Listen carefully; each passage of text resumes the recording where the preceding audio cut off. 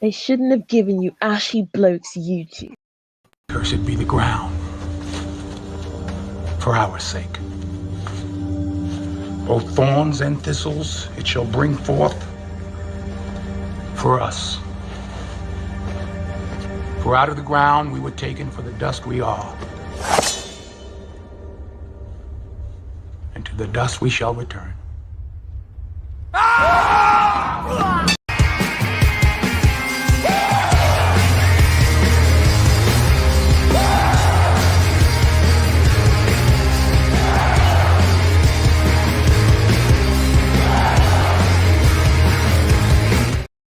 You can't win, you can't break even, and you can't get out of the game. People keep saying things are gonna change, but they look just like they stay the same. You're getting way over your head, and you only got yourself to blame. You can't win, child, can't break even, can't get out of the game. Yeah. I'm done with life, and it's all Jermaine's fault. It's always Jermaine's fault. I'm done. All right, good people. It's MLK Day. It's a holiday, and since we didn't do an open one, well, we did AMA Friday, so we're gonna do an open panel. So I might have one thing to play, and then I'll drop the link, and we can go from there. Let's welcome some people real quick. Snowman's up. Okay, lead off spot. Okay, swinging for the fences. Roddy, what's going on? Checking in. Eddie, what's happening? Ram Lab, what's going on? Lazarus, what's happening? Let's see, what's Encrypted Wolf? Giovanni, what's happening? Kevin, what's going on? Turtle Bitcoin, what's happening? Quentin, what's going on? Brother Truth Be Told, appreciate you. Kennard, what's happening? Brooklyn's Finest, what's happening? Ken Greg, Black Males, Paul, Brian Will. Compassionate, what's happening? Oos. Prince, what's up, AL? The Black Toxic Masculinist, what's going on? Kelvin, what's happening? Martin Muhammad, what's going on, man? The brothers show look dejected walking in. I can hear his thoughts. Walking here like an oddball myself. Ain't this a bitch? Okay, whatever that means. I don't know what that means. Donnie Mac, what's happening? Free Agent Triple OG, what's happening? Mr. Snazzy, Inspired Truth. Dusty, what's going on, Dusty PhD? Louis, what's happening? Money Motion, what's happening? Harden, what's going on? Ian Graves, what's going on? Dayron, what's happening? Faye Winter Fox, what's going on? And Hard Buck. The dust of the hourglass has spoken. Yes. Yes, time's up. All the dust has run out. Let's see. Levi, what's happening? Pharaoh, what's going on, Pharaoh? What's going on, man, in the A-Town, man, now that the gynocracy is absorbing its defeat. So, Left Winter Ski Fest in Smoky Mountains, 2,500 black people. Fun of shenanigans. Shit was fun. Okay. Yeah. Yeah. Yeah. It's been, it took about 50 years, but yeah, black folks getting into skiing. Ian, what's up? Levi, what's going on? Willie R, what's going on?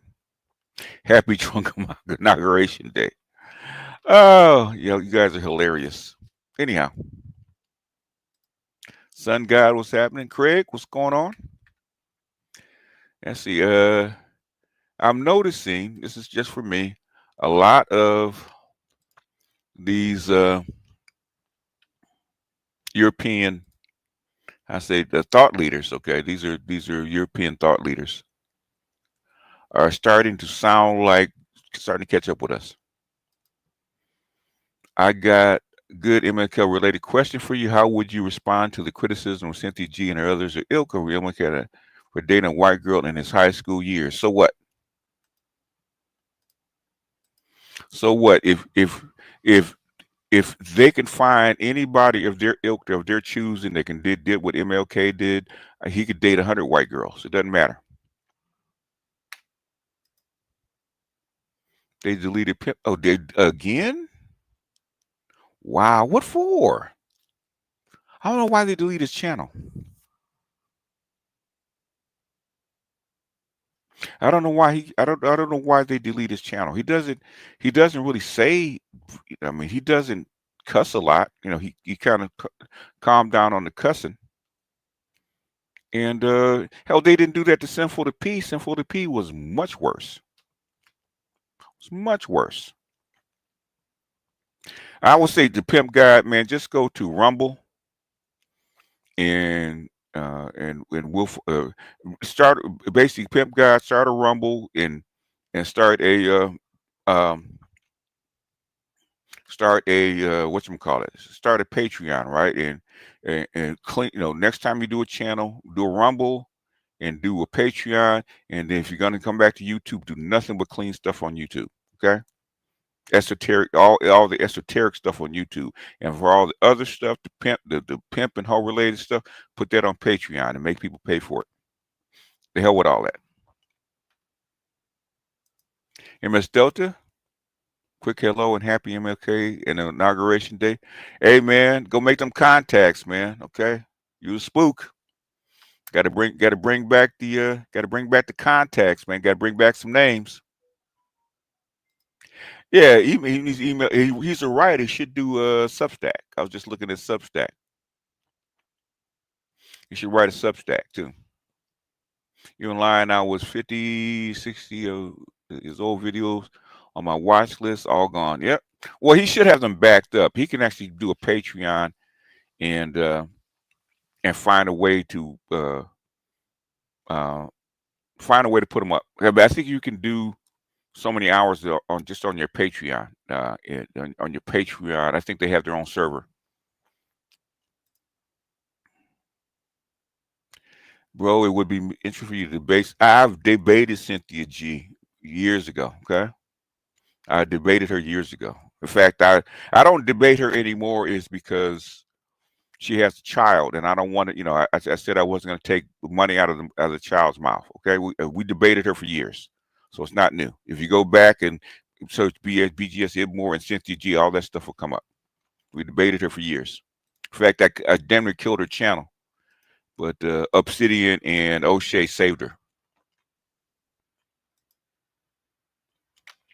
So I don't. So Cynthia G is irrelevant at this point. But if you have something that you want me to comment on, or do that, just shoot me an email, and I'll comment on it. I pretty much have left her alone. I left her alone in 2018. I think it was 2018 after she had the baby.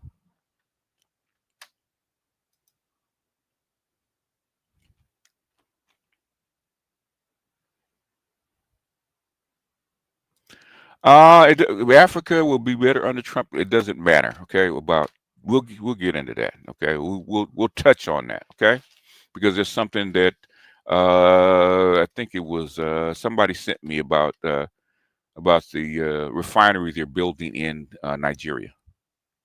Well, we'll get into it. Let me play this real quick, and then we'll speed it up just a tad.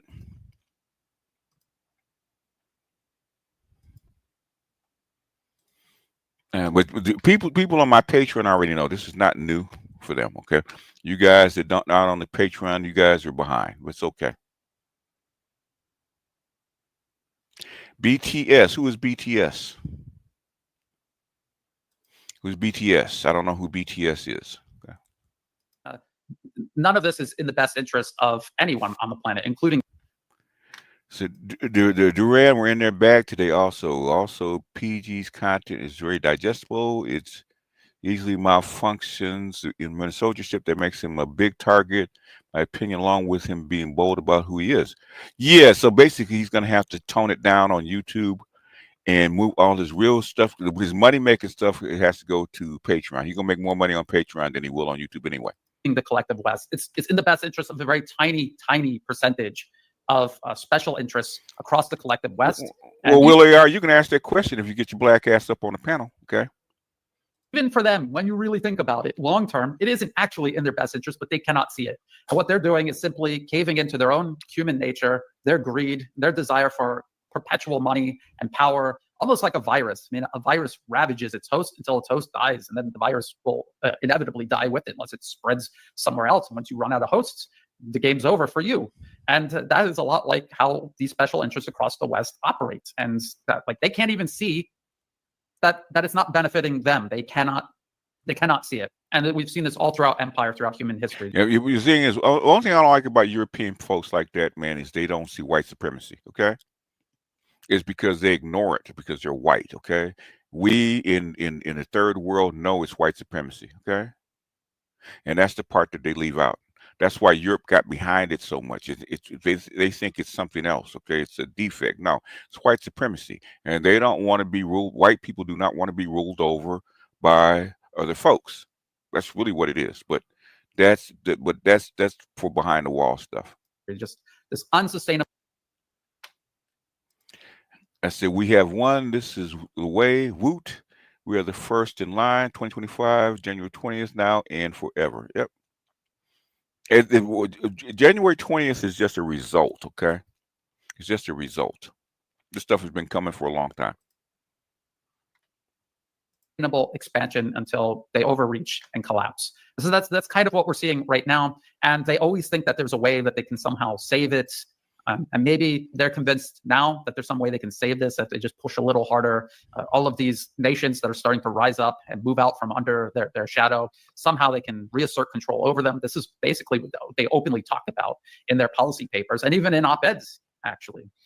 So yes, it's not in their best interest, but they're going to continue doing it. Russia, China, Iran, and many of the nations joining this growing multipolar world, they're starting to see it. But again, what I always try to warn people about is, even though something obviously serves someone's best interests, they can be convinced to pursue something that is not in their best interest. Just look at Ukraine itself. The US, through its ability to politically capture and influence the population of Ukraine, has convinced them to commit collective national suicide. And that is what they're doing right now. And they're in the process of convincing other countries around the world to do the same thing. Look at the Philippines. They have convinced the Philippines to stop building projects together with China, desperately needed modern infrastructure that the Philippines lacks, and instead build military bases to host US troops and to buy US missiles to point at their largest trade partner, China. And they're even doing it inside China itself on the island province of Taiwan. They're trying to convince the people there to likewise. Taiwan is not going to go for it, okay? Taiwan knows better, okay? Taiwan sees the writing on the wall. Plus, most of what Taiwan's business is built on is with mainland Chinese money. Just like Ukraine, commit collective suicide. So you're right, Danny, it's subjectively not good for anybody what is going on, but these special interests don't see it that way, and they've convinced many other people not to see it that way. Interesting thing is, while Russia frames it as this is not going well for all of us. I'll entertain some of this hard buck, but most of the stuff I do behind the wall, and basically it's hard to tell civilians and pedestrians and explain all this. Okay, if you've been in my Patreon for the last 3 years, this question's already been answered multiple times. Okay. Russia will also can say that in fact there have been benefits to the conflict in Ukraine for Russia. Russia has rapid BGS inauguration dusty pardon tax. Strange that Dr. Fauci was pardoned by Biden, right? And not by Trump. Interesting, right? Interesting how that happens, right? Industrialized its military. It's created economic pathways that maybe it wouldn't have been able to create without this conflict. Could you talk about this paradox? Because on the one hand, we don't know if this is a forever war. We don't know how this will go for Russia. Of course, we can't predict the future. But in the here and now, Russia can say that a lot of this conflict, well, too many people have died.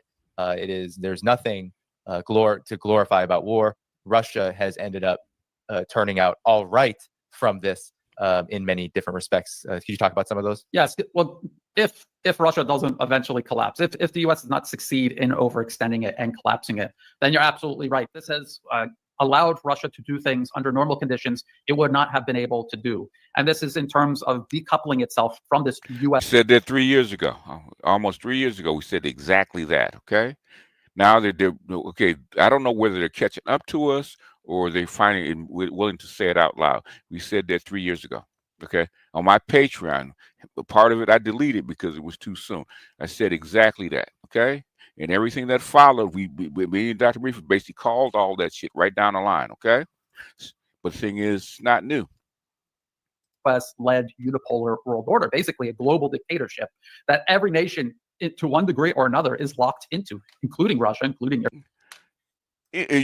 Smart has nothing to do with it. The thing is that one, I put myself out there by even answering the goddamn question. Okay. Number two, if it's only $3 a month, if you really want to know that badly, you can participate on my Patreon where I talk about this openly all the time. Okay. We've been talking about this for 3 years. Okay. Talking about this for 3 years. Okay.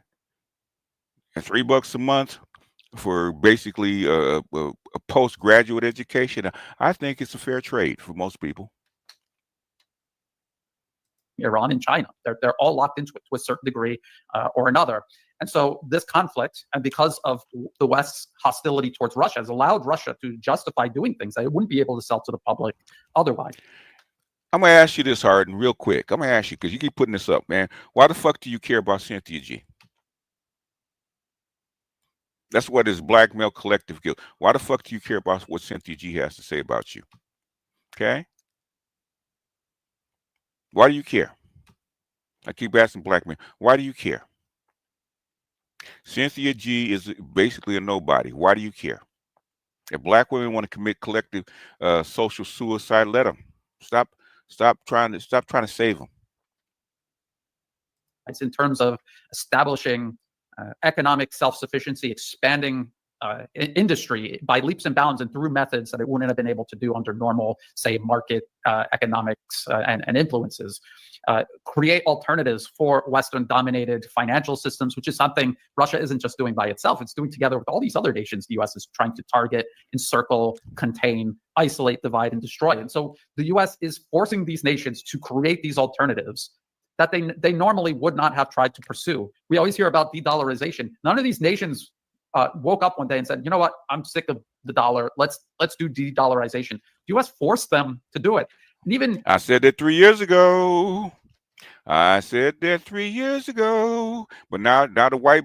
But thing is, this is something Neely Fuller and Dr. Claude Anderson said the same thing. Black folks ain't gonna believe shit on a goddamn word you say till it comes out of a white person's mouth. Okay. This is a process that's been going on for years and years. They've tried to do everything within their power to avoid having to do this because they know how painful and long-term it's going to be to pivot away from the dollar. But the U.S. has given them no choice. It's forcing them to do it. If it's successful, this will be the ultimate self-made self-destruction of an empire, forcing these nations to create an alternative global empire and eventually isolate the United States itself. It's already happening. I said that 3 years ago when they did it. Okay. When they did this shit, okay, that's why I thought I called it a bonehead move back then, dumbass move back then, and I've been proven correct, okay, and it's only accelerating. By default, not because they actively are trying to, but just because they've created an alternative and they have to exclude the U.S. because the U.S. isn't interested in being part of it. So I think that is a huge possibility, and I think it's something that is playing out. The question is, can the U.S. do anything to derail it or disrupt it? And I would warn that yes, there's a lot of things they can do. No, there's nothing they can do. It's over, man. You're not gonna catch them. So that's white supremacy speaking. There's a lot of stuff they can do because they're hoping that somehow, what's his name? Was it Kirk? Is it Gibson or who's that hit the home run at the bottom of the ninth, right? And get the walk-off home run? You hear all about the United States, and this has been for years, talking about blockading Chinese maritime shipping worldwide. And people point out, well, that would destroy the global economy, including the economies across the West. From Washington, Wall Street, London, and Brussels' point of view, This is a lot like chemotherapy. You poison your whole body to try to kill the cancer before you kill your whole body itself. And from their point of view, that's how they see this whole process. They're going to try to destroy the entire planet, to kill off multipolarism without completely killing themselves, even if it ravages them, sickens them, depletes them. They just hope the final outcome is we get rid of multipolarism and then we can rebuild our unipolar world order. People have to be very careful about that because they're openly laying the plans for that. We're watching. That plan is over. See, you guys are still late.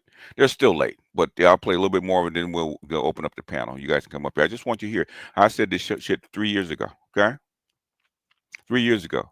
You know, I should have listened to Fauci. Make it $50 a month. Okay, close it off. Only let the people that really want to know, people who actually digest this stuff in. Okay, I should have done that. I only said it at $3 a month to keep trolls out. I didn't say it at that to make money. I said it to keep trolls out. Watching them destroy Ukraine down to the last brick and individual. They have openly stated their plan for Taiwan is not to defend Taiwan from the rest of China. It is, I see someone in the comments section beat me to it, scorched earth policy. It's not that they're going to scorch earth China to defend Taiwan. They're going to scorch earth Taiwan so that there's absolutely nothing left and to raise the price as high as possible for reunification with the rest of China. This is how they're thinking. These are how their policies work. This is why when people see Russia, China, Iran being so cautious and patient, it drives them crazy. But that's because these countries know that there really is no limit to what the U.S. will do to try to save its empire. So we have to keep that in mind. We're not dealing with someone. People think that the Europeans are not with this shit. They're with this shit. The thing that convinced me that they were all in was when the pipeline was blown up and nobody said shit. I mean, you guys are all with it. Y'all still all with it. Okay, here's what it is. Anyhow, I'm gonna go ahead and stop this, and I'm gonna let everybody up. All righty. Hey. What's up? Kudos to you, Master Educator. Once again, you're right. You did call it 3 years ago. 3 years. Yep. Yeah, I mean, if you start learning your alphabet 30 years ago, man, you mastered the alphabet by the time it comes around, right? So I know how to read these people because I read their literature for 30 years. I've actually followed this in their policies, in their theories for 30 years, and I've seen what theories were right, and I've seen what theories were wrong, and I know the bullshit they were doing right here were wrong because I followed the Chinese making this infrastructure since 2009. Yeah, you called it, man. I mean, I may not have been conversing with you until 22 after I got out of cancer surgery, but I've been following you since 19, actually, when we moved to North Carolina, and been following your work since 19. And man, you called this right at the top of the year. Yeah, 2020. You called this like right at the top of the year, and now here they come 3 years after the facts have all been laid out before them. Yeah. I called it. In fact, Lindy had me take that portion down when I called it what they were trying to do with the Ukraine war, right? And then, really? Yeah. Then what is it? What's her name? Zelensky admitted it, and so did Kamala Harris. Okay, they needed to have the war so they can run sanctions against Russia. Yep, which I knew wouldn't work. So it's the snap. You knew the snap count. I knew the snap count. I knew the play. In other words, not even the snap. You knew the formation. You knew the formation. You knew the formation, and you were able to, and you countered it. Yeah, and you countered it very well. Sorry, I'm not a member of your Patreon yet. You know what's going on with me. It's like you're going to run. You're going to try to go deep down the field on a pass, and Lawrence Taylor is unblocked. Okay, it's not gonna work. That shit ain't gonna work. It's like you trying to throw. And I know I'm so glad you made this reference. It's like you're trying to throw a backdoor slider to Kirk Gibson, and he's waiting on it with one hand. Okay, Harden, I would love to explain it to you. I've explained this many times. Okay, this is a process. If you really want a good education, okay, go back and read the first 8 chapters of Quigley's Tragedy and Hope. Okay, in fact, if you really want a good lesson of it, I actually did this shit when I first 11 years ago. One of my first channels, was that. BGS for Books. I actually did in 2013 and transferred that shit over to BGS for Books. Okay. Nice. Quigley, Tragedy, Hope, and actually called the rotation, the rotation and it's within the civilization, right? Everybody knows what this is, okay? They know what this is. Yeah. They Yep. know what this is. Yep. Down to the tittle. Quigley called this back in the mid '60s, but they've been trying to prove him wrong ever since. But I explained that. Okay, nobody goes over there, nobody looks at it, and then everybody's confused when the shit happens. But you don't want to learn. You don't want to learn. They don't want to. Yeah, they don't want to learn. They don't want to learn. They I've been explaining. don't want to learn. I explained this years ago. I went back and forth with high level scholars about this shit. In fact, the guy that I actually wrote it for, actually did the video for and wrote it for, he got three promotions in the DoD. Okay, 3 promotions. He still works there. He's working in Korea for the DoD, and he told me, "Hey man, because we talked about it, he said, man, can you put this on? Actually, put this on what is it? What is it? Slides? What do they call it? Slides? PowerPoint slides. Okay, so I actually did PowerPoint slides for him so he can get his promotion. Okay, that was I did that in 2012. Okay, for him. Wow. 13 years ago. So this shit I know backwards and forward. I came to YouTube to get away from that. Okay. Because I had done that from 2002 to 2014. I had done that. I came to YouTube to get away from it. Wow. So I know like the back of my hand. I didn't know you had been doing it that long. Wow. Yeah. Well, the thing is, the reason I don't put the stuff up there that I did is because the people that I work with are in a very deep conscious community pro-black space, right? Okay. Gotcha. And this in the manosphere is, I wouldn't say anti-woman, but it's not pro-woman. Okay. And that's not going to go over very well with where they work, how they make their money. Okay? Is this kind of in the middle, in between the two, or is it leaning more toward one way? Or this is the opposite. You know, they know me because they know my voice. That's why they've never come over here to challenge me. Okay? Gotcha. Because if I started leaking out all the stuff that I've done with them in the past, okay, it's gonna ruin their reputation. That's how come I've never shown my face, or tried never show my face, put my name out there. It's not because I'm scared about what I've done or what I will do or what I know. Okay, it's because I was trying to protect them, which is why they've never come over here. Okay, Yeah. I think Paul is in the Paul is actually in the chat. See, Paul knows my association. Art New Style knows my association. Why do you think he's never mentioned it? Gotcha.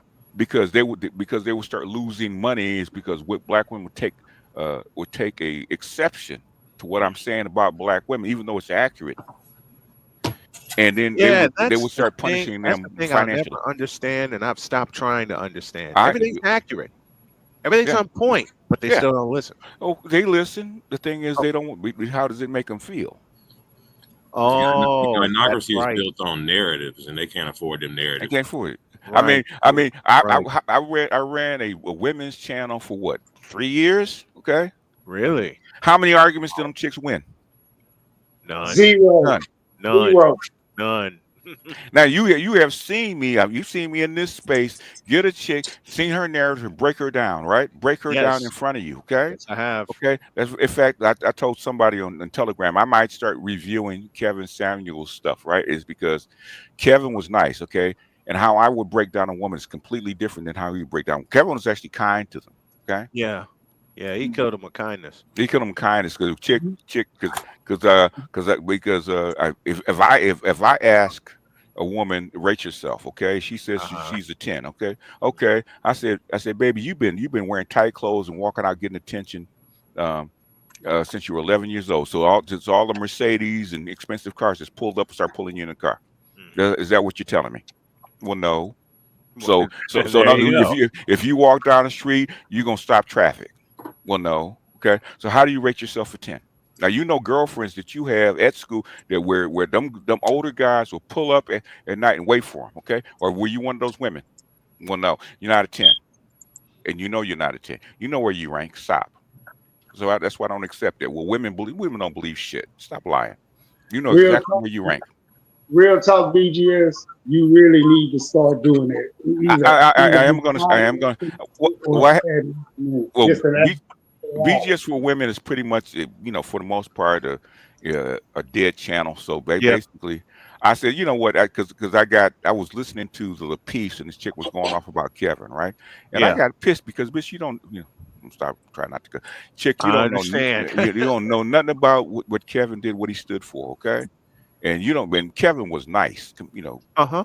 And I said, you know what? I got messed up. Maybe I should start taking his old material and just reviewing it the way I would review it, okay? Because Kevin said some stuff.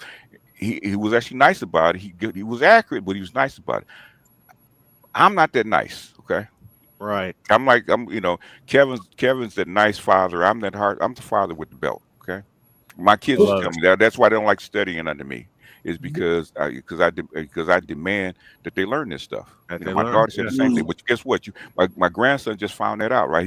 But the thing is, in fact, he was getting damn near getting a fail in English, right? In middle school, right?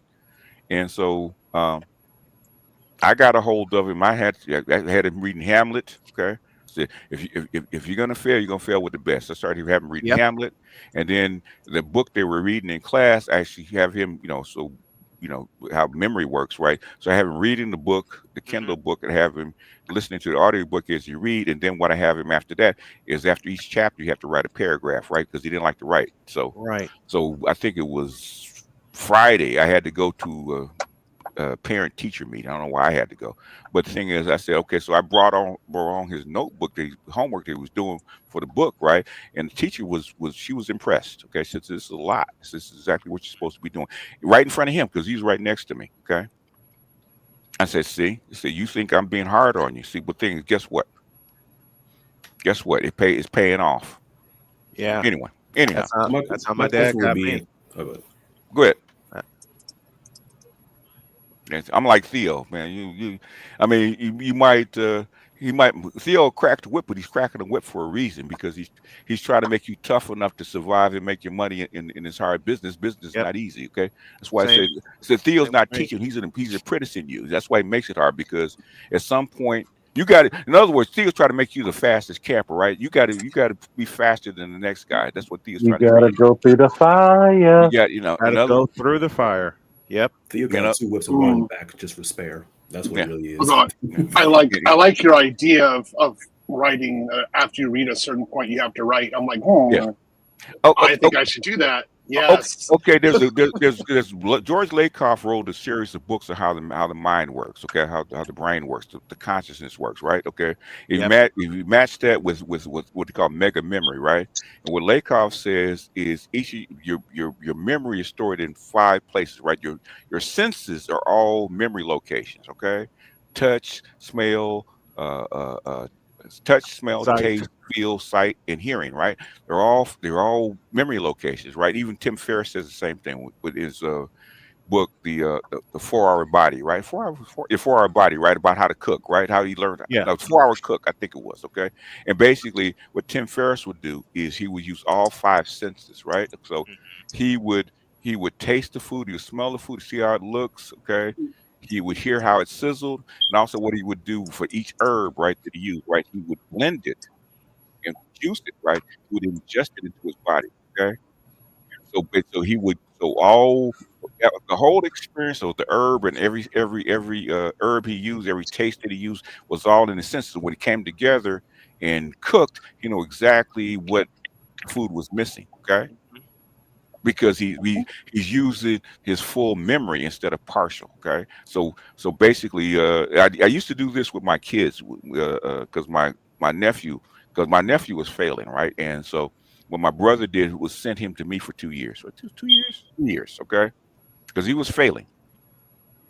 And so first thing I had him do was start reading, okay, because reading is the highest form of logic that you can actually do because it's symbolic, it translated into sound, and it translates pictures and meaning, right? Okay, so reading is very difficult. That's why most people don't like to do it. Okay, so I had him reading, and then what I did was, he was a horrible speller. So basically, what I would do, you know how they do it with spelling tests, they give you 20 words, right? And there's a book called Where There's a Will, There's an A, right? Okay. Yes, And I remember that because I bought it. You bought it, and what? Bought it. What he says is basically you find out what you know and you work on what you don't know, right? So what I would do is the first time he brought the spelling test home, and I'm going to stop after this. I said, okay, I would just give him a spelling test, okay, give him a daily spelling test, okay, and he might know one word, okay, and so you find out what the one word is, have him write it out and spell it, write 5 times and spell it, and then you start working on the other words, okay. So you have him write the other 19 words 5 times each, right, and spell them and repeat them to yourself 5 times each, right. So by the time you got to Thursday, okay, because the spelling test on Friday, by the time you got to Thursday, you were down to maybe one word, okay. Yep. And so the next day you go in, you're ready. You're ready. You're getting 100%. At the least you only get 1 or 2 wrong, okay. Right. And he went from a failing student to being on the honor roll every year within less than a year, just by reading, just by doing the spelling test, and then working on his math. Math is different. Most math, okay, especially in grade school, is basically mechanics. Okay. Yes. It's memorization and mechanics, right? If you memorize your timetables, okay, that's why I love multiplication rock, okay. Yep. You memorize the timetables, you memorize them, you write them down, okay. You do a test on them, you basically do some problems on them, and then you go listen to the whatever set you're using. You go listen to the song, okay. You listen to the song 3 or 4 times, okay, and you come back and do that again. So by the time you finish 2 or 3 months, you have to memorize your multiplication table memorized within a few weeks, okay. And then I try to tell my grandson who's resistant to it.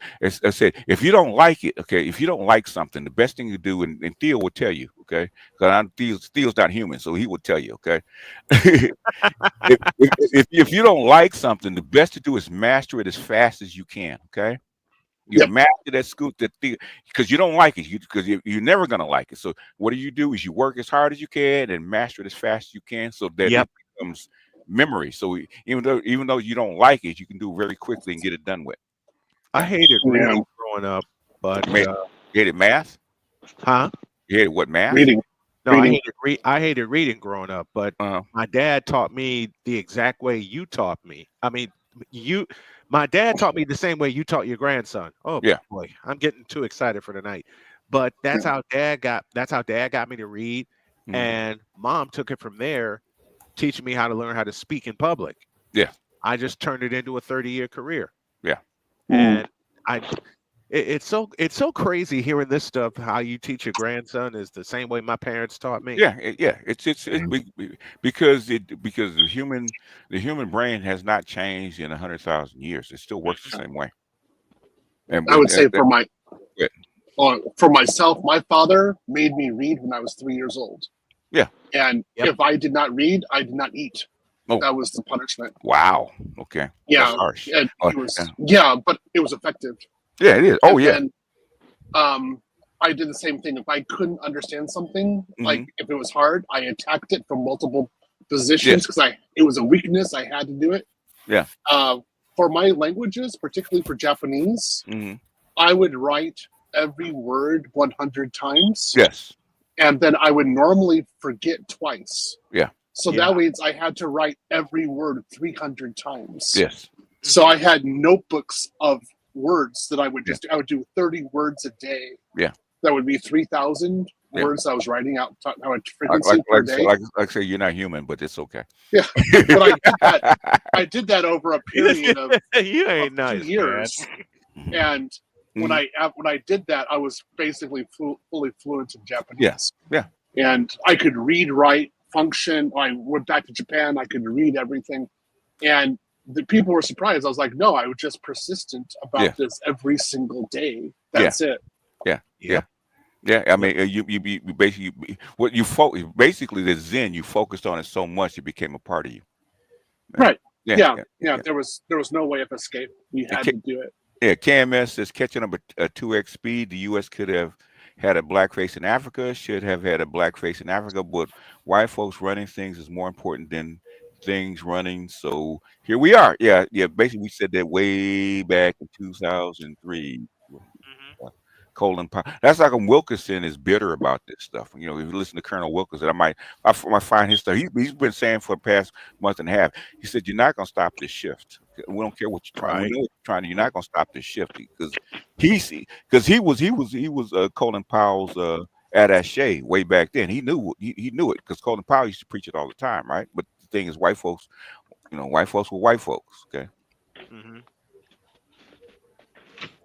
It's $5 to change the battery in the goddamn smoke. Hey man, if you don't want to be here, okay, Kirk, I don't care. If you know a smoke detector, okay, if that bothers you, then you know you come and listen to the replay at however many speed. Okay, the thing is, all this petty stuff's got to stop, right?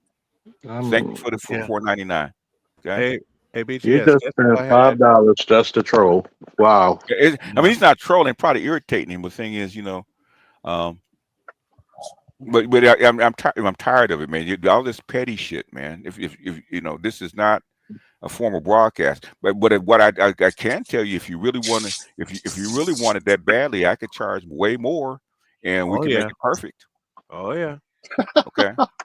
Because the shit you get, and I could charge $50 a month for easily. Okay, the shit that you even get more. Yeah. Well, yeah, even more. In fact, yeah. When I first started this group, I didn't trust them, but they said they were going to pay me $20 grand a month just to only give it to them.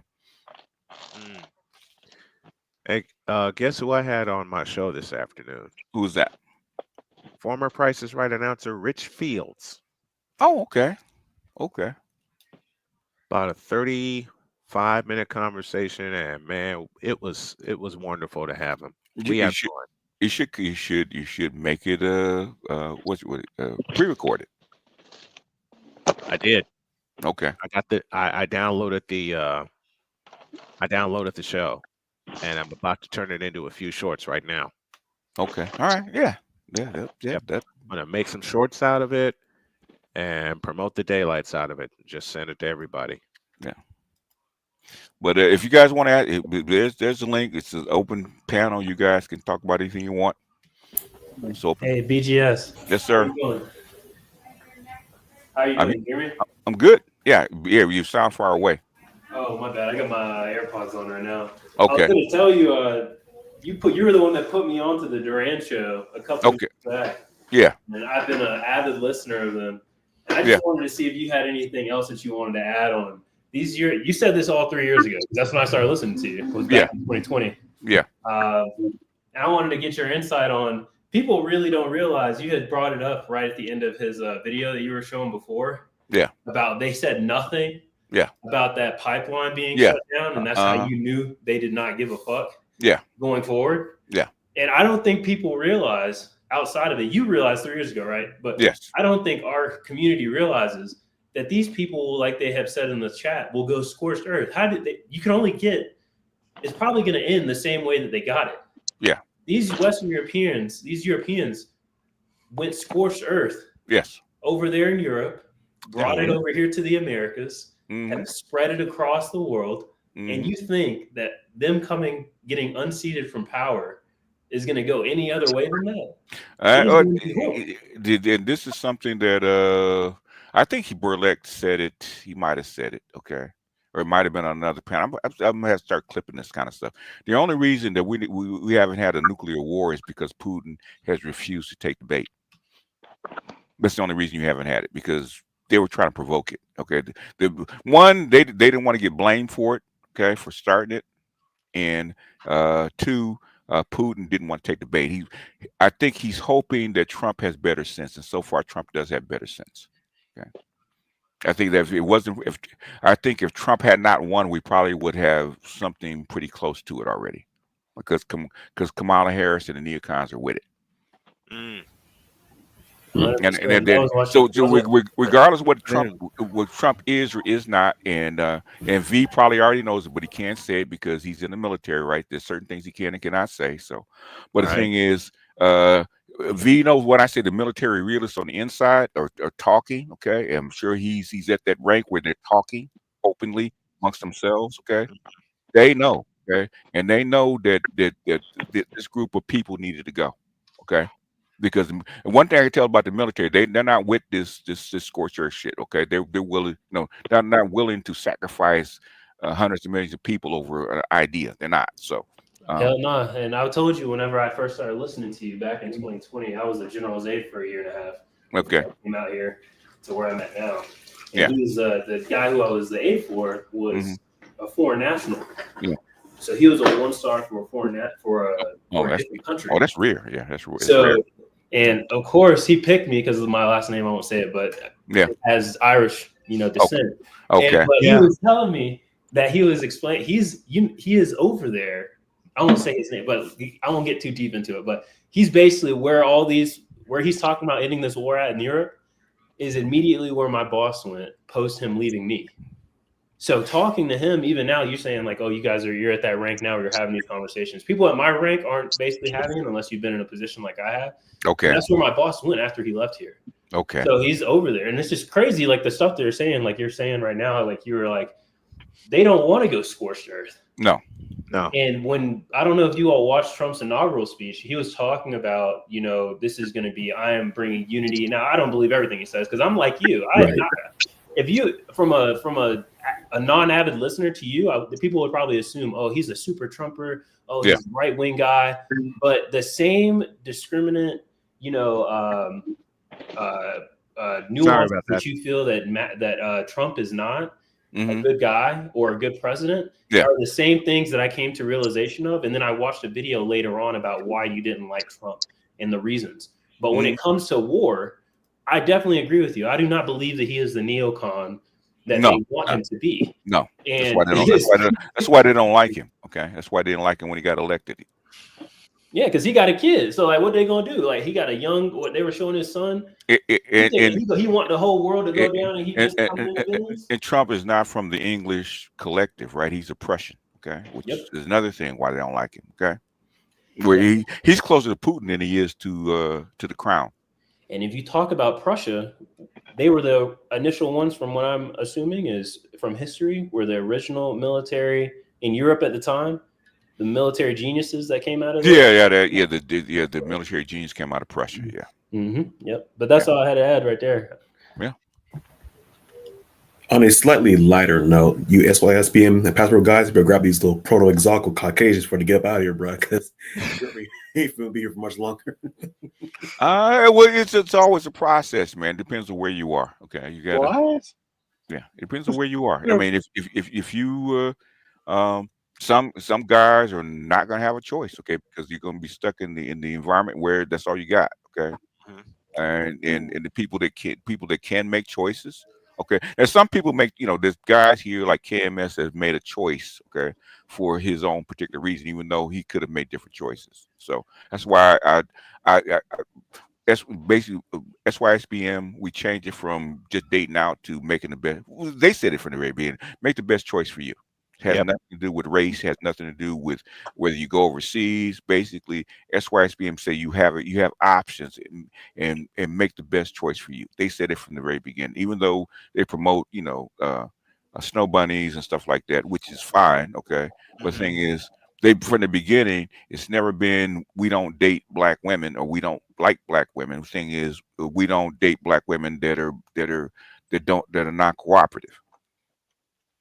And so, basically, the women have told black women, especially the gynecologist, told you, we're not going to save you.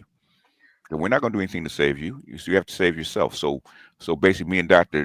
Johnson said, okay, SYSBM means save yourself. Why? Because your black women are not going to do it for you. Nobody's going to do it for you except they certainly aren't. If you're a black man, nobody's coming for you. Okay. If you go to prison, ain't nobody going to get you out. Okay. They may or may not put money on your books. They may be the reason why you went.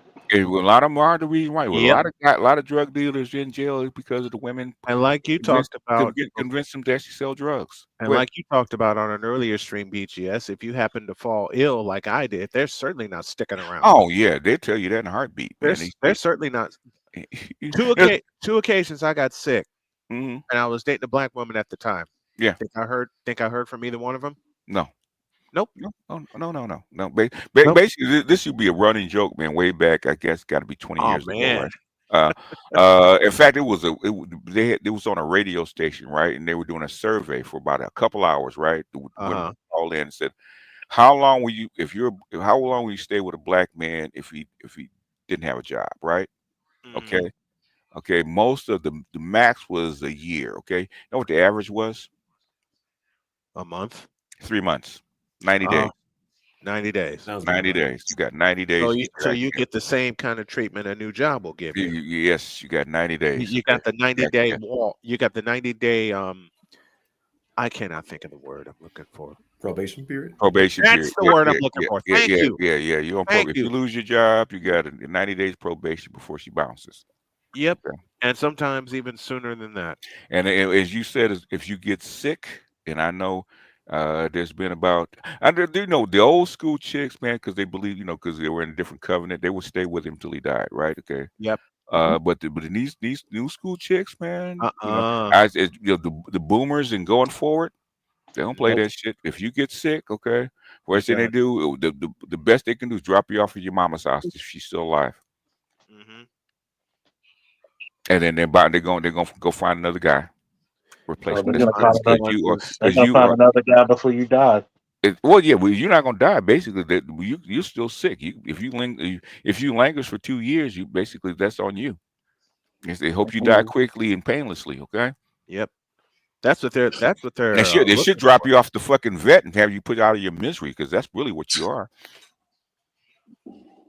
You're an old dog. That's how I feel. Anyway, That's how I feel. let me get That's off how of it that, fe- man, that- before I that's how go that's how I because feel. I don't That's want this how to it be sour. feels. Yeah, I don't want this Because to be sour. So when I got when I got sick in 2010, no one came to see me. yeah, I mean it's Yeah. I didn't mean for it to turn.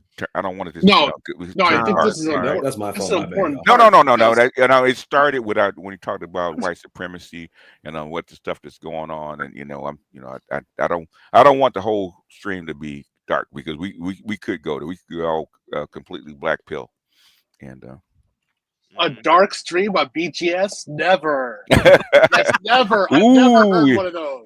no Oh, you haven't heard you heard BGS gray, you haven't heard BGS dark because BGS dark We've gotten a couple of clues. BGS yeah. dark scares people. Okay. The evil No, twin but in the closet. I think it's We necessary love to when hear it. we love when the evil twin comes out Because on the Yeah. pre-records.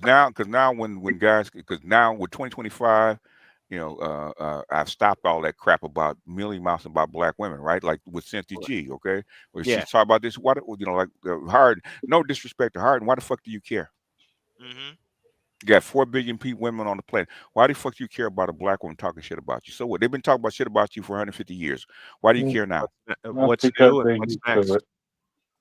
The what?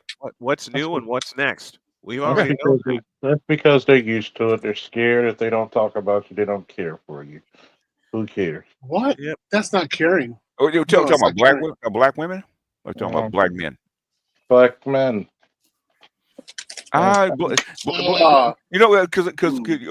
you heard that, man, when we were on arts and that's at anime and Nate. So we're wondering about if black men leave, what's going to happen to black women? I say, why the fuck do you care? Yeah. I don't care about you. Don't care about you? Yeah. If white men would take them in numbers, they would go and they would not look back. Okay. They would throw it in your face, as a matter of fact. They would on Yeah. the way out. Yeah. Here's my. You see this? It's called my ass. Okay. Now kiss it. Yep. No, don't have to kiss it. I don't even want you to kiss it. I don't even touch it. I'll just show it to you on the way out. Yeah. Yeah. That's, Yeah. They that's would the be. problem. If they could that's- throw us underneath a bus in order They to do. get with white men, they would do it. Oh, they tried. That's what investors They are. tried and they continue to try. Yeah. And the only thing, we don't take the bait. We tell them, hey, we'll help you. We'll help you pack. Really, I don't care who. Yeah. I don't care who dates who. Am I No, attracted me to neither. white women? No, but date who you want to date, but be smart about it. I call them failed. I said you're a failed white woman. Okay. If I you're a saw successful white that. woman, if you're a successful white woman, you would marry them. Half you guys would be married to white men. You're a failed white woman. I told you, BGS, we need to keep that rallying cry up for the whole year. If they're white women. They talk about they talk about our marriage rates, you know, and stuff like that. Basically, all the it's- time. yeah, okay, we have higher rates. We All the we have talk 2 about it all million the less time. people. We have higher rates and have more marriages than you do. How do you explain that? Loser. They can't. No, they don't have try. to. Yeah, Well, yeah, that too. but it's a we thing. We don't. Well, this ain't French. It's English. Okay, so you saying English, mother. Do you you speak? speak it? I'm sorry. That just that popped in my head when you said English. We use that for everything now. That quote. Everything. Yeah. I showed my wife that clip. And she remembered it. I said, the next time one of your students says something you don't understand, just look at him and go, English, mother. Do you speak it? My She my was dying. my daughter she teaches 2nd grade, and she put up a TikTok about one of her 2nd graders reading. It was was completely off, right? And she said, "We're doomed." I wish I could show it to you, man, but but the thing is, there's so many dishonorable people in social media, man, that True. I can take the hits, man, because I can take the hits. I don't care what they say about me. Yeah. I can take the hits. I say, Yeah. but I don't like them going after my family. So that's just me. Same. Yeah. Same. I'm thinking now I should say that in class. So I What's should that? do a demonstration on the computer. Yes. And if they don't understand what I'm saying, I'm like, English. Yeah. English MFR, do you understand English? Yeah. Do you speak it? You should play that. Yeah. You know what, Theo? You should play that whole scene from when he knocked over the table all the way to that line. Yeah. Hey, you guys have, basically, I think it was one of your students, man. He came up with your new icons, right? He called Dusty Cloud Ninjas, right? With the Ninja Turtles. Yeah. Dusty Cloud so Ninjas. I'm trying to choose like the one that I really like because it has to be like kind of like a BGS flavor to it, right? Yeah. Yep. But it has to, represent who we are as well. Yeah. Once I figure it out, we're making T-shirts. Yeah. That was perfect. I said, "Oh, that's cool, man." Because the Ninja Turtles with the bandanas and stuff like that, and all the dust flowing. Yeah, Dusty Cloud Ninjas. Yeah. Theo, would you make the graphic for me, sir? If I don't make the graphics. Oh, you got I'm AB. Yeah, you got AB. I got other people who do that. Because I'm trying to make it. I'm trying to make an icon of myself for the new site I'm going to launch in April, and it's my name, but something added to it, so people will recognize me. Yeah, I'm at the beginning stages of that. Yeah, I work with 4 like graphical artists. Okay. And I have various work that I need done, so I just give them the contracts, and then they give me the work back. Yeah. And Understood. I know one of them just uses AI quite effectively, and then renders it and gives it to me. It's just real quick. You got the camera on, Kenny. You want the camera on, Kenny? Before I bring you up. Okay, go ahead. Go finish, Theo. But I don't do that work. Like I'm straight out like again. Like DevOps, DevSecOps, like cloud stuff. I'm always trying to figure out how to teach something. That's it. I don't have time for anything else. I got you, Kenny. If you want me to bring you up with your camera on, just nod. So BGS, in regards to the inauguration speech and all that, I know nobody knows the future and all that, but what do you think his success rate will be with the stuff he wants planned? Will he'll get accomplished? He's already basically the 2 things he want to accomplish is already done, right? With stopping 2 wars. Okay, that's first thing already. Okay. Yep. Okay. Yellen already said there's going to be a hard cap as far as your borrowing for the budget because you already reached your budget cap already. Okay.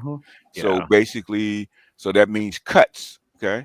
So Doge, he's a Republican. Doge and cuts. So a lot of your was it social programs and stuff like that they've been funded, it's going to get cut. Okay.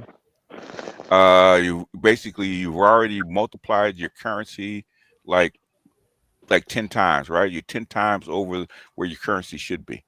So you're going to get cuts. You're going to get and evidently I don't know if it's Congress, I don't know if it's her or whatever it is, but they saying, okay, you've reached your cap as far as borrowing. And so under Trump, Doge, and Ramaswamy and Musk, okay, I don't know. We have to see because you can never predict it. But thing is, it's going to be a very difficult year. Okay, especially under the Quickie Mod owner. Under who? The Quickie Mod owner. Well, I got news for y'all on that one. The thing is, okay. The thing is that okay. At some point, and that's why I've been showing you David Schweiker for the past year and a half, right? About the budget and how much you're borrowing. Okay, there's a reason for that. At some point, okay, you're gonna have to do it. So this is not Ramaswamy and this is not Musk. This is Janet Yellen, your Treasury Secretary, said, okay, we reached our cap. Yeah, and Bizik is not going to be a part of his administration. That just came out today after the inauguration. He's not going to be a part of it. No, he decided not to be part of Doge. No, Cheeto and company. No, wait. What I'm saying is, Ramaswamy probably decided it himself. Okay. Yeah. Because very seldom does once Trump says something he doesn't like to backtrack. Okay, so it's something that Ramaswamy must have done. So I don't know, but we'll see. It doesn't really matter at this point. If Yellen is coming out saying that we've reached our cap as far as borrowing is concerned, that means you're gonna have to make cuts. And I think with the reduction of wars, and V probably will tell us later on because he probably have to get the notice. Okay, you're gonna get some. You're going to get some Defense Department cuts. There's a lot of cuts that are going to have to happen.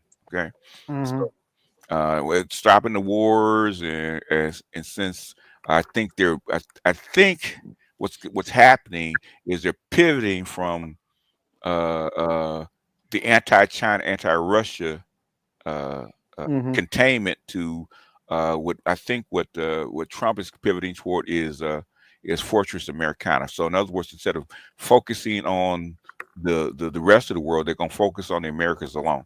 So that's a big pivot. So in other words, all that Pacific shit, all the Atlantic shit is probably gonna get cut back, and all your stuff is going to focus on North and South America. So that's no more free Taiwan, huh?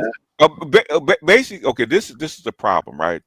With Indonesia being gone, with Thailand being gone, as far as joining the BRICS, basically your 7-island chain containment policy is history. Okay, Korea's not going. Korea ain't for that shit. Korea does not want to get hit by any hypersonics. Okay, happen. So and in Taiwan, well, Taiwan is Taiwan, but the thing is, without those island chains with Thailand, Malaysia, and Indonesia, and that's not going to happen. So that's done. Okay, so with the process they had to contain, which was going to be like Hexas was against it anyway, right? Hexas, your carriers are only going to last 72 hours at best. Okay. And basically, what you have is the Houthis holding your navy at bay already. Okay, if the Houthis can do it, you have no chance against China. Okay, right? None.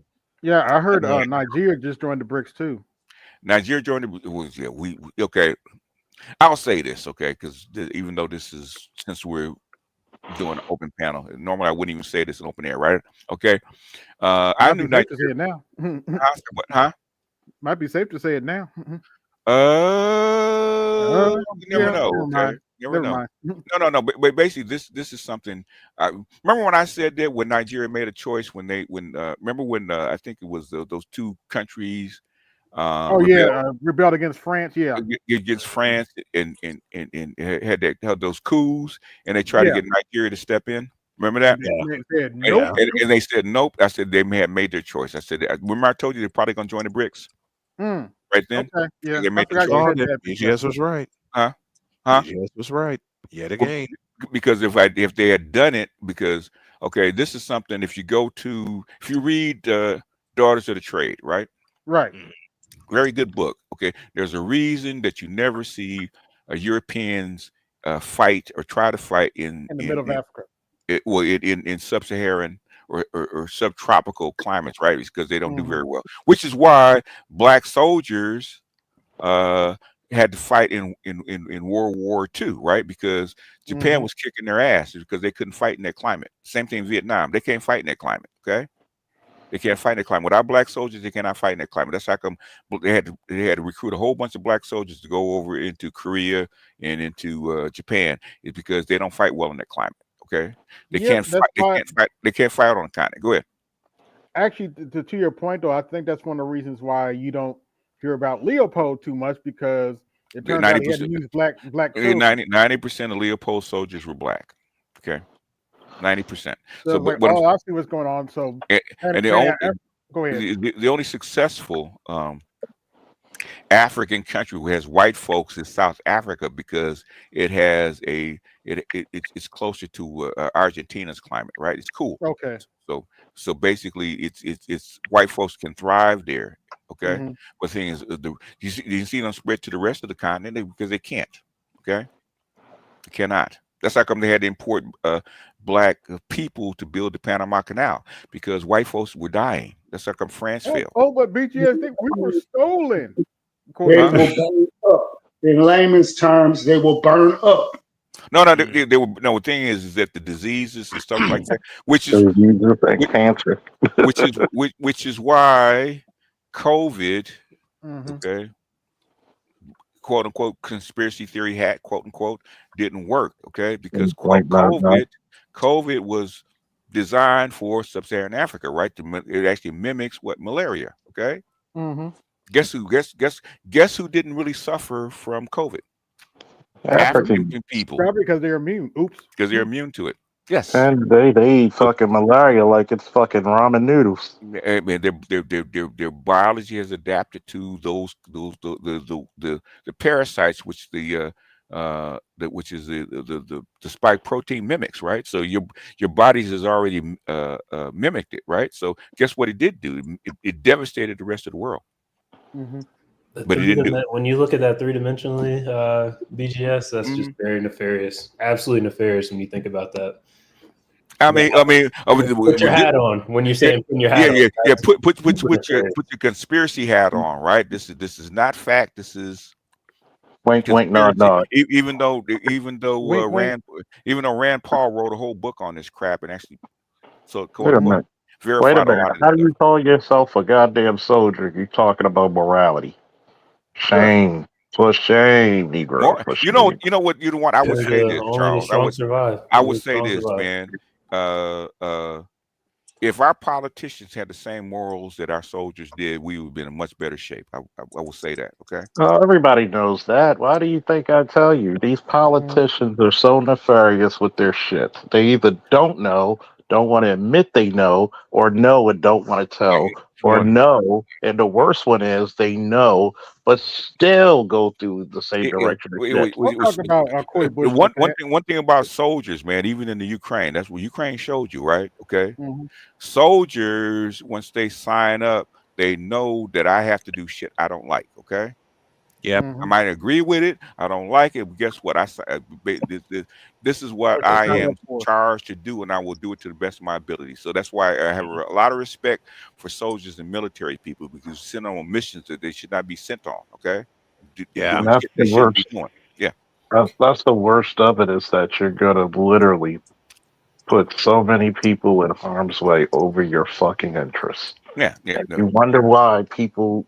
You wonder why Kamala Harris was really, you want to really put it out there, she was strongly deposed. And when we look at it, people try to say, well, they're not ready for a black woman in office. I said bullshit. I said, I'm going to tell you what it really was. She was a horrible candidate. They're talking about all these new jobs that came up that under Biden. And I asked this one black woman, where? Yeah. That's point to me and say where. That's why a lot of your soldiers drink so heavily, man. They have to control them demons, man. I would say, I've met a lot of ex-military and ex-military, right? 90% of these guys are very honorable people. Okay, 90%, very honorable people. Okay, when they do something fucked up, they'll tell you I did something fucked up. They don't sugarcoat it. Yeah, I talked to a white Vietnam veteran, and this is how I found out how war really goes on. He talked about how they went into a village and killed all the women and children. Yeah. And naturally, I looked at him like he was crazy. Then he said, like, okay, you've never seen a kid run into a camp and blow up the whole damn camp. Yeah. You will. You will see it. I've had. The thing is, why? What you know. So the thing is, what forces the people to send their kid packed with grenades into a camp? Yeah. Why are they doing this?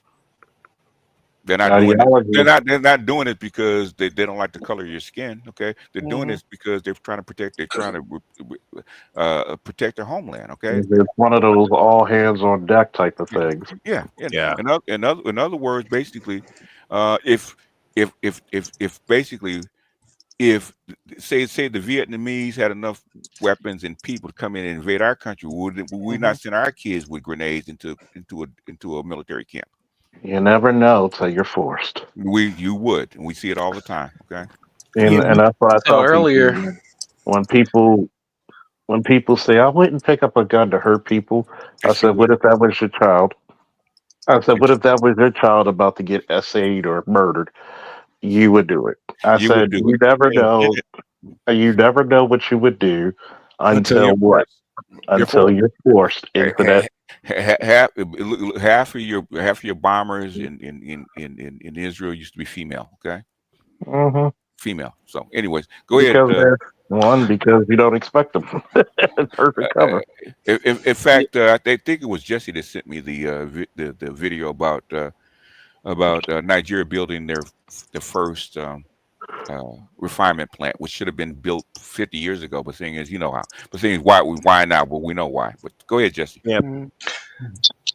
I sent that to you yesterday, I think. It's been a lot of shit that the dude that's building it has been getting from like politicians and so that's a part of coming into the global sphere, trying to be independent of the Western world, I guess. You're gonna get pressure. Okay, the thing is, can you resist it? Nigeria had to make a choice. Okay, you had to go one way or the other. You mentioned earlier about white people fighting in tropic climate. So the top 2 cases of skin cancer in the world is South Africa and Australia.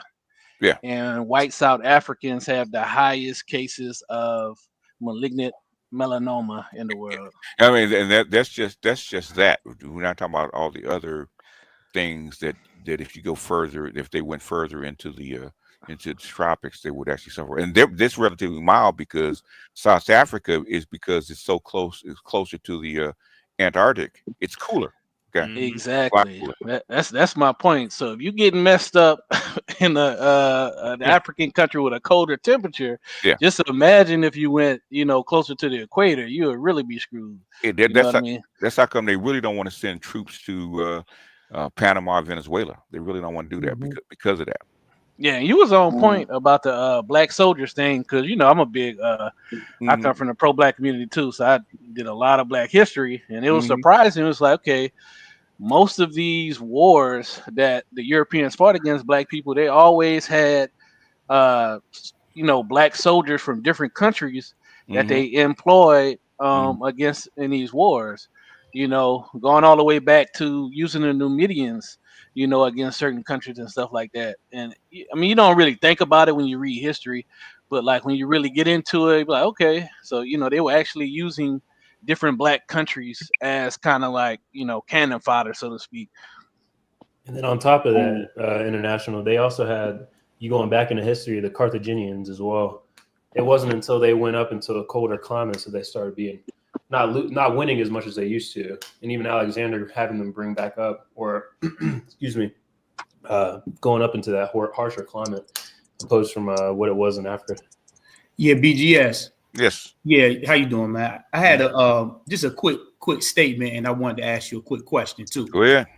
So I've been listening to Neely Fuller for a long time. He's an older gentleman. I met him. I met him like 4 or 5 times. Yeah. Yeah, I never got to meet him because by the time If I you, got if hip you, to him, if he was you, kind he was old then, but he he's was always old. been old. Exactly. But the thing is, if you ever see him in person, he's actually really funny. He's actually He's funny. very funny.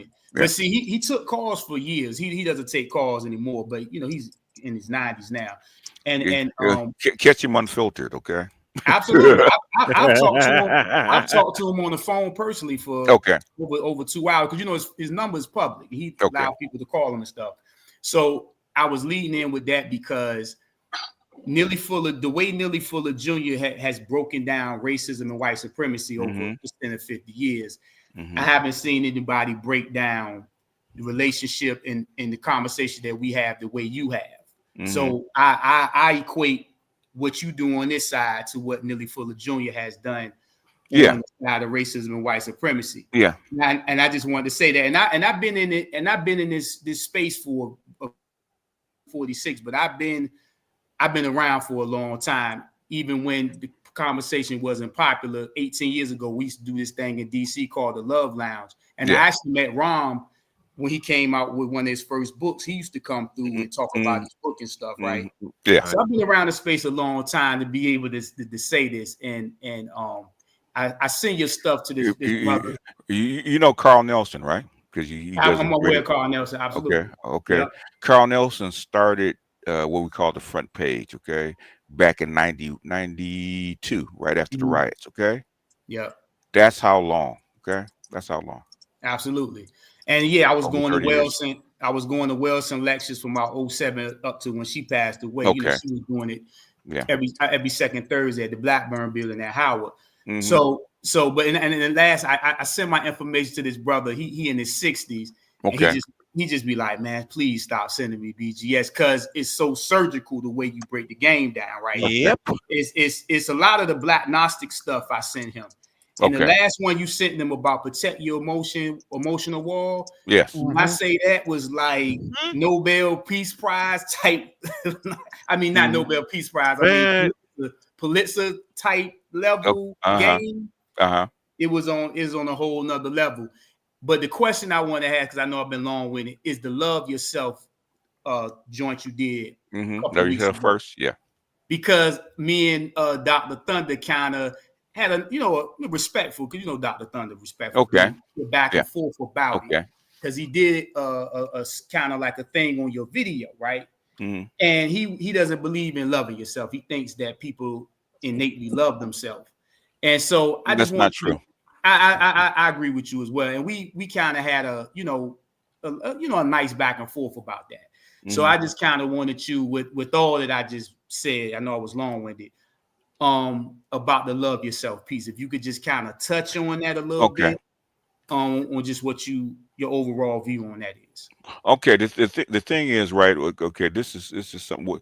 Any person working for airline will tell you, right? Any military guy, we work airline. What they say about the oxygen mask, okay?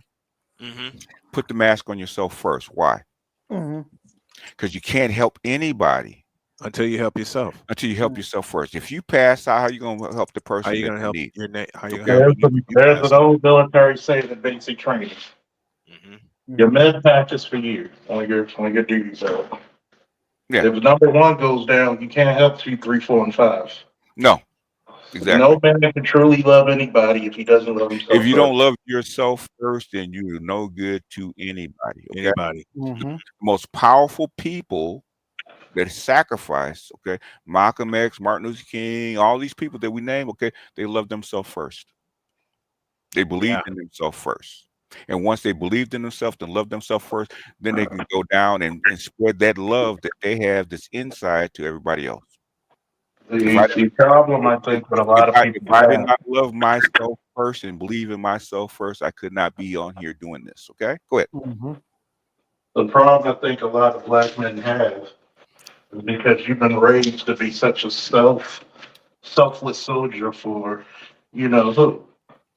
And when you go against people's natural programming, it becomes a revelation, then a revolution.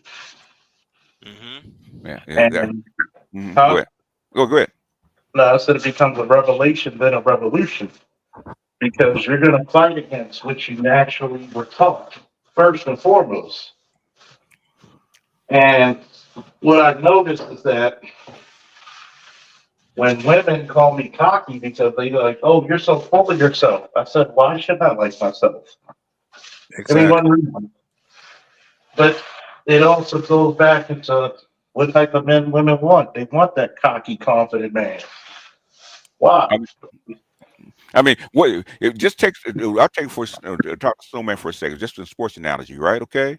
Uh-huh. What championship caliber player does not love himself first? What championship caliber player that's going to lead his team to a championship does not love himself first? And I can equate that with one very important position, which I'm looking at right now, and that's the quarterback position. Quarterback. I mean, Kobe, Shaq, MJ, Michael Jordan, MJ. Okay, Julius Serving, Magic Johnson, Larry Bird. Yeah, all of them. all of themselves first, and then they said, okay, if I can do it, okay. If I can do it, I can love myself first, and I can get this good, and I can believe in myself first. Guess what? Yep. You can too. Okay. And, So I'm I'll gonna teach share you how to do what I did. Go ahead. And before I get out of here, I'll share the perfect story. And BGS, you know this one very well. The year was 1979, and the location was the San Diego Sports Arena. Magic Johnson's first ever game in the NBA when they played the San Diego Clippers. It came down to a 20-foot hook shot from Kareem Abdul-Jabbar to win the game, and Magic jumped into Abdul-Jabbar's arms, and Abdul-Jabbar peeled him off, and says, "Look, we got 81 more games." And Magic said, "Well, if you keep hitting shots like that, I'm gonna jump into your arms 81 more times." And you know what happened? That kind of energy rubbed off on the captain. Yeah. You would think Caitlin Clark, okay, even the next bringing it up to date, Caitlin Clark, okay, is giving, and she's self-deprecating, all kind of stuff, right? Well, Caitlin Clark loves herself first, okay? Absolutely. That's why she was the #1 draft pick. She was the rookie of the year. And this year, from a sports standpoint, she's going to compete for most valuable player. And what's pissing them off, what's pissing the other people off, they know she can do it. And she believes in herself so much that I'm gonna prove to everybody who I am. I'm gonna go out there and work my ass off. Okay, because it's not about because I don't want to get embarrassed on that court when I step on that court. I want to be the best player I can be. So guess what I'm gonna get in that lab, and when I get out there, I'm gonna show myself. I remember there was I think it was, I forget, was it Notre Dame? Somebody where she hit that last minute shot. Okay, Indiana. She hit that last minute shot, and guess what she did? She ran to the crowd and beat on her chest like I am the shit. Okay. Yep. Current example, Stephen Curry. Yeah. When he hits a game-winning shot. Yeah. When he hit the game-winning shot against Dallas 3 months ago. Yeah. He kept saying, "We built this shit." Yeah. And he was pointing to the floor. Yeah.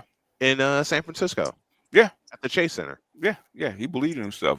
Like when he was in Davidson, right? And Aisha Curry came with him. He said, "Why is your name on it? Why does everybody have your name on their backs?" He just laughed at her. Okay. Because baby, he wanted to say, "Baby, I'm the shit." Okay. Exactly. Anyway, let me read to my super chats. I'm certain Vivek left because he can't deal with Musk. It's going to be a rough next couple of years, man. Okay. The thing is, a couple of years is bullshit. Okay, you're on the downhill side. You're on the downhill side. Okay, you've reached your peak. You peaked out in 71. All this shit's going to do is accelerate. You might have peaks where they can slow it down, like Reagan did when he actually borrowed from the Social Security fund to slow this shit down. But basically, you look at that curve, man. You're on the downhill side. You will never get back to where you were. It's not going to happen. Okay, unless there's a miracle. And the best alternative for the United States and white folks is 20 years in the wilderness. Okay, because you have to overturn this whole table. Okay. Yeah. But that's for Patreon, because I don't talk about this shit in front. Okay? Right. Yeah. Because that's really black pill. Okay. Leon says, BGS, I'm ways behind. I agree with you. 3 years ago, I told you Joe gave my mother a nice GOV raise to lie to herself and just believe. Yep. I mean, 3 years ago, you called this. The money comes from somewhere, right? The reason that the Democrats are out, right? It's because they've been lying, right? They lied about the budget. Yep. About where the money was The going. whole time. They lied about the war. Okay. They lied about the immigrants coming in. They were lie, right? They knew the TPS program. They knew they were letting these people in and Yeah. release. They knew that, but they were lying about it, They right? were lying about it. And when the truth came out, people got upset. Okay. Had you said, okay, this is the reason we need these people. This is what we're going to spend on them, and let's go have a debate, up or down vote. Okay. If you had done that, then people would have said, okay, you talked to us and we decided that it was okay. Okay, you'd probably still be in office. If you had gone over to Ukraine and said and told them, if you want to stay in power, is the United States stay in power, we need to fight this war. Okay, and trust and believe, all the black Democrats knew about this shit because I think it was one of these Cory Bush. Cory Bush. I think you But said I saw because of yeah. That was agent in the Senate, but yeah. Yeah, which I think it was she, right? It's a she, right? Yeah. Yep. Okay. She said that Joe Biden told him if you don't fund this Ukraine war, it'd be black and brown bodies over there fighting in this place. Okay. Now you could have said something. Mm-hmm. You kept it a secret. You had the opportunity. You had the opportunity to do the moral thing and said, "This is what your government and your president is saying behind your back." Guess what you did? BGS, I'll tell you what she did. She was going around calling mothers birther people. Yeah. Mm-hmm. Yeah. You know, she's one of them loony lefters. Yeah. BG. Go ahead. I don't want to. If y'all want to keep it right here for a minute, I can wait.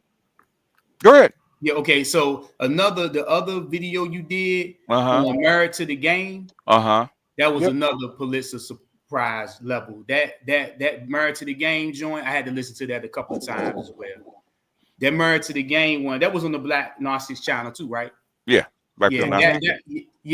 I don't know if the fellas listened to it, but that one. I certainly did. Yeah, that was. I mean, I've said it before, but I actually did it this time in a more concentrated form. We're actually breaking down the principles about what's saying. In fact, I got one I'm getting ready to do with Sadia Khan talked about getting a woman with money, okay, or getting using your wallet to get a woman, okay, instead of the normal process. Okay, so I'm going to do that one. So I'm going to start doing a lot more of that kind of video, because at this point, man, I'm getting too old, and basically there's no sense in holding on to the bullets. Might as well go ahead and let it go. Exactly. Yeah. And this is just a little fun fact for me. The music that you was playing in the background for Protect Your Emotions. When I looked the artist up, I was like, damn, my ex-girlfriend used to always play her music. Kind of hurt me a little bit, BGS, when I found that out. But nah, it's I think with a lot of brothers, especially myself, is coming to the realization that how your mamas treated you and what was really going on, and how the women around you were really doing you, and a lot of men didn't really understand that. You understand what I'm saying? Like when you speak about how brothers was out there hustling and robbing and stealing for the family, basically, you get locked up. Okay. Just like you just spoke on earlier, no money in your books. My man just called me from prison just a minute ago. I was telling him on this podcast. My nephew called me earlier. He in prison. So, and I constantly tell him, because I haven't talked to him in like 15 years. Okay, hold on a second, man. Okay. Our brother, okay? Don't bring up the bullshit on my panel. If you're not what we're talking about, or you're not in this discussion, that bullshit doesn't need to be here, okay? My patience is thin with this stuff, okay? So I'm asking you nicely, chill out on that bullshit. Otherwise, I will block you, okay? I will wish you to the cornfield, okay? I'm not playing this year. Don't bring that bullshit over, okay? All right, go ahead. Yeah, and I was gonna say, so we've been kind of talking, because I haven't really talked to him in like 15 years, and he's telling me a lot of stuff that he's been through, and his mother is my sister, his grandmother is my mother, so. We had the same experience, because of my mom being his grandmother, his mother being my sister. And it's unfortunate that I'm 46, he's 30, and that the experiences have been the same, being raised up in this as this matriarchy, right? And what I was explaining to him, and I just end it right here. He was raised with 5 sisters. Okay. He's the only boy. And I explained to him, I said, now, if the roles were reversed, do you think a girl would be in prison right now if she was if she was one of 5 brothers? You understand what I'm saying? And a mama and a daddy? That would never happen. I said, you shouldn't be in prison. You got 5 sisters, a mother, and a father. I mean, not to tell too much, why is he in? Oh, no. A lot of petty. Well, this last one was a robbery. But the other one was a lot of little petty crimes. It just keep going back, and you just get violated. So why is he? In other words, I don't know anything about his family dynamic. Right. But none of the girls have gone to jail, have they? Well, one of his sisters did. Okay. And then she kind of experienced a lot of abuse. That's kind of what led her down the path she went, because she experienced a lot of abuse growing up. From whom? At the behest of my sister, right? Okay. So she kind of ended up going, to the streets because she didn't feel loved. Okay. So that's what kind of pushed her down that path, and she became a lesbian and all that, right? Okay. So basically, it's a family dynamic, but it's worse for the boys. Okay. Exactly. Yeah. Right. So, I'm explaining because he hasn't heard. This is kind of why my sister kept him away from me, because they know how I've been talking like this as a teenager. So, I'm kind of introducing him to. She kept you away from me because it's a reflection on her life. Absolutely. And she know I know the truth. Yeah. So they, they kept them away from me in that regard because, I'm gonna tell you like it is. Yeah. So So nonetheless, him he's 30 now. He be home in August, but just kind of giving him this information. Okay. He hasn't heard it, and just giving him insight on. I keep telling him, you gotta take care of yourself. You gotta look out for yourself. You gotta, I mean, self-talk. I mean, if how many bids has he done? He's done 3. You done 3 bids, man. So basically, if this is your life, this is your life. Okay. That too. We talked about that. If this is your life, this is your life. We can't tell you how to live. The thing is, if you want better, then and right now the bar is low. All you gotta do is pick up a freaking book. Yep. The bar is low. Or a Kindle. Absolutely. And if Trump's gonna need people to actually rebuild this country, the bar is low. Absolutely. Basically, Theo can tell you the bar is pretty low right now because most of your people most of your population under 30 cannot really read effectively. Right. Okay? So the bar is low. Yeah, it's very low. Yeah, if you want to put in the effort. And to think I got questioned for many, many years by not just by mom, but by my sister, why I'm still like reading books and practicing my craft. And my sister made a smart aleck comment to me when she said, "You're already doing it. Why do you have to keep practicing so I can get better? Why do you keep doing hair? Why do you keep asking me or mom about should I try this style? Should I add this style to my my repertoire?" Like, duh, it's to get better. Yeah, that's why I use so many voices. Yeah, because she doesn't respect what you do because it doesn't fit in her world. Okay, hair, nails, and the godocratic stuff. If it ain't cosmetology, she's not with it, and she's proven that to me over and over and over again. And to think, once upon a time, when she came home from rehab in 2003. Rehab. Oh my gosh. Yeah. Oh, BGS. That's a Patreon story for you. Okay. That's a Patreon. You don't have to, I mean, wrong crowd. Yep. I'm not even going to get into. Go ahead. Just finish your story. I'm already seeing the whole picture. Okay. Yep. She gave me a card that said she was envious about me pursuing my dreams. Translation: she was jealous that I stuck with it. Yes, I had the same problem with my parents. Yeah, same thing. Yeah, they hated that I was persistent. Yeah, and my mom, when I lived with my mom for the last time in 2013, and I told this story before, watching the Bulls game play the Brooklyn Nets. And my mom came downstairs in the basement, which is where my office was, and she says, "Who's playing tonight?" I said, "The Bulls are playing the Nets. Are you watching it?" "Yes." And then my mother spits out, "I wish I knew somebody that can make money like that." And I said, "You're looking at him." You know, she laughed and went upstairs.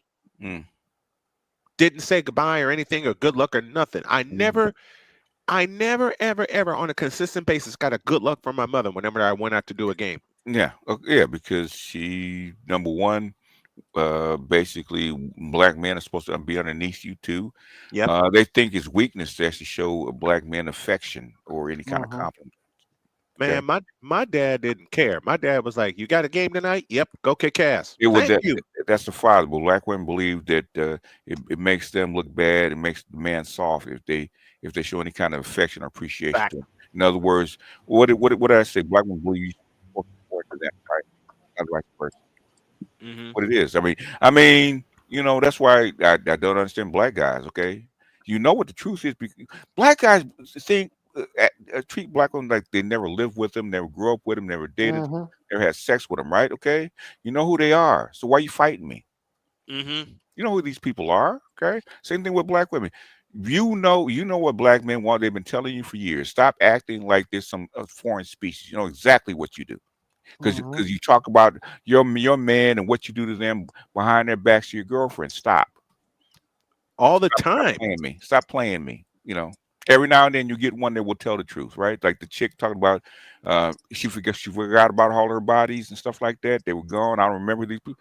Okay, baby, you admit that you're a hoe. So it's fine, okay? And you're good with it. But the thing is, the other women on the panel, like, like, bitch, can you shut up for a minute because you're making us look bad. Exactly. But you know what's so interesting about that panel that you're talking about with Anton and the Moon? The sister that is her Randy, she's a married woman, and she never dresses or looks like. Never dresses or even talk like a married woman. Like a married woman. About Crystal Carson like that. Only shut up. Okay. I'm talking about Randy. I'm talking about Randy on the show that he's talking about. Right It is because she has an aesthetic, and her husband is of that aesthetic, so she don't dress that way. Okay. So to us, she's dressing like a non-married loose woman, but to her, it's Tuesday. Okay. Yep. And it's interesting because you Anton is married, the other brother with all the Jews, and his homeboy 2K. All of them are married, and they speak on marriage. In a positive way. But the sister that the show is about, that is her show, she don't speak about marriage in a positive way at all. These are 85/87 people. Okay, you can tell by the way they use their language. Okay, these are not upper class educated people. When's the last time that Anton had a PhD on his panel? Never. I never, because when is the last time Anton ever went over a book that was thought provoking? I haven't seen. He's not talking to you. He's talking to lower class people. Right. And then the chicks and the women that are on his panel reflect lower class black women. Okay, and and I even said this, right? Even some women that are upper class, right? Okay, lower class women are their guilty pleasure. They would love to act like that, but they can't because of respectability. That's why I call it respectability politics. Okay. Yeah. I can't act like that. I can't be dressed like that. I can't go out like that. I can't use those kind of words to talk like that because I would be shamed for it. But thing is, I can watch it because it's fun. Okay. And I would love to show my ass just like they do, but I can't. Can't do it. They can't do it. Nor can I. Especially in the situation that I have been in, living with my mother and my sister, to be the situation I'm in now and whom I'm married to. Yeah. I would love to just tell some people that don't like who I'm married to or want to make fun of who I'm married to kiss the crack of my ass. Can't do it. Can't do it. Now, with the reputation building and me knowing as many children as I do, can't do it. Yep. Because if they see that side of me, they're going to have different, their thoughts about me and their feelings about me are going to change. I mean, my parents stopped understanding me when I was 7. Okay. My parents started understanding me when I was 7. So I've been a Sigma my whole life. I am the oddball in my family. I've been that way since I was 7. Yep. Right? Okay. I'm the only one that likes to read in my whole family. Okay. I say Key Schwan, the Crash Out King, says BGS, even in a black 2-parent household, boys are still destroyed because it's still usually a matriarchy. I think our stats have to be different. I've been telling people that forever. Okay. Paulie Murray. That's why he played. That's why I had to destroy that boy's channel, right? Because he played these clips from 1970s and 60s, right? Black one was saying that shit back in the 70s. This is not new. They were saying this back in the 40s. This is not new. This is not a new thing, especially with folks like BGS and myself and the gentleman on this panel who class lived it. We all live it, but black men want to beat their chest and proud like they're patriarchs, and we run our families. You know, goddamn, you don't. Yeah. Even something my nephew. That sound. Let me get that sound. I got to play this in BGS's honor. Now that's bull. I had to. Thank you, BGS, for sending me that sound. Yeah, giving me a chance to master it. I had to put that in because it is bullshit. It is bullshit. I mean, one thing I liked about the Kamala Harris thing, okay, in this election is because black women actually finally came out and admitted it. Shit, okay, they actually admitted it to everybody. Okay, this is what it is. It's been that way. Okay. She came out full front in front of the whole public and stopped lying about it. Said, "Yeah, we are this way." Now go ahead, bro. And it's something that my nephew revealed to me today. And he was real young when his mom got married to his stepfather. Okay. The man was there from when he was really young. Now my sister already had 4 kids. Right? Okay. You cannot make this shit up. Yeah, I'm you cannot telling make you. this shit up. But how many men? I can go deep with 3. I think there's a button before you continue. I think there's a button I need to push, and it sounds like this. Exactly. Play the bell. Play the China bell. Okay. Go ahead. Now go ahead. Every time he tells the truth, play the bell. Okay. Okay. Yeah. And this was her 3rd marriage, right? And my nephew revealed the bell. Give me this button. Keep going. And my nephew revealed to me today that he heard his the man that raised him, his dad is how you look at him. He heard him in the bathroom crying to his mother, saying that he should not marry a woman that has 4 kids and should be raising another man's kids. Give me this bell. He told me that today. What is it? Be about 5, 6 years old when it got married. I mean, it's a long stand. Okay, this is the thing. Okay, and I'll say it here. I'm gonna stop repeating because I'm getting tired of repeating this shit. Okay, coming out of slavery, right, into emancipation, right. The only way to keep your families together is because most black men didn't survive past 30. Okay. Right. So for the family to continue, she had to replace you with somebody. So black men have always been replaceable in the black family, right? That's how come even today, right? BLM says what is a black family, right? A mother and her children. Yep. That's why I put up that video about our single black mothers bears, right? Because guess what? She gets pregnant, she has a couple cubs, she hibernates for the winter, and she comes out, ain't no man in sight. Okay. And something that and the strategy that my sister used to use was because she was a nice looking girl, even after 4 kids. So what she would do is give me this bell. Yeah. So she would date guys that she knew that she was that were lame, that to them she was a dime even before she was catch. Yeah. A catch. And a brother on matter of fact, brother on Anton Daniels channel, I think 2K called it a dime on the discount. Yeah, that's what he called it. Yeah. So that was the strategy that she used. Well, yeah, because this shit has been passed down for 150 years. Okay, absolutely. Where she learned it from? Shit, I would probably my mom. Be honest with you. Yeah, and probably and before that, right. Okay. Yeah. My grandmother had before that. My grandmother had 9 kids by 4 men. Okay. Exactly. Not new. Okay. KMS says to Crazy Out King Super Chat. I'm in a cold war for the soul and future of my son with his mother, who is also my wife, and it says she damn near the best black woman has to offer. It's that entrenched. KMS, if you can, I don't know how old your son is. If you can, if there's an all boys school, one, get him in. You're an athlete. Get him into sports. Number one, okay. All Quick. environment, quick. Okay. Quick. Number two, if you can, find him an all. You can. I know you can. I'm not gonna say about your stats. You can get him into all boys school. Okay. Get him away from the gynocracy. Get him away from the gynocratic feminist public school system. Put him in an all boys environment. So sports, all boys school, some military training, some basic fight training. Okay, much like Dennis is done with his boys. Okay.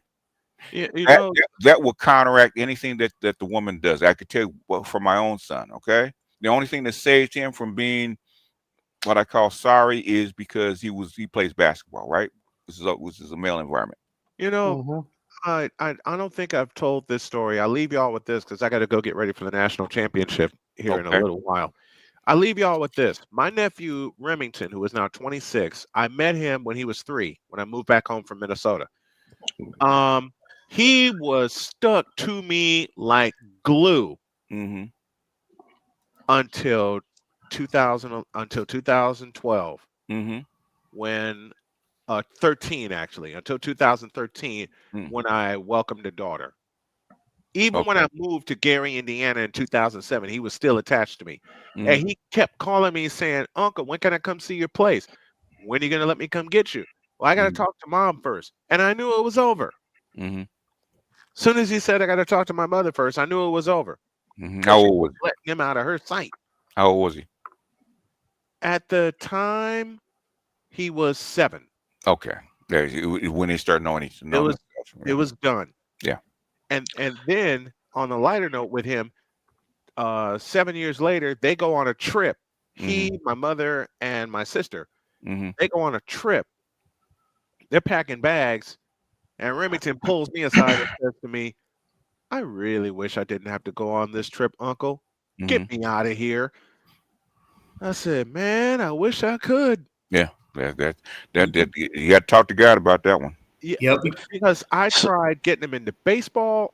He wanted to play baseball. He wanted to play basketball to the point where his mom, my sister, asked me to take him to basketball practice. Okay. No problem. I'll stay there with him. And I did. I stayed there with him.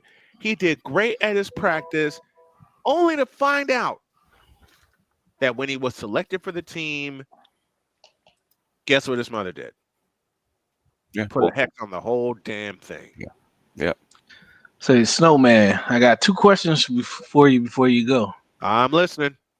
So first question, I remember I was trying to listen to one of your streams one time. Do you call like the full games, or do you only do like half game? I call the full games normally, but the last couple of weeks I've had trouble with my stomach, so sometimes I've had to leave in the middle of the game. But I'm there from start to finish. Okay. Second question is, who do you have for the CFP national championship game? Notre Dame. Okay. I got Notre Dame by 4. Fighting Irish. Let's go. I'm looking forward to the stream. Ohio State is favored, and they're always going to be favored because of the play that Jack Sawyer made against Texas. I don't think they have a way to stop Jeremiah Love. Jeremiah Love's is going to be one of the differences in the game tonight. Well, one thing I did notice about the college playoffs is one thing it seems like a lot of teams, not just Ohio State, had issues with was stopping the run. Yep. If you look at it, and I don't know what's going on with Steve Sarkisian of Texas. He about to be gone. I understand he's the Texas play caller, but it's a lot of games that I watched him play where they were running the ball down the other team's throat and they just kept going back to the passing game. Like even the game against Georgia. I'm like, what the hell? Evans? Steve Sarkisian has an ego problem. He's always pass happy first. That's why he never lasts wherever he goes. All his teams are too intricate for college.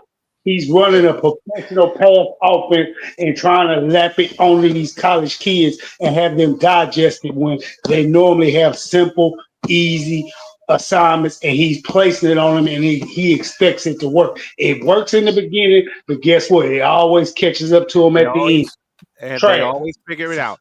So They always figure it out. They had two chances. Hold They had on, two hold on. chances. I'm sorry. No, Now, go I'm ahead. just gonna say real quick. Mhm. He reminds me of my favorite coach, being a Saints fan, Sean Payton. Sean Payton. That's very pass happy. You Mhm. know, it's been a couple. I remember one season we did like 300 rushing yards. All we did was run the whole game on the Buffalo Bills. In the next game, the very next game, You threw all over the place. You threw all over the place. Why do you think he didn't last long with the Giants when he was the OC at the Giants? And then he didn't last long with the Cowgirls when he was the OC with the Cowgirls.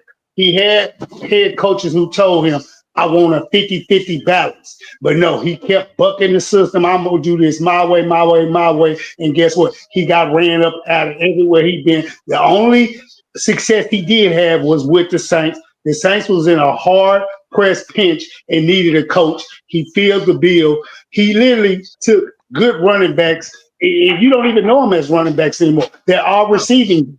They're all receiving backs. Receiving backs. And all he does is throw. Yeah. Yep. I have Notre Dame running the ball down their throat tonight. All right. Let me read my super chats. Okay. I'm sorry, sir. Okay. Jack Daniel says, "Why not ignore such women? The conversation pointed at this point with your feet, fellas." Okay. Thing is, worldview and brainwashing. Okay, that's what the blue pill is about. Okay. How do you overcome your training? Okay, if we could just get all the boys and be trained by all men, wouldn't have this problem, right? But you're not. Exactly. Okay? So how do you? That's why I put up that video called "Black Male Collective Guilt." Right? Man, you have been that brainwashed. was a masterpiece, and I texted you as such. Yeah. That was a masterpiece. Even Dr. Johnson texted me about them. The thing is that worldview. Why do you think the United States and voters vote a certain way, right? With propaganda, why they hate Donald Trump, even though they don't have a reason to, right? It's called brainwashing. Okay, to have a society work in sync, you have to be brainwashed into a system. Same thing with black men. Okay, correct. It has nothing to do with them having options. Okay, they don't know they have options. Okay, they think that they're obligated to protect and hold together this community we call the black community. That's why. Okay, that's why you. Okay, you say vote with your feet, but basically that means getting some nerve. The thing is, that means you don't understand the problem. That's what it tells me. Right. Problem. What did I tell you the other night, BGS, when y'all asked me that question? What's that? I said when I was a teenager, that's all I thought it was hood rats in terms of women. Yeah. Yeah. And so you 100% spot on. You gotta have that counter propaganda. And sometimes even guys, we give guys the options, they still prefer the hood rat. Okay. Man, back in the mid late 80s when I was in high school, that's all I saw around. Oh yeah. Yeah. How many? I was fortunate. I was bust out, so I saw, so hood rats were I had to learn to appreciate hood rats. Okay. How many times did y'all hear a black man say, blessed are the hood rats. White women too nice? Yeah. Blessed to the hood rats because they get it. Compared to our women, they are too nice. That's how come they are. And remember we were talking about this, Jesse, that most African women are game goofy is because they don't realize we have the toughest woman to get along with on the planet. And when they come up against us, they think they run a game on us. We just laugh. Okay. I mean, it's basically like playing on all Madden. Playing Madden on all Madden and then going somewhere and playing on like the lowest level possible. And the only reason they get away with half that shit is because it's so cheap. The little money that I'm giving you is no big deal. So you think you're getting over something. Let me put it to you this way, right? I gotta say this, and shout out to Mr. Dr. Dumbo, good game. Shout out to your Bills. Blessed are the hood rats. Blessed are your hood rats. God damn, that was a hell of a game, but too many mistakes. Come on, Charles. Get it out. Blessed are the hood rats because they give you so much plenty when it comes to their sexual marketplace. No, you can get that from anybody. You can get that from any woman. Basically, the thing is, we're so socialized to accept them as such. Okay, any other woman will give you the same amount of sex. It's not that big a deal. Okay. Oh In no, fact, Jesse can tell you go down to Colombia, you get way more. Okay. sarcasm. You get way more as far as sex is concerned. Sarcasm. Colombia, they pride themselves in getting their man off. Okay. Anyway, go ahead. I look at dealing with black women is like how they say if you can make it in New York, you can make it anywhere. Yep. That's how I look at black women. That is true. Yeah, that's what I told a lot of black women. Any woman after that is child's play. It's child's play. It is. Okay. You know what? I will hold on. I'm can't sorry. miss this. I'm on. He's good. I control his activities, and I'm mechanically ruthless with her. What I'm saying is, it's a fight. One must fight daily. I have to. He will be a man because of me, and in spite of her. That's my point. That is true. And basically, that's a great point. It normally starts switching when he gets like 12 or 13, when the hormones kick in, and she gets scared of him. Oh yeah. When the hormones kick in, because my grandson is 12, and now all of a sudden here they come. She's pushing him closer and closer to me and his dad. Okay, it's because he's either at the age when the hormones kicked in and she can't handle him no more. Can't handle it. Yep. And that's interesting. You bring it up, BGS. Now, how would you? Because you got a grandson, you raise kids. How would you start to navigate a young person's, as they call it, raging hormones? Because I have my own. You keep them busy. Keep them busy. You keep them busy. We also tell them, okay. And then if you really want to scare his ass, walk him down to family court. Not only family court, but the free clinic. Let me finish, okay? Let me finish. I don't know y'all want to jump in mid-sentence, okay? Let me finish. You walk them down his family court, and you sit there for about 4 hours and see all those guys get raked over the coals, okay? If you let your hormones get away from you, that's going to be your future. You want to be one of those guys, okay? You want to be one of those guys. The free clinic is one thing. One thing with the abortion, all kind. Nobody cares. The thing is, you having to pay a certain amount of money every month for a kid. Okay, you sit there long enough, you're gonna get scared. That'll scare you worse than anything else, right? Okay, that you be obligated. Okay, the free clinic, that what's best, abortion. Okay, a disease. Okay. That you may or may not be able to get rid of. But at the end of the day, you're not half your paycheck's not going to that disease or that abortion. That kid is not there anymore, right? Guess what is? The child support.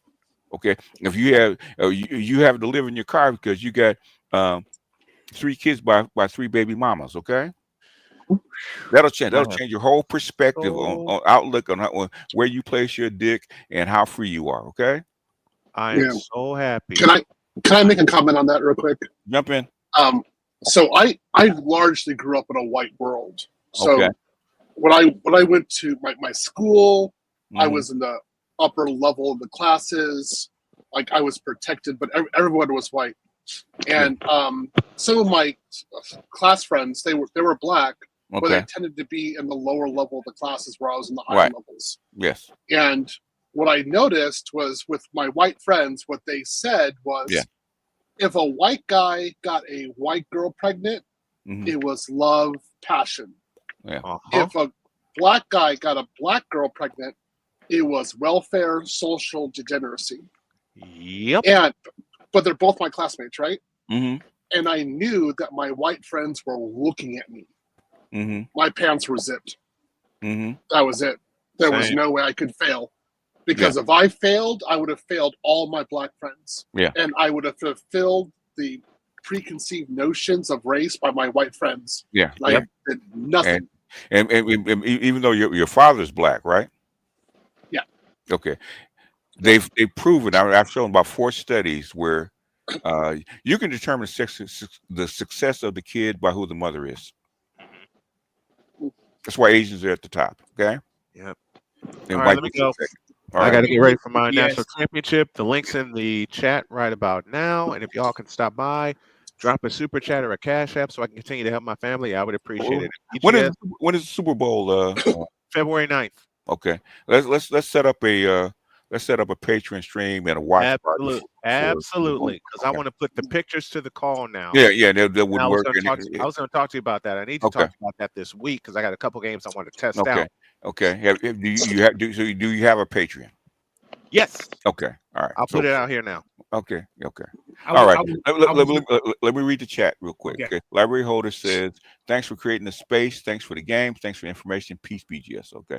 And see, I got one more. Cyrus Burke says, if you listen to enough game ninjas, they will boast about how they need a woman with some bite and has to be feisty. The brainwashing is deep. Okay. Because they're trying to, that was one thing I don't like about about some of the people in this space, right? You're basically trying to chest thump and prove that you're a better man than the next guy by defining it by pussy, right? And everybody, pimps, and even people like Master Yao says, okay, do not define your manhood by pussy, okay? And what they're doing is defining their manhood by pussy, okay? Yes. Okay. Because that was the talk all through high school when I was growing up. Yeah, Sadia Khan has basically said the exact same thing. Okay, in different language, which I'm going to do later. Okay, and it was something that I was kind of doing a little evaluation on with myself, and I asked a couple of my friends what age did they have sex, right? And my friends that have had sex earlier, life tend to be a little dusty. You know what I'm saying? I mean, they made it through. We all grown now, but a lot of kids, the jail, the drug thing. Have you looked at the quality of the women that they had their kids by? Absolutely. That was they were dusty too. Exactly. So dusty people have dusty morals and dusty dusty does. Dusty does. But the guys that I know that had sex late in life, and when I say late in life, I mean like 18, 19, 20, not like because that's kind of late for us. Unfortunately, yeah, exactly. Those guys, it was two brothers I actually asked. They had sex around the same time, was like 19, 20. And their lives, they're married, they went to college, one works for CNN, one been married like 30 years, and I was like, damn, and he has his masters and all that. And I'm just a high school graduate type dude, whatever. And he was like, yo, how you come up with that? And I just said, yo, you just sit down, you think about, life or whatever. But I started to look at that and I asked all my friends, how old were you when you had sex? And I looked at their lives, including my own. And it all was reflective of, how life kind of, turned out. Because they prioritized sex. Absolutely. Looking back, and it makes you it does make you dusty. And even when you start talking to young people, like you were saying with your grandson as he's getting older, but when you start talking to basically society prefers black men to be dusty, because if we not, it's a whole lot of systems that are not going to be fed. Yeah, including your women, they prefer you to be dusty. They prefer you to be dusty. 100%. You got to think about it. If men stop having, we talking about we talking about TANF, WIC, Section 8, all them systems is going to take a hit if black men have sex later on in life or till they're married and so on and so forth. Well, you got to go ahead, Charles. Well, you got to look at it. Black men. Let me back up for a second. Men, period, are less than 50% more 40 than 50 have ever reproduced.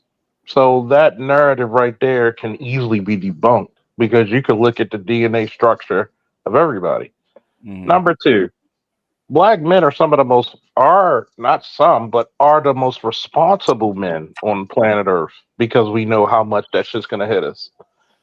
Then on top of that, you have to look at it. What's that old song, BGS, back in your day? Experience is what? A good teacher. Yeah. Yep. And when you look at this shit sexually, I was a late bloomer, like 17, 18. Okay, when I got out there sexually. Now that's still not late, but it's comparably to some of my peers. Comparatively, yeah. Comparatively to my Baltimorean peers, but here's the crazy part. It's like it's like any good athlete, any good mathematician, any good, writer. There's patterns. Writing, what's the greatest pattern you can do in writing? It's the hero's journey. Mm-hmm. Everybody loves it. What's the greatest pattern in mathematics? 1 + 1 = what? 2. That's the basics, yeah. That's the basics. So when you start looking at the patterns of men and women and say, why do I get this luck with these type of women and not these type of women? The ultimate pattern young men have to realize is what? To thy own self be what? Be true. I mean, basically, you have to. That's why, even though I had this argument with this dude, I wrote the octanes. Okay, it's about class. What class do you actually want to be in? And what did you notice about the class? The patterns, right? Yeah. And that's the part about it when people, and yeah, you got, I fucked with you, Paul Wilson, because you knew what I was saying. Yeah, that's why you need to go back and read Dark Ghetto. That's why he wrote it. Okay. And by the way, I gotta give BGS praise of myself. When we did that 4-hour thing about Dark Ghetto with Dr. Kenneth Clark, Yeah. that was a classic. Yeah. And we went through it very, very distinguishedly. But it was kind of funny because a lot of what he said in Dark Ghetto was the basis of the Monahan report. Yes. And what people don't understand is why. And this is the reason why I'm comfortable as a police officer going into certain things, as a soldier going, because what's the pattern? What type of ideology am I going up against? And you see that pattern being repeated. And thank you. On the continent right now. Yeah. And here's the thing. What did we learn? When the education of the women and the benefits of the women go up, what goes down? Yeah, marriage. Yeah, marriage. Yeah, marriage is an instrument. It's not sacred, and people keep. It's not sacred as people think, because these women only see. We challenge. Shout out to my partner, my other half of the Great Faulkner Initiative, and even with him, when I asked him this question, let's not talk about the women that birth us. Let's not talk about the women that men fuck. Let's talk about the men that these women birth. And that really shows you how much they care about men. We don't care. Guess what? We care about how do you view the men that come out your womb. And that tells me how you care about your society. You can't what do I always tell chicks that makes them pissed off, but they always tell me I'm right? You can't outrank your baby daddy. Nope. You can't. Hey, BG, you can't outrank your baby daddy. I'm just glad right I never quick, went through that trouble. Go ahead. Books. I know you had some. Did you mention something about you had book recommendations? You did that before. There's a bunch of book recommendations. What vein do you want the book recommendation? Oh no, I just if you just kind of had a list. Oh, I know. Basically, I said if you want to understand what's going on with the West and the stuff that's going on right internationally, go back and read "Tragedy and Hope" by Carol Quigley. Okay, I got that from earlier. Okay, cool. All right, y'all. If you actually want to break down I think the first 6 chapters, actually broke it down. Go to my BGS for Books channel. I actually broke a lot of this stuff down. I love it. That's on YouTube. BGS for Books. BGS for Books is on YouTube. Yes. Yeah, I'm gonna make a hard-nosed suggestion to you, BGS. I think it's time. I think it's time to bring back the BGS for women. Why? I'm gonna tell you why. No. I'm gonna tell you why. No. I'm gonna tell you why. Why? A lot of motherfuckers still don't get it. But I mean, you don't have to do it weekly. You don't have to do it weekly. Come on, women or talking about men? Well, a lot of men, because men are hard-headed as shit. Especially in our community, they don't believe shit stinks until they smash them. Actually, what it would be for women was actually going to do, and basically Jesse knows because I actually mentioned in Telegram, is basically start reviewing a lot of Kevin's old shows and actually say how would I react to what he was saying. So I might. I think that's brilliant. I think that's brilliant. But but hear me out. I don't think you should do it the same way you did it last time, which was a weekly event.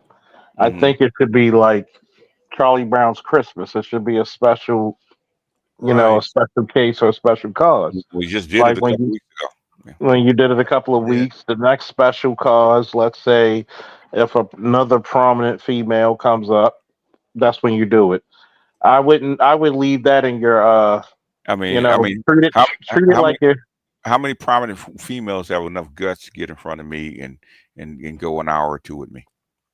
Hey, you never know, but not Very enough. few. Very few. Not enough, but Very few. you never know. No. And I would say, treat it just like the WWF used to treat Saturday night's main event. It's a specialty. It's a novelty. Very few. Basically, the reason it worked last time is because Jaguar is willing to be honest with herself. So that's why it worked. She had to be. Yeah. All right. In fact, I called her out on a few things. But, all right, I will see y'all on my channel pregame time. All right. Go Snowman, and Thank you. I'm gonna Snowman. Before you go, real quick, Yes, sir. I'm gonna have you go against one of the former Padawans. Thanks to AL saying that they get to be Jedi Knights now.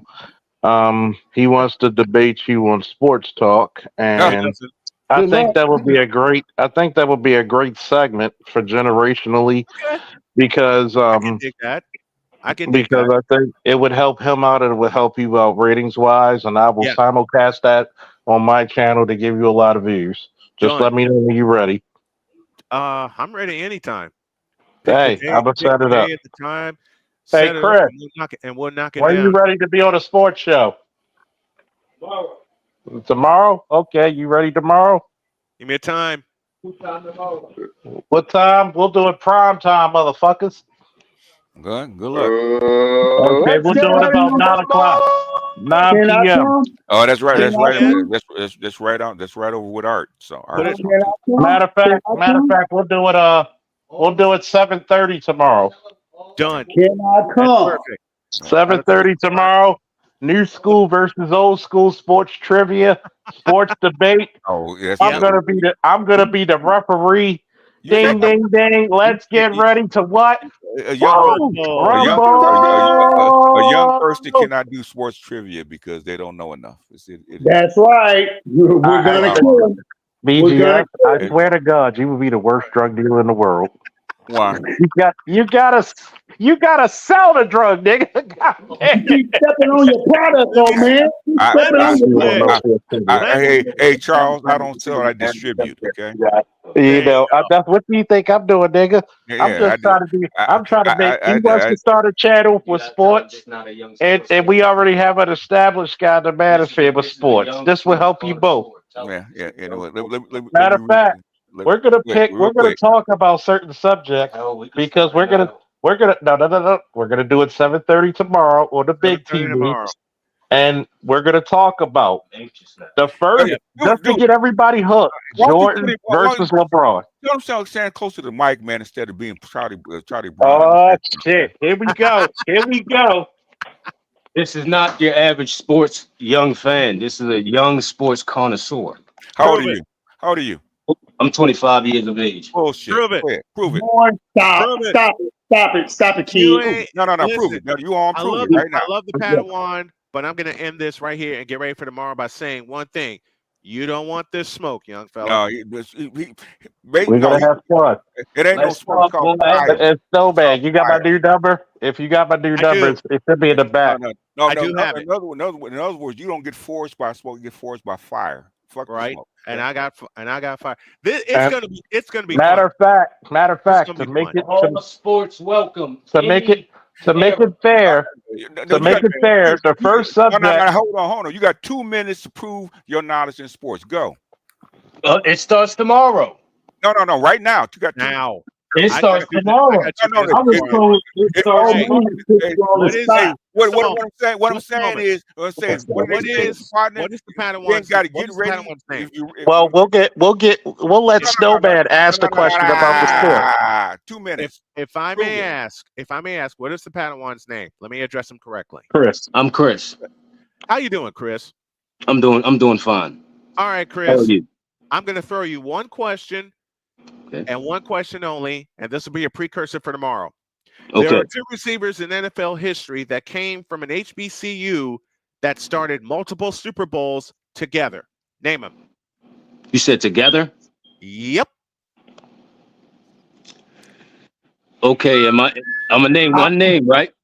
I'll give you a hint to help you. I don't want to hint. I don't want to hint. I don't want to hint. I think I have an idea though. Nah, I didn't know. We answered. No, ain't no idea. Either you know or you don't. Go ahead.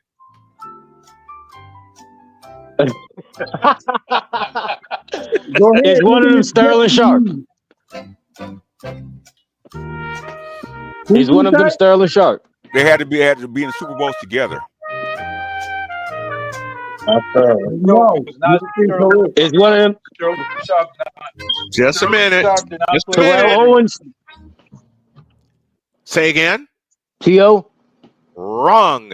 Wrong. He said Who are they? together. Can I get the answer? The answers are Jerry Rice from Mississippi Valley State Yes. and Don Taylor from Delaware State. All right. All right. Let me go. I'm gonna say this real quick. I'm gonna say this real quick. To Snowman. Yes, sir. I'm gonna make the first question interesting for both of you. I'm gonna love it. I'm gonna make it very interesting. Explain to me who's the GOAT, LeBron or Jordan? That's gonna be the first question. Oh, that's easy. Save it for tomorrow. I'll save that for tomorrow. In fact, I'll put a montage together to answer that question. That's easy. Let me get out. Let me get out of here. I love y'all. And I like LeBron. Yes. Love y'all. And I will see y'all. If you get a chance, come over to my channel and check out some real play-by-play tonight. Okay, I'm out of here. All right. Let me read this. Speaking of which, let me read the super chat. God damn it! Speaking of which, okay. And mute yourself, Charles. Okay. Eric Deadman says, "BGS, I'm almost done reading The Manipulated Man by Esther Villar. It really breaks down the thought process of how women manipulate men and boys. They have to, okay." They have to. The only control that they have, and they have to train you to actually fit into what society. That's their job. How to get along with women, how to marry women, how to take care of family. You have to be trained to do that. It's not just women that do it; the men do it also. You're socialized. She also has, like, if I'm not mistaken, there's a couple other books by her as well that further clarifies a lot more. Let me find it. And they are what? I'm looking them up right now. All right, wait. When you get back to me, okay? Yes, sir. Esther Villar. That's how I got red pilled in 2012. I read it. I was like, oh yeah, this is it. This is what I've been looking for the entire time. I found them. A born red pill, boss. But go ahead. Yeah, I found them. Yeah, I was indoctrinated blue pill. I couldn't stop. Yeah, I know. Go ahead. Okay, the books is part of a trilogy. The first book is Der Gesellte Mann, or the Manipulated Man. Das polygame Geschlecht, which means the polygamous sex, and Das Ende der Dresser, or the end of manipulation. Yeah. That's the name of the three books. I remember when she first wrote the book, and she was on Tonight Show with Joan Rivers, and Joan Rivers called when she walked off the stage. Joan Rivers called her a bitch. Okay, this is in 71. Oh, 72. So how far back it goes. 72 because the book came out in 71. Yeah. You said Joan Rivers called who a bitch? It's called Esther Villar a bitch. Yes. Damn. You're breaking up, Uru. You're breaking up pretty bad. You're breaking up pretty bad, Uru. Let me read the super chat first. You can jump in. I am strongly against the BGS for Women channel. As a parent, there comes a time when talking to them stops, and it's time to let the consequences of their action deal with them. Let pain teach them. Well, the thing is I think what they're saying is it's less about the women. It's about men actually seeing the reaction of women. That's why they did it. Actually, I actually did it is because for the few women that actually wanted to learn, especially a challenge by Char Willie and Kristen Karazin. They said, can you teach women without kissing their ass? And I said you could. And that's what the whole channel was about. It was a challenge. But go ahead. Excuse me, BGS. Besides that, also in 1975 for the WDR or network in Germany, Villar also did a debate with one Alice Schwarzer, which sometimes people forget about. And the debate was controversial with Schwarzer putting Vilar on blast, calling her not only a sexist but a fascist, comparing her to a Nazi. Yeah, they hated despite her. the fact Vilar is Jewish. Yeah, even though Joan Rivers was not a feminist, she still hated her. Most women hate Esther Vilar. They always have, whether they're feminist or they're traditional. Go ahead. I have a question, BJS. Why did Joan Rivers really call her that? What did she say to Joan Rivers to rub her the wrong way? Because they say because Joan Rivers, but not Joan Rivers, because Esther Vilar says that they wouldn't let boys express their emotions. They told them to toughen up. They tried to raise them traditional. They tried to basically brainwash men into protecting women in a certain way, stuff like that. And it was about she only interviewed her for maybe 10 minutes, and then she had to go. And then Joan Rivers, she walked off. Joan Rivers called her a bitch because she disagreed. So in other words, she didn't like the fact that she was breaking the norm. Yes. Thank you and it was highly controversial when Esther Vilar actually wrote that book way back then. Highly controversial, not just for feminists, but also for traditional women, because most traditional women actually teach boys this shit. So. Oh, damn. Hey, excuse me, Charles. How you doing, big brother? But I just realized something. Before you do, if you're gonna be promoting the Padawan and everything, I think I know the right person you should model your promotion after. Me? Samuel L. Jackson's character from The Great White Hype. We got to get you fitted for a turban and everything. Refer to you as the Sultan from now on. You know what I'm saying? There's one good guy that you probably should watch. He probably should watch. That does this sports controversy actually pretty good. And it's probably for younger guys. I'm trying to remember his name. What does he look like? He's a black guy, and I think he's West Indian. But he does a sports talk, which is probably more geared to younger people. Which network is it? It's not a network. Basically, he's on YouTube. I'll think of him. Don't worry about it. Okay. All right. Joan was the white itch of white itches. Yes, she was. Here's a good question for BGS. Why are so many black women overweight? Good God. There's one they changed. Go ahead. But Vilar was a heroic woman. I mean, one of the bravest women. This woman was spilling the tea on women in the midst of second wave feminism, in the midst of the ascent of Gloria Steinem, of Betty Friedan, all of these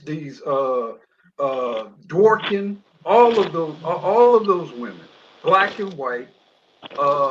She was spilling the tea. She was exposing all of the BS that buttresses feminism. The reason why a what's her name, the comedian, I've seen interviews on her, Joan Rivers, and she complained a lot about being denied opportunities early in her career as a comedian. And there was a lot of this same talk of men not giving her opportunities, men trying to have sex with her, or men trying to use her. Again, during that time, this was the ascent of second wave feminism. This was the bra burning. This was the advent of the ERA. This was all during that. This is when I am woman, hear me roar, all of that. And in the midst, in the heart of this foreign woman says, "This is all bullshit." And she's actually from the Nordics, the Nordic girl. Yeah, from what became a very liberal, a very liberated, feminist country. And she basically said, "This is all BS." And not only is this BS, a lot of this is the exact opposite of what's being presented. Yeah, and this is the channel Dreamers Pro. Start watching this guy. Yeah, he's got a good channel. He's a good channel. Oh, So, I think I've seen him. Yeah. and most of his stuff is his commentary is probably tilted toward younger people. Hey, what's up, everybody? This is Charles Sebastian, and welcome you guys to another episode of the Dreamers Pro Show. We cover everything from sports, hot topics, classic debates, entertainment. And we give you guys a fresh perspective on things and how we see them. And folks, we got a hell of a show in store for y'all today. Before we get into it, please make sure you like the video and sub to the channel. Also, if you're not a part of our membership, please make sure you join the Dreamers Pro membership. We got that pinned in the comments below. Let's get into today's topic. Okay, let's get into today's topic. So yesterday, there was some games in the NBA, and there was a particular game that piqued my interest, which was the game between the Los Angeles Lakers and the Los Angeles Clippers. Now, as you guys know, this used to be like kind of a rivalry, kind of. A few years ago, it was a big thing of Battle of LA and all that, but that quickly died down. The Clippers didn't live up to their part of the bargain. Lakers went on to win a championship in 2020, and that was that. Ever since then, the Clippers have just been plagued with one injury after the other, and the main person that's been injured the most has been their best player, in Kawhi Leonard. In this game, the Clippers were doing pretty well. I say this guy's probably geared toward a younger audience, the way he speaks and the kind of topic he speaks on, even though he's probably right around his late 30s, maybe 40. But the thing is, I would say if he's going to model himself in a sports channel, he will probably be the closest thing I would tell a young guy to model himself after, because you can't be an old guy like Snowman, because he's been around too long. Okay. Been around. He's gonna have a different opinion. He's gonna have a much broader perspective of knowledge. But the thing is, he stays fairly current. So I would say have the Padawan study this guy. Yeah, he's pretty good. I've been watching him for a few years. Yes. Every now and then when I get a chance. Yeah. Only thing is he mainly like 99% talks about basketball. Well, that's the sport. What I'm saying, Yeah. that's the sport. It's not necessarily the sport, but the thing is, this commentary, the topics he talks about, it doesn't necessarily center on the stats on the field for the most part. It's about the culture and stuff like that. So I would tell the Padawan, if he wants to really break in, that's the model he probably should follow. Yeah, I get you. I get you. Yeah. Skinny Black Maru, sir. Good. Sure. When you're talking about Vilar, her background is actually not Nordic. It's actually she was born in Argentina to German immigrants.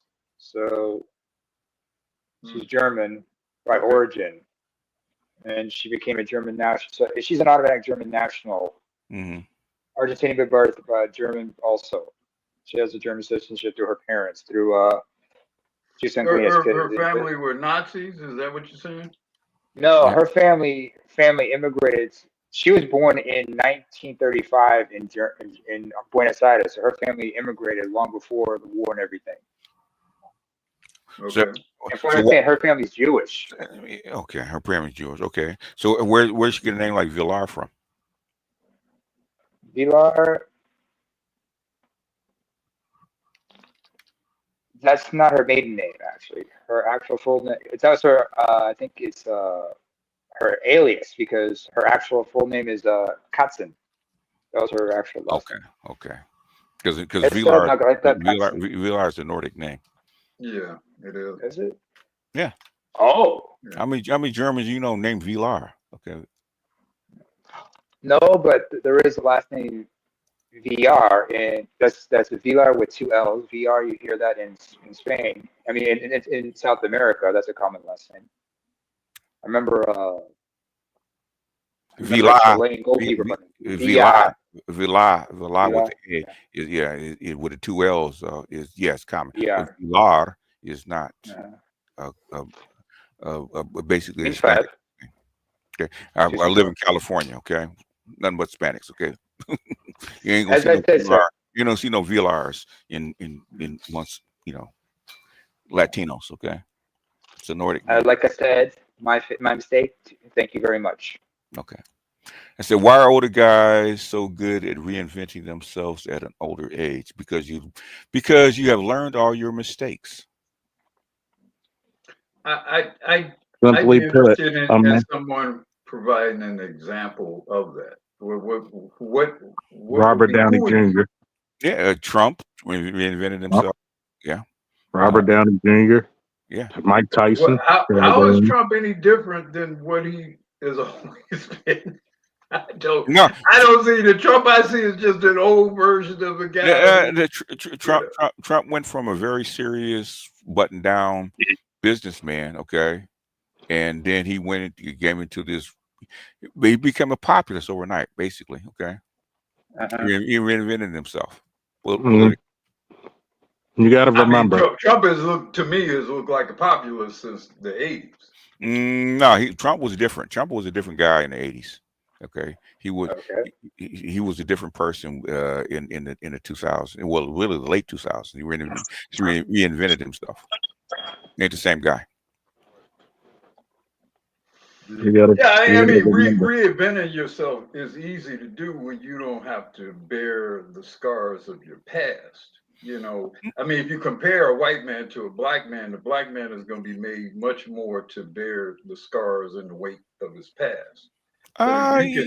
If you can avoid going to prison, et cetera, whatever, you know, all the issues that typically weigh men down, is easier to at some point later in life. The redemption story for prisoners is very common, where a guy goes in. Malcolm X did it. Okay, going to prison, drug dealer, hustler, all that kind of stuff. He actually went to got into Islam and actually reinvented himself. You can do it. I mean, those are good anecdotal examples, but I'm saying generally the extent to which your past will intrude upon your present will determine whether or to what degree you can evolve. Now, certainly some men are capable of evolving, working hard, and reinventing themselves. But typically, when you have some problems in the past, it makes things more difficult. So then the statistical probability of you being able to move from one level of life to another, et cetera, is impeded. It's very difficult for most people. I would say 80 some odd % of people to make the mental shift to actually reinvent themselves. Yeah, I agree. And that's most people. That's not just so. It's not particular to white people. I think black men would actually do it more, in my opinion, than white men do. I would say that I'm in the pro-black sector, so I see it all the time. Snoop Dogg trying to reinvent himself. Jay-Z reinvented himself. Right. Okay. We got a man here who reinvented himself a couple times. Charles Faulkner Jr. What's his name? What's his name? What do you do? How do you reinvent himself? The guy that married Mariah Carey. What's his name? Nick Cannon. Nick Cannon reinvented himself, so it's very common. Nick Cannon used to be the nerdy good boy when he was coming up in the 20s, right? Now he's quasi bad boy, quasi guru, right? Okay, so. Black men do it all the time. I think it's easier for a black man to actually reinvent himself than it is a white man. White men is usually pretty difficult. I think it's easier because we have to. Yeah. So Trump, if somebody had told me Trump was going to be a populist back in the 80s and 90s, I'd have told him you're be president. I told you were idiots. Okay, he's not presidential material. So he actually did reinvent himself. I would say that's as much a function of how the environment has changed. As Trump has changed. I'm not saying Trump has not. I don't see, other than him being older, I don't see Trump being much different from what he was 30 years ago. I mean, I see the social political landscape is entirely different. What I'm saying is your personality cannot change, but your image can. Okay. He showed up. Was he a credible threat to the Democratic Party? No, he was not. As he is now? No, he never would. Well, you say a credible threat? Well, I mean, he was a Democrat. He was a Democrat. You know what? Yeah. 15 years ago. Yes. And Wow. how did he become a Republican? Now he's a populist Republican. How did that happen? He actually reinvented himself. Became a different character. Let's put it that way. As far as a person, though, he's still the same, coke snorting person he was when he was in his 30s. Okay, but as far as a character, okay. Mm-hmm. Man, Trump hit the ground running, huh? He took advantage of it, and actually, I think he became a character. And now he started to embrace the character and actually become that character. He is that character now. Before he's just playing that part. I think he is that character now. There's two people to blame and two people alone to blame for the uprising of Don Cheadle: Hillary Clinton and Barack Obama. If those two people never picked that man and never came for that man would never be president. They started something they couldn't finish. And someone you're saying that's his villain origin story? Yep. Absolutely. I definitely think. Yeah, we talked about this before. Decided to run for office during that roasting that Obama did of him. I think, and when they were showing the look on Trump's face, you could kind of see a villain arc, developing there. Because he sat there silently, he didn't respond, but you could see in his face that was not going to end there. Yeah. And that's what he probably went back to the bathroom, back to his apartment, looked in the mirror and said, "Where did it get a load of me?" Thank you, Jack Nichols. But he did reinvent himself, in my opinion. Okay. Fair enough, sir. Well, it's been an interesting week or so. Yes, we got the hostages back, the deal's done. Yeah. How long have we been saying that if Trump got in? They're gonna shut down. Everything was gonna change when old Cheeto got in. We knew that was gonna happen. This is a neo. What did we say? What did we say about the hostages and what was going on in Gaza? And who was actually really running it? It wasn't them. It wasn't the Israelis. And everybody said, "Oh, no, it's the Jewish press and the Jewish lobby." Yada. Bullshit. Okay, Trump wasn't even in office before that shit changed. Yep, you got that shit changed before the inauguration. Like, before the inauguration, I want this shit off. I want it all. And 3 days later, you got an exchange of prisoners, and all the shit's over. Okay. What he had rapping he had in the background. Don't call it a comeback. I've been here for years. And in other words, the thing is, I've been around too long. I don't feed into the fucking propaganda. I see it for what it is. Okay. And so even though I take hits, yes, you old nigga, you don't know nothing. Okay. All right. Just wait. Yeah. 5, 4, 3, 2, 1. Certain people haven't even a certain group has not even made a video since. Okay. Oh yeah, I know who those certain people are. Certain people are. And a certain person even crashed out over there. He was misled. Okay. Yeah, I know who those certain people are. Yeah. Even them certain people that crashed out when I talked about the Deion Sanders. Okay. Yeah. I said I am not blue pill, man. I don't go in for that. I look at the landscape and I see how it's played. Okay, and that's all I look at. I don't care about the personalities, right? Okay.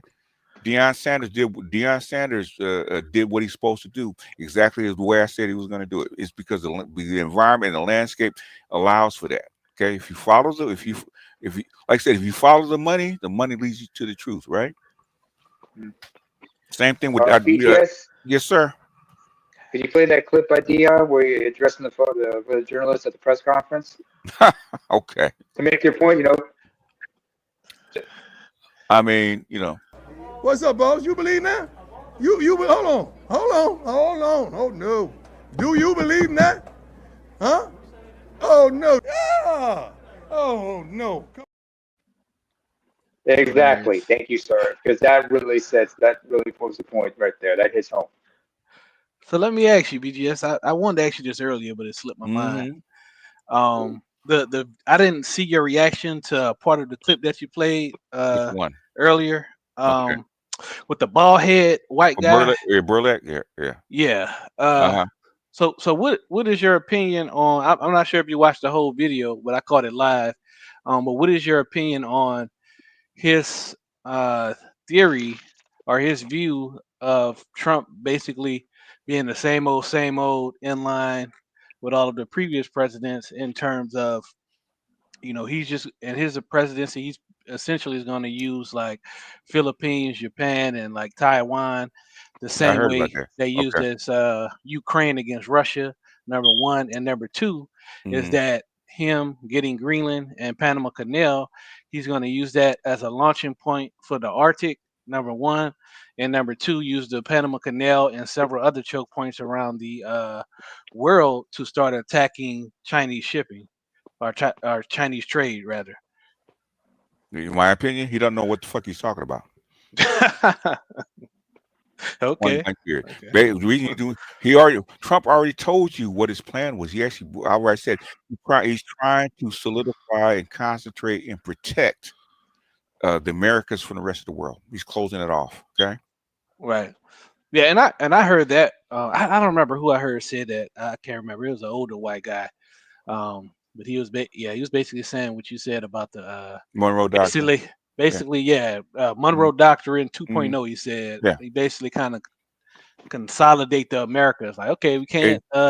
If you listen to Hexas, okay, Hexas trying to isolate China is a losing proposition. Okay, that fight is over. Okay. That fight's over. Basically, you can close off the Panama Canal.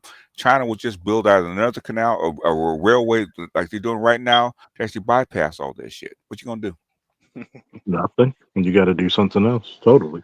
Got to do something else. And basically, if they abandon Europe, because Europe has no choice except to do what join BRICS.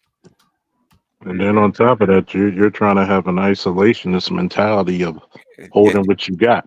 At this point, basically, he had an isolation mentality. The thing is, guess who solidified it? It's called your last president, who's a globalist. Okay, you fucked up. It didn't work. You done fucked up, right? So now, what is your fallback position? You're a soldier, Charles. Okay. If basically if the rest of the battlefield is going the wrong way, right? Okay, what do? You fall back and you strategize. You strategize, but also you protect the territory. You protect the home front, which is what he's doing. Okay, if the whole battlefield is gone, that's why he's trying to recapture South America at this point. Okay, tactical traits. Which is, in other words, Africa's gone. It's too far away. Asia's gone. Too far away. Too expensive. We don't have the weapons or the money or the time or the people to actually contain them in Asia, in Africa. Right? What's the only place that you possibly can protect and kind of hold the line, right? Which is North America and South America. So if you're a soldier. Okay, and both your battlefronts are basically being obliterated. Okay, where are you gonna fall back to? You think your closest battlefield? Closest position. It's gonna be your home and the one below you and above you. And you're gonna have to raise the fences. Okay, so basically North America. You start with North America, and Greenland is just part of it. But also, guess what? Okay, you try to extend it down to Latin America, and maybe you can get a foothold, okay, and reverse what you're doing. Go ahead. Question, BGS. With all that being said, and I listened thoroughly, how is he gonna fix that perpetual problem that Osama started with Venezuela? How's he gonna fix that? He's gonna have to fix that. Basically, it's easier to blockade Venezuela than it is to blockade China. So less resources. All that natural resources go to the hidden bottom. If in other words, if you can have all the oil you want, you can have all the produce you want. If you can't sell it to anybody because you can't get it out, how you going? What do you have to do? Wasn't he selling it to the Russians, and wasn't he selling it? If you take your Navy down and blockade that shit, how you gonna sell it? Point taken. Okay, if you can convince his neighbors around Venezuela to actually shun him, blockade him, what are they gonna sell?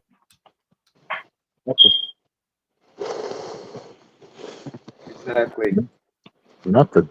Good physical goods have to move physically. Okay, they don't move virtually. Okay, how you do it? Exactly. Okay, how do you reverse the pull, right? Because they're losing South America, right? So basically, do you try if you want to protect you protect your neighborhood or your backyard first? Yeah.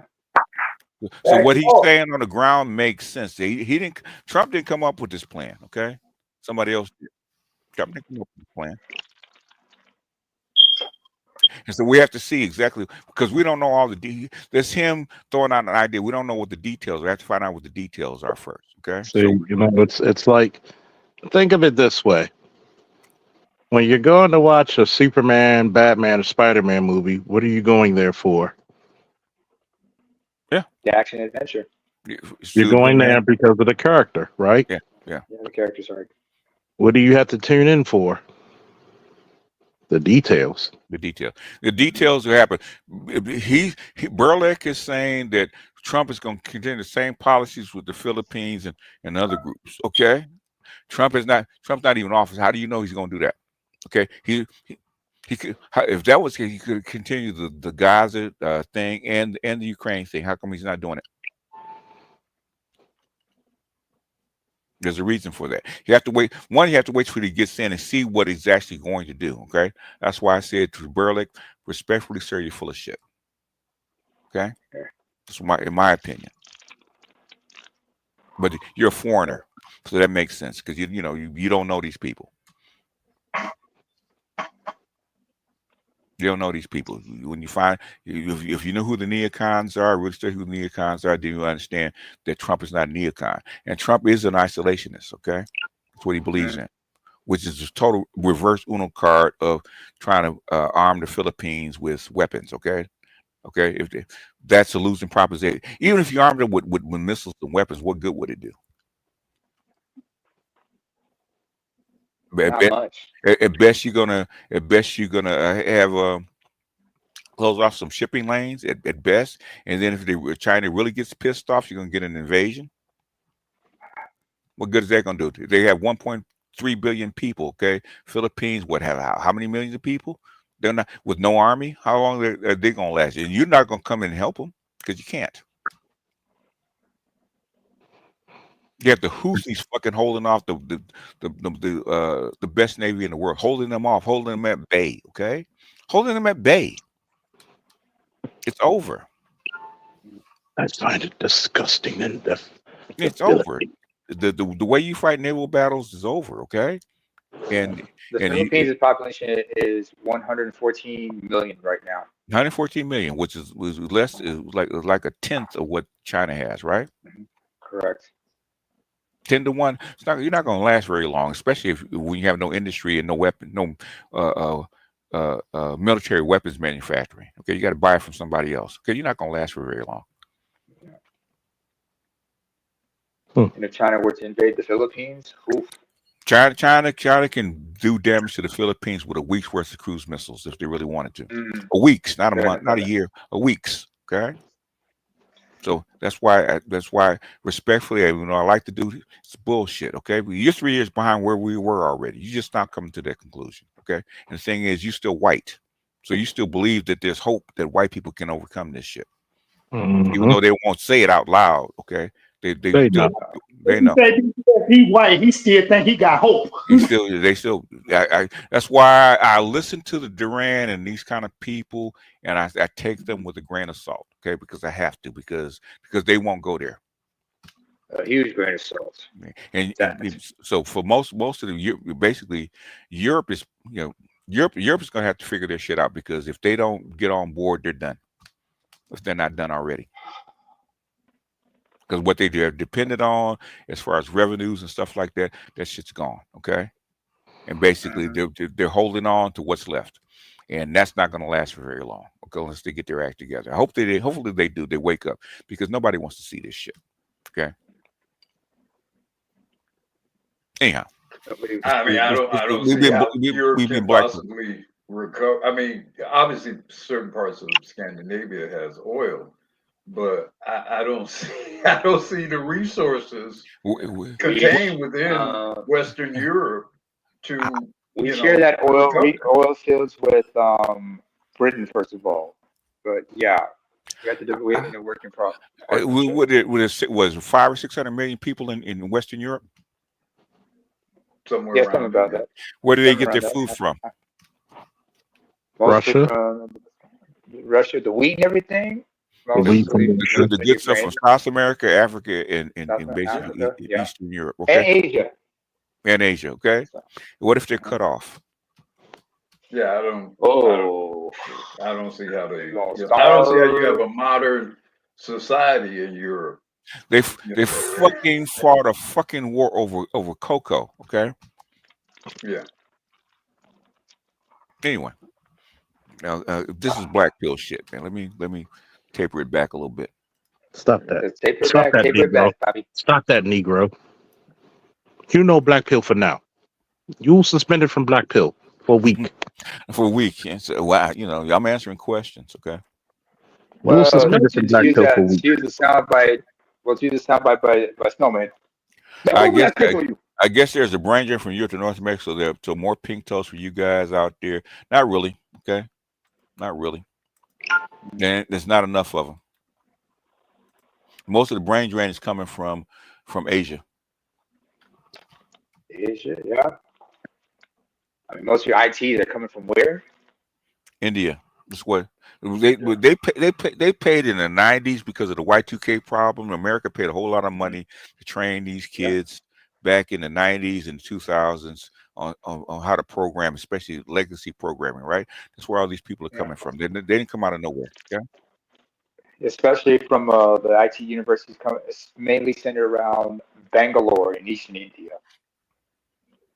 I know because I know some people went to college. It was okay.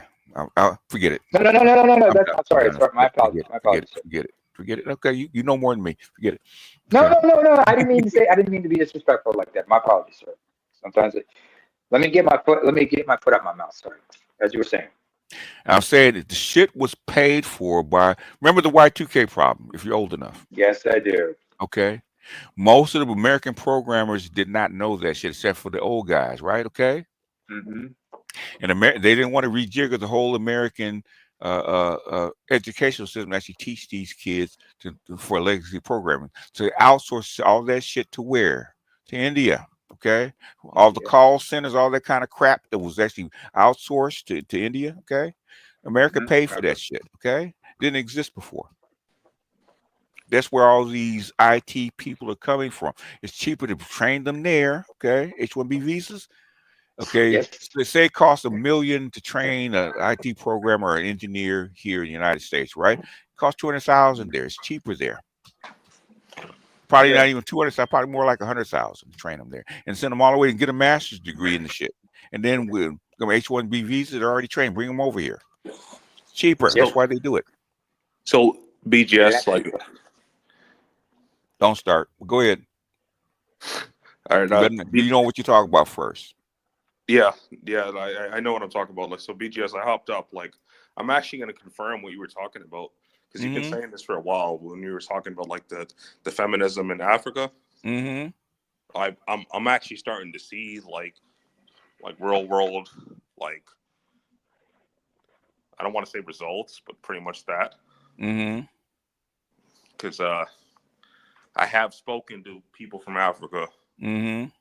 In Africa, outside of Africa, but just Africans in general. And they have told me, but they're saying it's mostly in West Africa. That's where the majority No, it's not. It's mostly in West Africa. Dr. Marifa just talked about it in Kenya, okay? Bullshit. Well, I said mostly. I didn't say only. No. South Africa is probably the worst, okay? Because they have white folks, okay? It's where it started. Any place where there's development, that's where feminism is probably the worst. It's probably Kenya actually had to retract some laws maybe a few months ago. Okay, some feminist laws.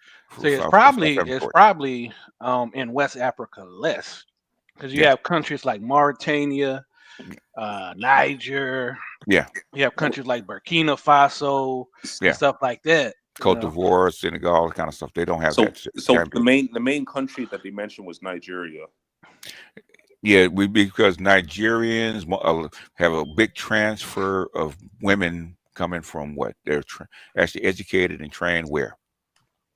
Western Europe as well as North America. In North America, that's where you see it. But the thing is, guess what? That shit don't rock in Nigeria. They don't play that shit in Nigeria. Okay. No, they don't. Absolutely not. They do not play that at all. No. Now they complain about them getting brand new when they get into the Western countries, but they don't play that shit in Nigeria. At least not yet. And it's Kenya is probably more liberal than Nigeria.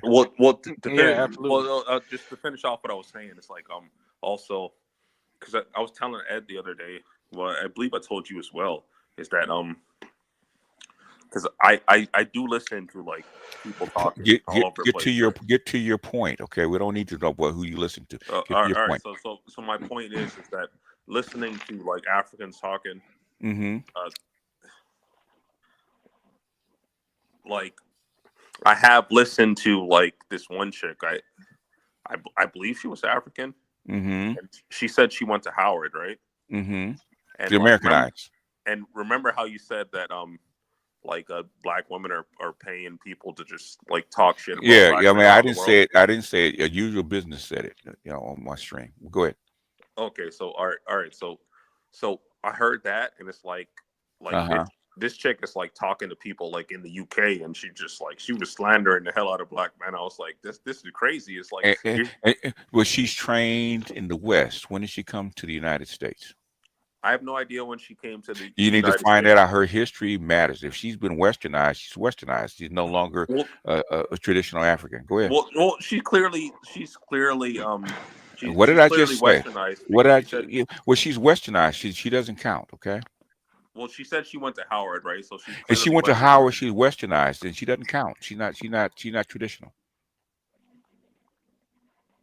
That's not what we're talking about, okay? We're talking about on the ground people that have never been here, never been westernized. How the culture is changing slowly but surely because you're actually developing. That's what we're actually talking about. We're not talking about that, okay?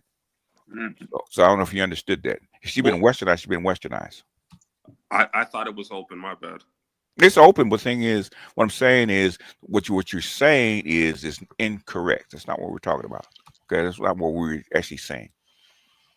If she's been westernized, that's a different story. Okay, you have tons of people that have been westernized that are here, that are African. Okay, Issa Rae is one of those people, right? She's westernized. Okay, you would never suspect that she's Senegalese, but you go to Senegal, they don't act like that.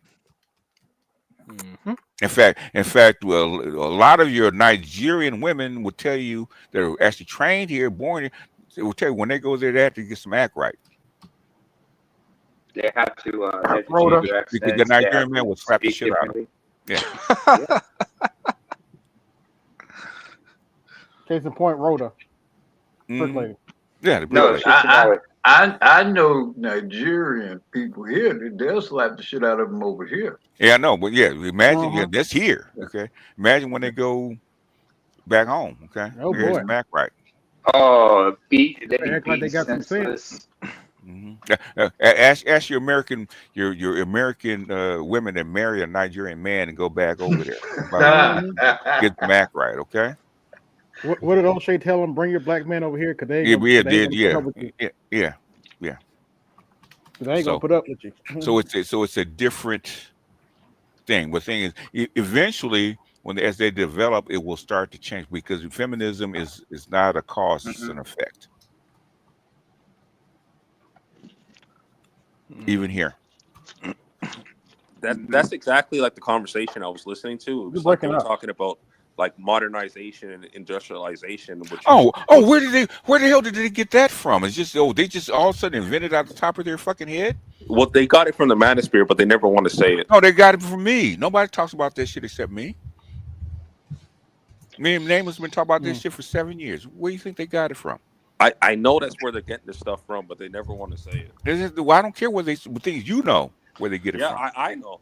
That's why I've been trying to check them, but they don't like it. Don't you have to check them? Don't waste your time, man. Say BGS, you know what's your crowning achievement that What's that? has made its way globally? What, sign language? The term gynocracy. Oh, is it? I ain't never heard so many white boys say gynocracy before. I'm like, God damn. Oh, yeah. Rolo should fight me on it all the time. I'm not gonna lie, I was a little bit resistant to the term gynocracy too, because it's it's not a common term. So to me it just felt like it was easier to say matriarchy, because it's everybody understand. But it's like when you say gynocracy, I remember at a point you have to explain and break down what it means. Now everybody's saying it. I'm like, damn, this shit. Because the laws are turning the whole Western world into a gynocracy. A legal gynocracy. It's not a cultural gynocracy, but it's a legal gynocracy. Right.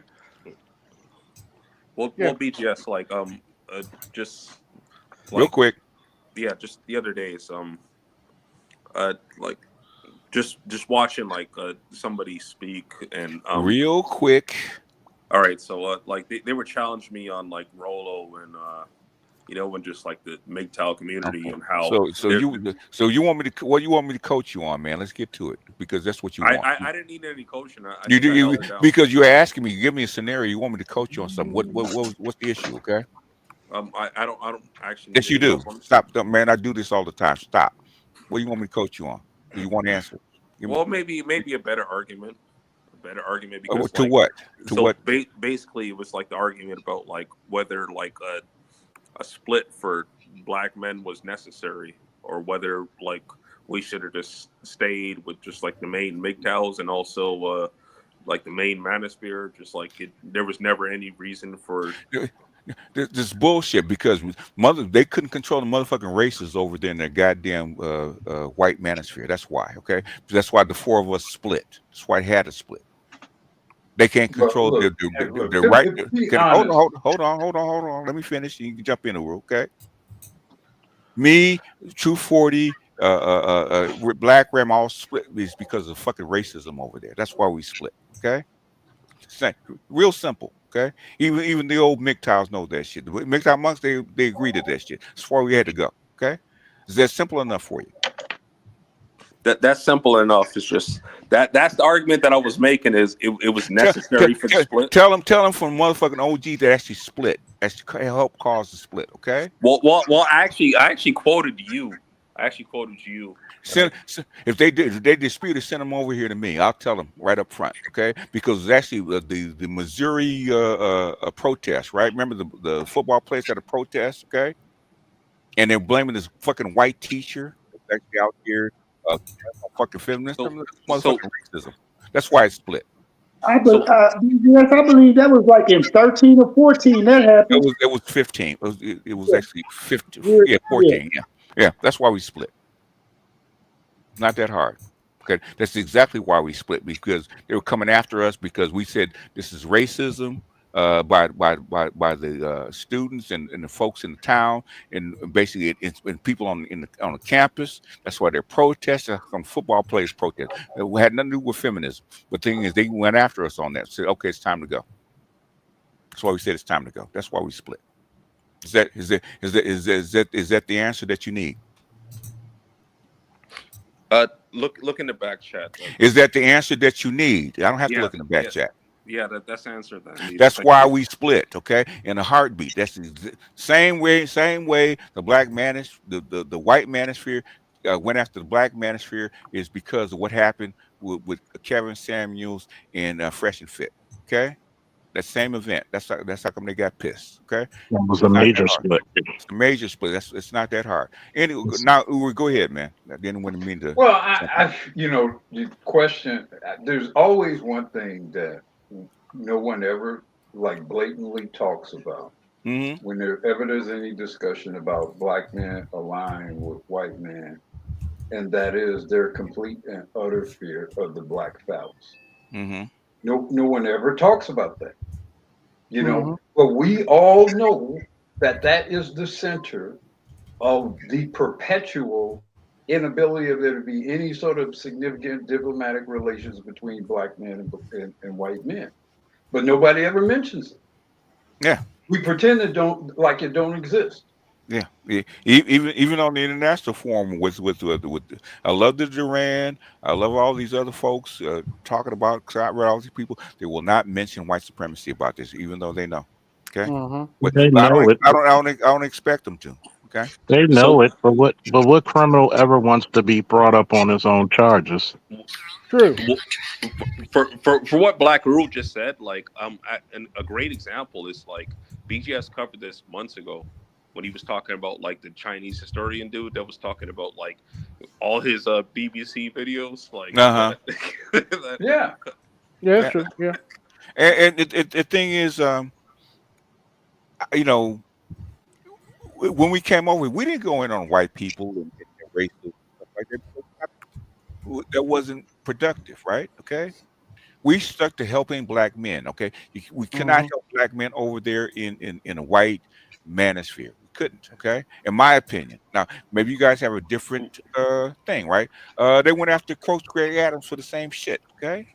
Well, You don't talk about black people for the most part. Well, BGS, my understanding is that black men like wanted to help just men in general, but realized that they don't care about black men at all. So it's like, yeah, it was necessary This to is separate. a racial caste system. Yes. How do white men feel good about themselves, and when black men want to eradicate a racial caste system? The thing is, okay, the ADOS community has very unique problems. Okay. And we That talk are about a function of the racial caste system. it is, but what I'm saying is, we cannot address our unique problems in a white manosphere because all men have the problem. No, motherfucker, you don't. Okay. Because the problems of black men highlight the inherent problems of the racial caste system that the white men benefit from. It does. That's true. But the thing is, in a white manosphere, you can't bring it up, and you'll get attacked if you do. So basically, you have to separate yourself, right? Okay. Exactly. And we have very unique problems with our black women, okay? Very unique problems, okay? And it's not all, okay? So say, all men have a problem. Motherfucker, no, you don't, okay? You don't. And I come over here, motherfucker, I'm not talking to you, okay? That's why I tell white guys, if you can use it, fine, but I'm not talking to you. That's why I came over here. Well, BGS, for example, like you actually had a pretty big MGTOW content creator come to your channel the other day. I'm not going to name his name, but like name his name. Good Lord. That was Hammerhand that came over to your channel. Oh, I remember Hammerhand. Yeah, I know who he is. Yeah. Yeah, and he even super chatted it. He was in the chat. Hammerhand knows what the issue is over there in the white manosphere. Okay, they know. They talk to me. I talk to them behind the scenes, man. All the old MGTOW monks, they know what it is. Yeah, he's a MGTOW monk. Yeah, I respect him on that. Yeah, I'm a MGTOW monk. Okay, I know them. What they know what the problem is. They know why we had to leave. That's like we never said anything. In fact, they said we have to stop the white guys from attacking the Ibmores. What they used to say all the time. Okay, way back when. Does MGTOW monk mean that you abstain from sex? Yes, that's what it means. You abstain from relationships with women. You can have sex if you want to. Okay. You can have sex if you want. It can be transactional. It can be all kind of things. You're not getting into a relationship. You can have as much sex as you like. Just don't be in a relationship. Young Grizzly is the MGTOW monk. He still has sex. Okay. All right, got it. Thanks. That it? Maybe. You should know this shit already, man. If you studied it, you should already know this. Okay? Y'all been how y'all in this space this goddamn long don't know the history and the basis of these terms. Okay, I don't get it. I don't give a shit about it. Okay, well then why? Okay, well then why are you curious about MGTOW monks? Then I don't get it. Well, it came up in this conversation. So why are you curious about it if you don't give a shit about it? Okay, I didn't give a shit about it enough to research it, but since it's on the table in the conversation and I don't have to actually do anything, but ask you, I'm going to ask. Okay. Pedestrian. What if he had said that it means that you don't have sex? Or how would that inform or influence your opinion? Because that will actually Then- solidify his belief of what he thinks about big time monks. Yeah, like he Well, seems you asked me the question, so I'm Yeah, gonna well, say then I you would asked know the what the question. definition is, just like I know what it is now. You asked the question, bro. I know, No, and now I have an answer. I please I mean, okay, so a brother says I'm gonna abstain from sex. That's what it means to be a big time monk. So what? What do we do with that? Then I know the definition of MGTOW monk now. That's not the only Okay. thing, but go ahead. Okay, so but how does that influence or inform your view of it? I Or have the does it at information on all? what the definition is. No, That's don't it. let it go. Let it go. He's not going to answer. Yeah, Let it go. right. I know. That is I know. Let I it just go. want to see how Let it go. far Let he it was go. gonna Let it go. go. Let it I go. just Let it want to go. see how Let it go. Yo, bro. The Let definition it go. doesn't matter. Just get to the point of what you're Let trying it. to Let say. it go. Let No, it go. I mean, that's the thing. if you're really curious about it, there's a whole definition of it from MGTOWs. Okay. Yeah, That's but you why just gave I it to don't me. know. You are MGTOW, so now I have it. Thank you. Okay. Move on. Because No, thank Move you. on. actually recently just Move on. I don't want to talk about it. Okay. Because you're gonna irritate me. Move on.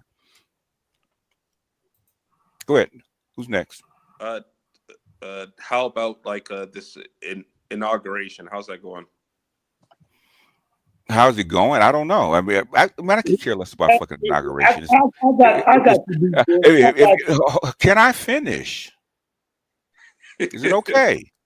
I don't know. Let me ask you guys. What is it about me that when I get in mid sentence, y'all have to jump in? Well, What's up? I'm well, just curious about it. Well, BGS, you are a polarizing figure, so I mean, Art knows this. Ur can hear it, right? Okay. I get 5 words in, and people want to jump in and finish my sentence. Okay. What is that? It's at some point it gets irritating, right? Yes, Drift. Let me finish the goddamn sentence at least. Let me get to the period at least. Okay. I don't want to go on 5 minutes. Let me at least get to the period. Okay. I don't give a shit about the inauguration. Basically, if you really want to know what's going on, listen to the confirmation hearings. Okay.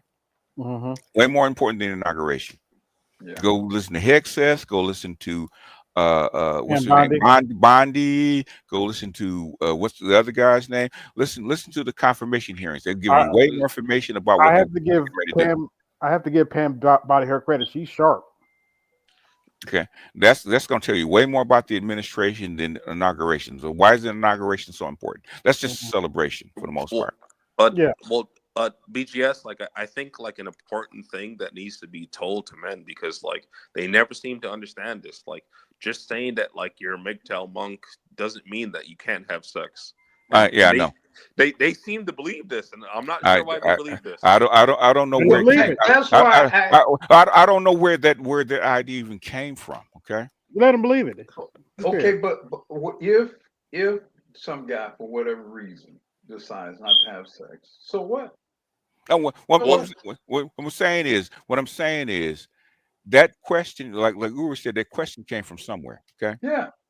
That's why I was trying to get an earnest answer. What's the motivation behind that particular question? Of all the questions you can ask, you're concerned about what some guy's doing between his legs.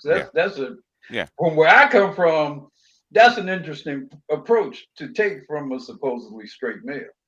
Where I come from is just a question. Well, no, the thing that okay, questions don't come from nowhere. Okay. Yeah. And that particular question comes from a mindset or information that you got from someplace else. Okay. So my understanding of like the purpose of the question is to seek information. So if I did get misinformation from somewhere else, I now have clarity. Thank you. That's what he's asking. Where'd it come from? No, I'm thanking you for that. No, that's my point. dude, what I'm saying is we get this fucking question all the goddamn time, okay? Okay. And that's the information that's going around about MGTOW and monks and all this kind of shit, man. That's why he asked you. That's why I answered the question. We wanted to move on. It will get other shit started, okay? I don't want to start anything. I just want to answer the question. I answered your question. I'm talking to Uru. People are never going to About admit my question, why. but go ahead. People will never admit where this the seed of the question actually came from. So that's why, so forget it. Don't even worry about it. Yeah. Let it No, go. I know. I just wanted to see if he would be honest, but No, it's okay. It's okay. So like I Okay. actually talked to I don't MGTOW. even want to talk about it anymore because it's going too far, right? And I don't. Well, Go ahead. yeah, just to quickly settle this, like I actually talked to a lot of MGTOW monks, and actually like it does not mean at all that you can't fuck women. Like if you think that, you're dumb as hell. I'm not sure what to tell you. But it just means that like you're not gonna live with the chick, like you're not gonna marry the chick. Like how hard is it that how hard is that to understand? Like I It's don't understand it. because there's propaganda that goes around about MGTOW and MGTOW monks and stuff like that, and me mentioning it in the first place. Okay, so I ain't like telling people because people don't know what the fuck it is. They didn't research it. They want me to clear up something that they believe in, right? Because it's been passed around like that, mostly from women. Okay, that's why I want to talk about it. it's a kind of setup for a got you tool for dick policing and for manipulation of your motivations because they know men are sexually motivated. So then if I get you on this, you're supposed to be wearing a male version of a chastity belt or whatever, I can continually attack your integrity and your virtue based on that issue. It's a very disingenuous, man. It's a very disingenuous issue. Yeah, and basically, you know what I said? Used to say, Uru. Okay, people used to challenge me all the time. Okay, I said I could be a homeless man pushing a fucking shopping cart. Either the information that spread is accurate or not. Yeah, and you can choose to do what you will. It doesn't matter. Okay, is the stuff I put out accurate or not? Whether I'm homeless, whether I'm a virgin, or no matter what I am, right? Is what I put out accurate or not? But see, we know this. We know we're black men, and we know our dicks are supposed to be policed. Yes. So then, if we, God forbid, we say anything about being virgins or being sexless or whatever, there is myriad content that can be generated surrounding our how we use our dicks.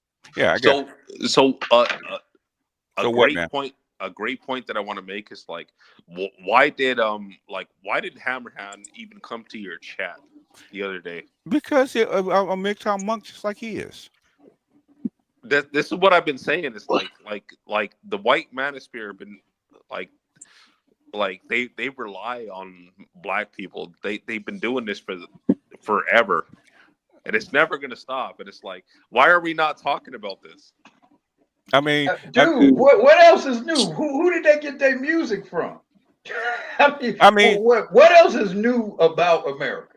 Well, I mean, they don't promote me, but the thing is, I mean, that's where I started. That's where I started the manosphere. Because I actually like Hammerhand. I actually like Hammerhand, but I was surprised to see him on your channel. That's all I'm saying. Oh, well, you're surprised, but I'm not, because I'm a MGTOW monk just like he is. Okay. And Hammerhand's been around.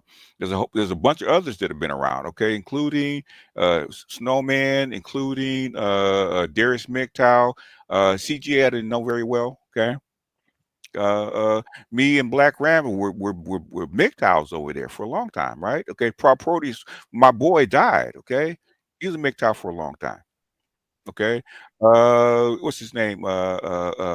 Thinking Ape can't stand my ass, okay. Man, that Paul Proteus was a deep brother, man. Rest in peace. Yeah. That's my Canadian brother. That's why I became a MGTOW, because of Paul Proteus. Yeah, he was deep. That's my Canadian brother. I have with him, of course. Yeah. I'm sad that he died. Yes, sir. Yeah. Speaking of MGTOWs, what about Barbarossa?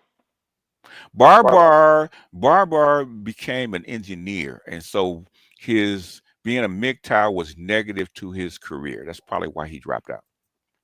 Okay. Oh, that would explain a lot of things. Because he got a master's in engineering, so he had to go into the profession and get promoted. So guess what? He had to drop out. He had to drop off. Hold on a second. Hold on a second, Andre. Andre, hold on a second. that would explain a lot of things, because I still go back to listen to some of his stuff, and he has talked about like how the engineering thing is like, he followed in his father's footsteps. Mm-hmm. But becoming a master, getting a master's degree was something, because he remembered his motivation to get a master's degree was because his father wanted to get a master's degree, but his mother was pressuring him to, to settle down and start get a supporting job the and all family that instead stuff. of Yeah. get a job and all that And, stuff. But I think Barbara still has the same girlfriend he's had for years, even though just he making never sure married never to her. get married. Yes. Well, have kids. that's actually a good thing, because like that's what was said about MGTOWs is like the reason why they disappear is like either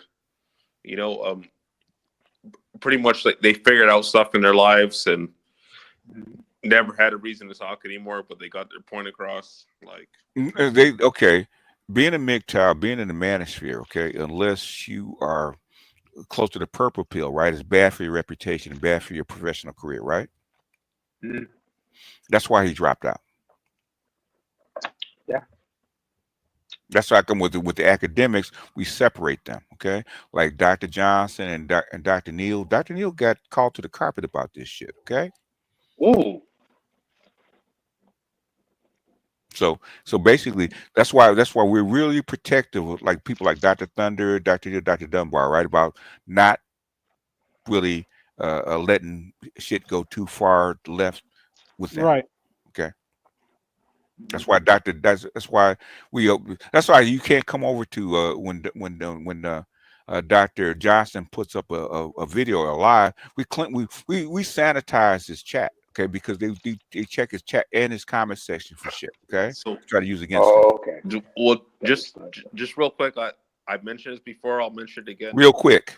All right, so I seen a Dr. T stream, a random Dr. T stream, and I have seen that Thinking Ape, like actually donated to the channel. Okay. To Dr. T, because like that shows that like these so-called like people that are supposed to be better than us are watching our content. I'll tell you this. I'll tell you this, man. My third video is MGTOW Sandman Stole. Okay, third one, not the first, not the second, but the third, not the 20th, the third one. He stole. Okay, and didn't give me credit for it. Third one. Okay, so that's very common. I'm not surprised. Old stuff over here. Yeah, it is what it is. That's why I don't get upset about it. Okay. Like Little Richard, never got paid until the end. Who's that? No, I was making a Little Richard reference. Oh yeah. I used to say I never got paid until Michael gave him his masters. If I wanted money, my mentor would get me to doing the Dr. Umar thing. Okay. That's what I wanted. It's too easy to do that shit. Go ahead. How many people try to call your job about something? I had one person listen to me try to say, what if I told You're breaking up a little bit, Charles. So what if I the way you work, how do you talk? I don't give a shit. What are they gonna do? Most of the people who listen to me are from the police. They just shit. And we have an issue with a woman associate that's having the same issue. Okay, that's why. So, like even Dr. Umar, like is starting to understand like the game is messed up. He knows. He's not starting to understand. He knows. He been there. The Pater Africans play what the Pater African says. Come on. Well, like the point that I'm trying to make is like talking to chicks in Australia. He was paid to do so. Well, he was paid to do so, but like he also understood that like they have the same mentality as chicks like back like wherever he's from. I'm not sure what city he's from. Western civilization. And she's westernized, okay? She's westernized. And they okay, this is something Dr. Marifa said. And he, if he's in the chat, he can say most Africans or most non-American black chicks do not see themselves in first world culture. Okay, only black chicks that see in first world culture are black American women. That's why they copy them. Sadly. Yeah. So they talk the same shit that their black American sisters talk without understanding the culture. I saw a TikTok video where there was this young black woman. I think she's a comedian. She was from Britain. And she described, she was, 30-ish, maybe 40-ish. And she describes how much of her whole cultural experience was framed around like 90s Black American sitcoms and TV shows, and her whole sense of identity as a because when she was coming up, I guess in the UK, there was no media not for black people at all of any consequence at all. So all of their view as a black woman celebrating black beauty and black culture, it was all framed around the Fresh Prince of Bel-Air and the Cosby Show and Family Matters and all of that. And it was rather startling to hear her describe how not even being an American black person, but their whole view of themselves, or largely view of themselves, was framed around Black American media and TV and music. Black Guru, I definitely have questions for you because like I was actually listening to like a chick that like she said she went to Howard and I believe she said she was like Nigerian or whatever. So some type of African. Is that the one you mentioned earlier? Yeah. Okay. So basically, like she was going on about Let me shut up. Yeah, be quiet. So she's been doing this for months, and like I've been trying to tell you guys about this, but like nobody want to listen. Okay, nigga, we've been hearing this shit for 10 years. What's new about her? So she's been going around saying that like pull her up, pull her up. What's different than what they've been saying? I could actually pull it up if you want me to do it. Nigerian chicks in the United States been saying that shit for years, for decades. Andre, could you put it in the back chat for me? If you want me to do it, I'll do it. But like I really don't want to do it. But you're gonna keep talking about it. So pull her up. Well, all right. So could you put the link in the back chat? You ain't gonna let it go. No, you can put it in front chat. So I want to do it, but I keep bringing it up. This is actually in fact, you pull it up. All right, so this is the UK channel. So pull it up, pull the shit up. Don't talk about it. All right. Up. Like, god damn, like you pulling up shit like we do not need a precursor. God damn it, just pull it up. What is it about these Canadians that talk, man, that do word salad, man? God damn. He's on some different type of weed, bro. All right, He's so on like I don't like to pull this up because like sometimes I say some crazy Shut the fuck up and pull the goddamn video up, nigga. Goddamn Yardy. He got the belt out there. Goddamn Yardy, man. Okay. Ratted. God's on my side. Ratted. Pull the blood clot video up, man. Oh man. Ratted. Boy, I'm breaking out, bring All the right, forces. so Boy, I push him. I'll be a man there. Put the fucking link in the chat, man, or something. Because it's the third time you brought this bitch up, man. He just wants you to see that bitch. Well, I want to see what she's talking about. I'm gonna put it up. Like y'all gonna. Jesse was talking the same bullshit that you went after. What is it about you and Nigerian chicks that you got that gets your dick hard about them? What's up with them, man? You gotta be educated Nigerian chicks get your dick hard. What's up with that? Because you went after Jesse the same way. Okay, I mean the Jess the same way. Yeah, that's what I was gonna ask. Is he talking about? Let me shut up. Is he talking about Jess? No, you're not talking about Jess. Okay. No, not at all. AB. Where's the link, nigga? I'm looking it up right now. Like, just you don't have it in your favorites. Well, mute yourself till you find this shit, man. We'll carry on, okay? What? All right, I hate so people. No. Mute until you bring this until you find it, man. Mute yourself. Actually, I found it right now. Give me a second. You won't do it, so I'll do it, okay? You won't mute yourself, I'll mute you, okay? You get on my motherfucking goddamn last ass nerve, okay? I know how I felt Saturday. No, I know. You won't shut the fuck up, man. Were you raised by a single mother or something? God damn. Waste man, yo. Man. We got it's a bumper clot, man. Shit. we got not that messy Jesse on the panel. We got the goddamn Canadian collaborator. But I'm just still confused. That's why I call him Little Maple Leaf, man. Good grief, yeah, a teenager. You should call him You should call him, maple syrup biscuit right now, because he's like that old Limp Bizkit boy. Keep trolling. No, that's funny. Anyway, anything else, y'all? Why he's fighting this shit? My man needed electric. Well, what was I going to say? Here we go. Let me ask you something. Charles? He's there. Just talk, man. Goddamn. All right.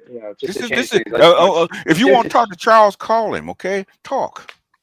All right, just to change the subject a little bit, how are you feeling about, what happened in Buffalo, man?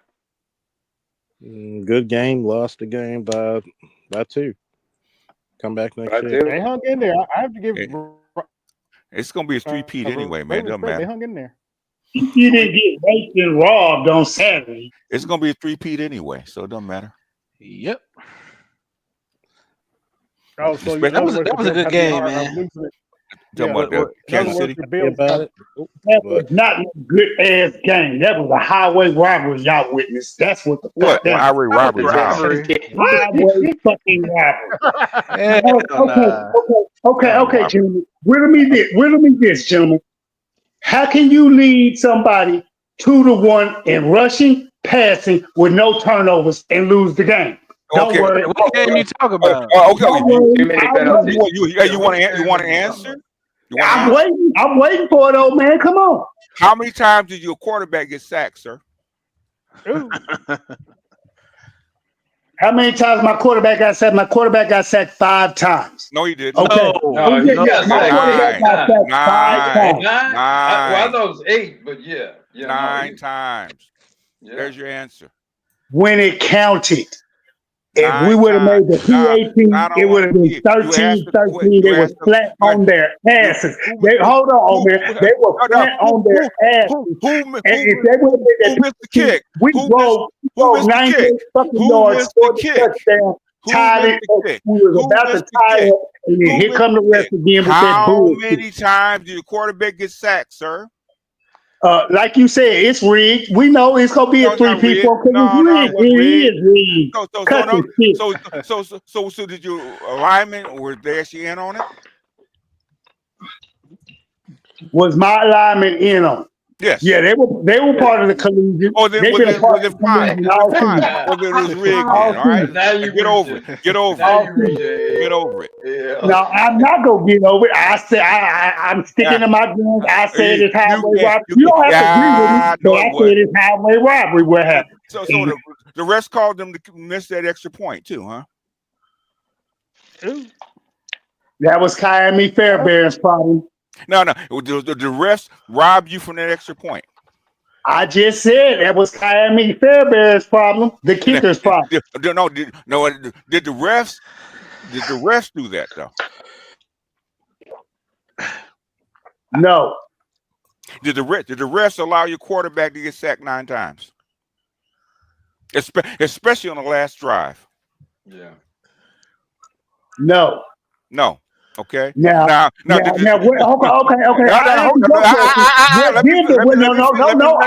What did the referees allow throughout that game? Bullshit. They allowed bullshit. Now that pass that Travis Kelce caught. Okay. Did the refs kiss the ball for him?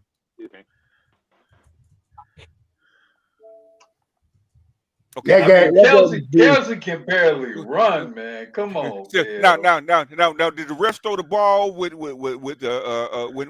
it falling down? Okay. No. Okay. There's a couple calls that I would say were questionable, right? But see, they got championship calls. They did get championship calls. There's one where it was a questionable call that I thought was wrong, right? When clearly made a first down, right? Yeah. And they called it back. They placed him short, right? Okay. The same a series later, the same thing happened to Kansas City. Guess what they did? Same thing, right? Okay. Mm-hmm. There's always calls, but guess what?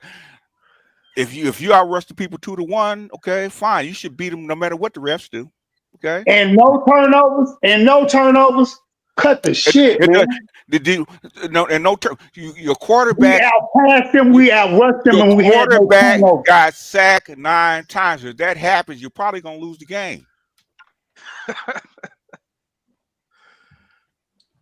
Look, you're probably gonna lose the game. All right. Okay. Mm-hmm. Because I watched from the second quarter on, right? Okay, y'all made a whole bunch of mistakes. You guys shot yourself in the foot a lot of times, right? A lot of times. In field goal range, let your quarterback get sacked. Okay, missed extra point. Okay, you could have played better defense on your last drive. Okay, Kelsey caught the pass. You could have came back. Okay, let the quarterback get sacked.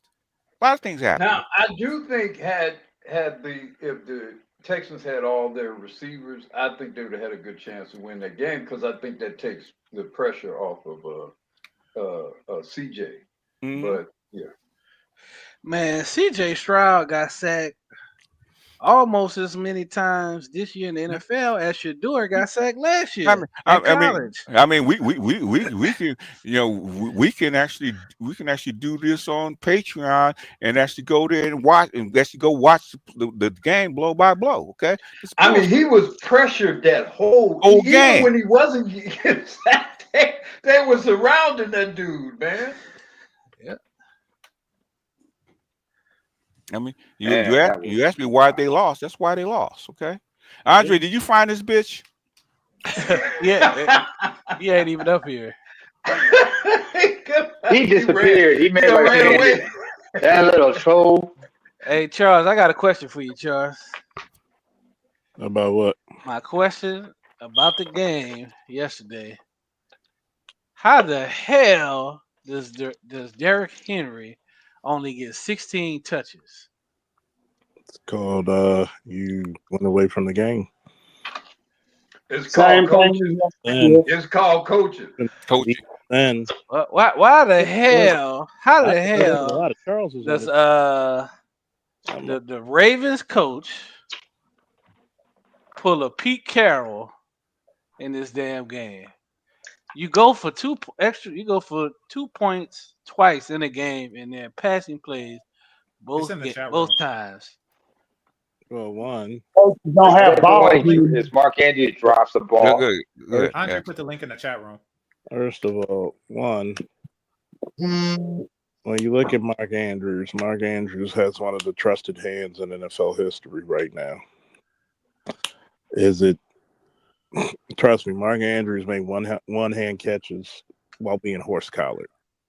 Well, he couldn't make that damn two-handed catch. That was a tough ball to catch. That was a freak accident. Man, that was a roll-in fucking catch. Period. Let's say you could have made those two. People would be talking a different story, right? Let me just say this, AL. Check out with 3 turnovers. Let me just say this real quick. Is this shit 2 hours, Andre? Do you actually want to tell me give me some kind of time marker? We're not gonna watch a 2-hour thing. No, hold on. Why are you bringing this up? Like, what's the purpose of this? I have no idea. Andre, where are you? You got a timestamp or something? Like, what's the purpose of this shit? Nobody gives a fuck what no African chick say. Like, really? No, that gives him a hard on. He wants be just acknowledge this shit. So let's let it happen. Now I'll just say, check out Sean King talking about that play, that 2-point play on YouTube. The ex-quarterback for Tampa Bay, Sean King. Yeah. Oh, yeah. I ain't seen or heard from him in a month of Sundays in a minute or two. No, Shit, he doing Sean podcast? King does good, honest commentary about football. Yep. He does Yes, he does. podcasting? I I just didn't know he I've did seen him a podcast. couple of times on the with Rob Parker on the Fox. He Oh, does okay, good okay. He's over there with Rob out of Miami. Okay, all right, gotcha. I'm just a little confused. Because here's the part with Andre where I'm gonna start calling you the derailer. You trying to bring that's like He's 5 an instigator. that nobody gave a fuck about 5 years ago. Like somebody bringing up. Bring your ass back up here, man. Because if this shit is bullshit, I'm gonna actually tear into your ass randomly an hour in. Okay. He got the belt out.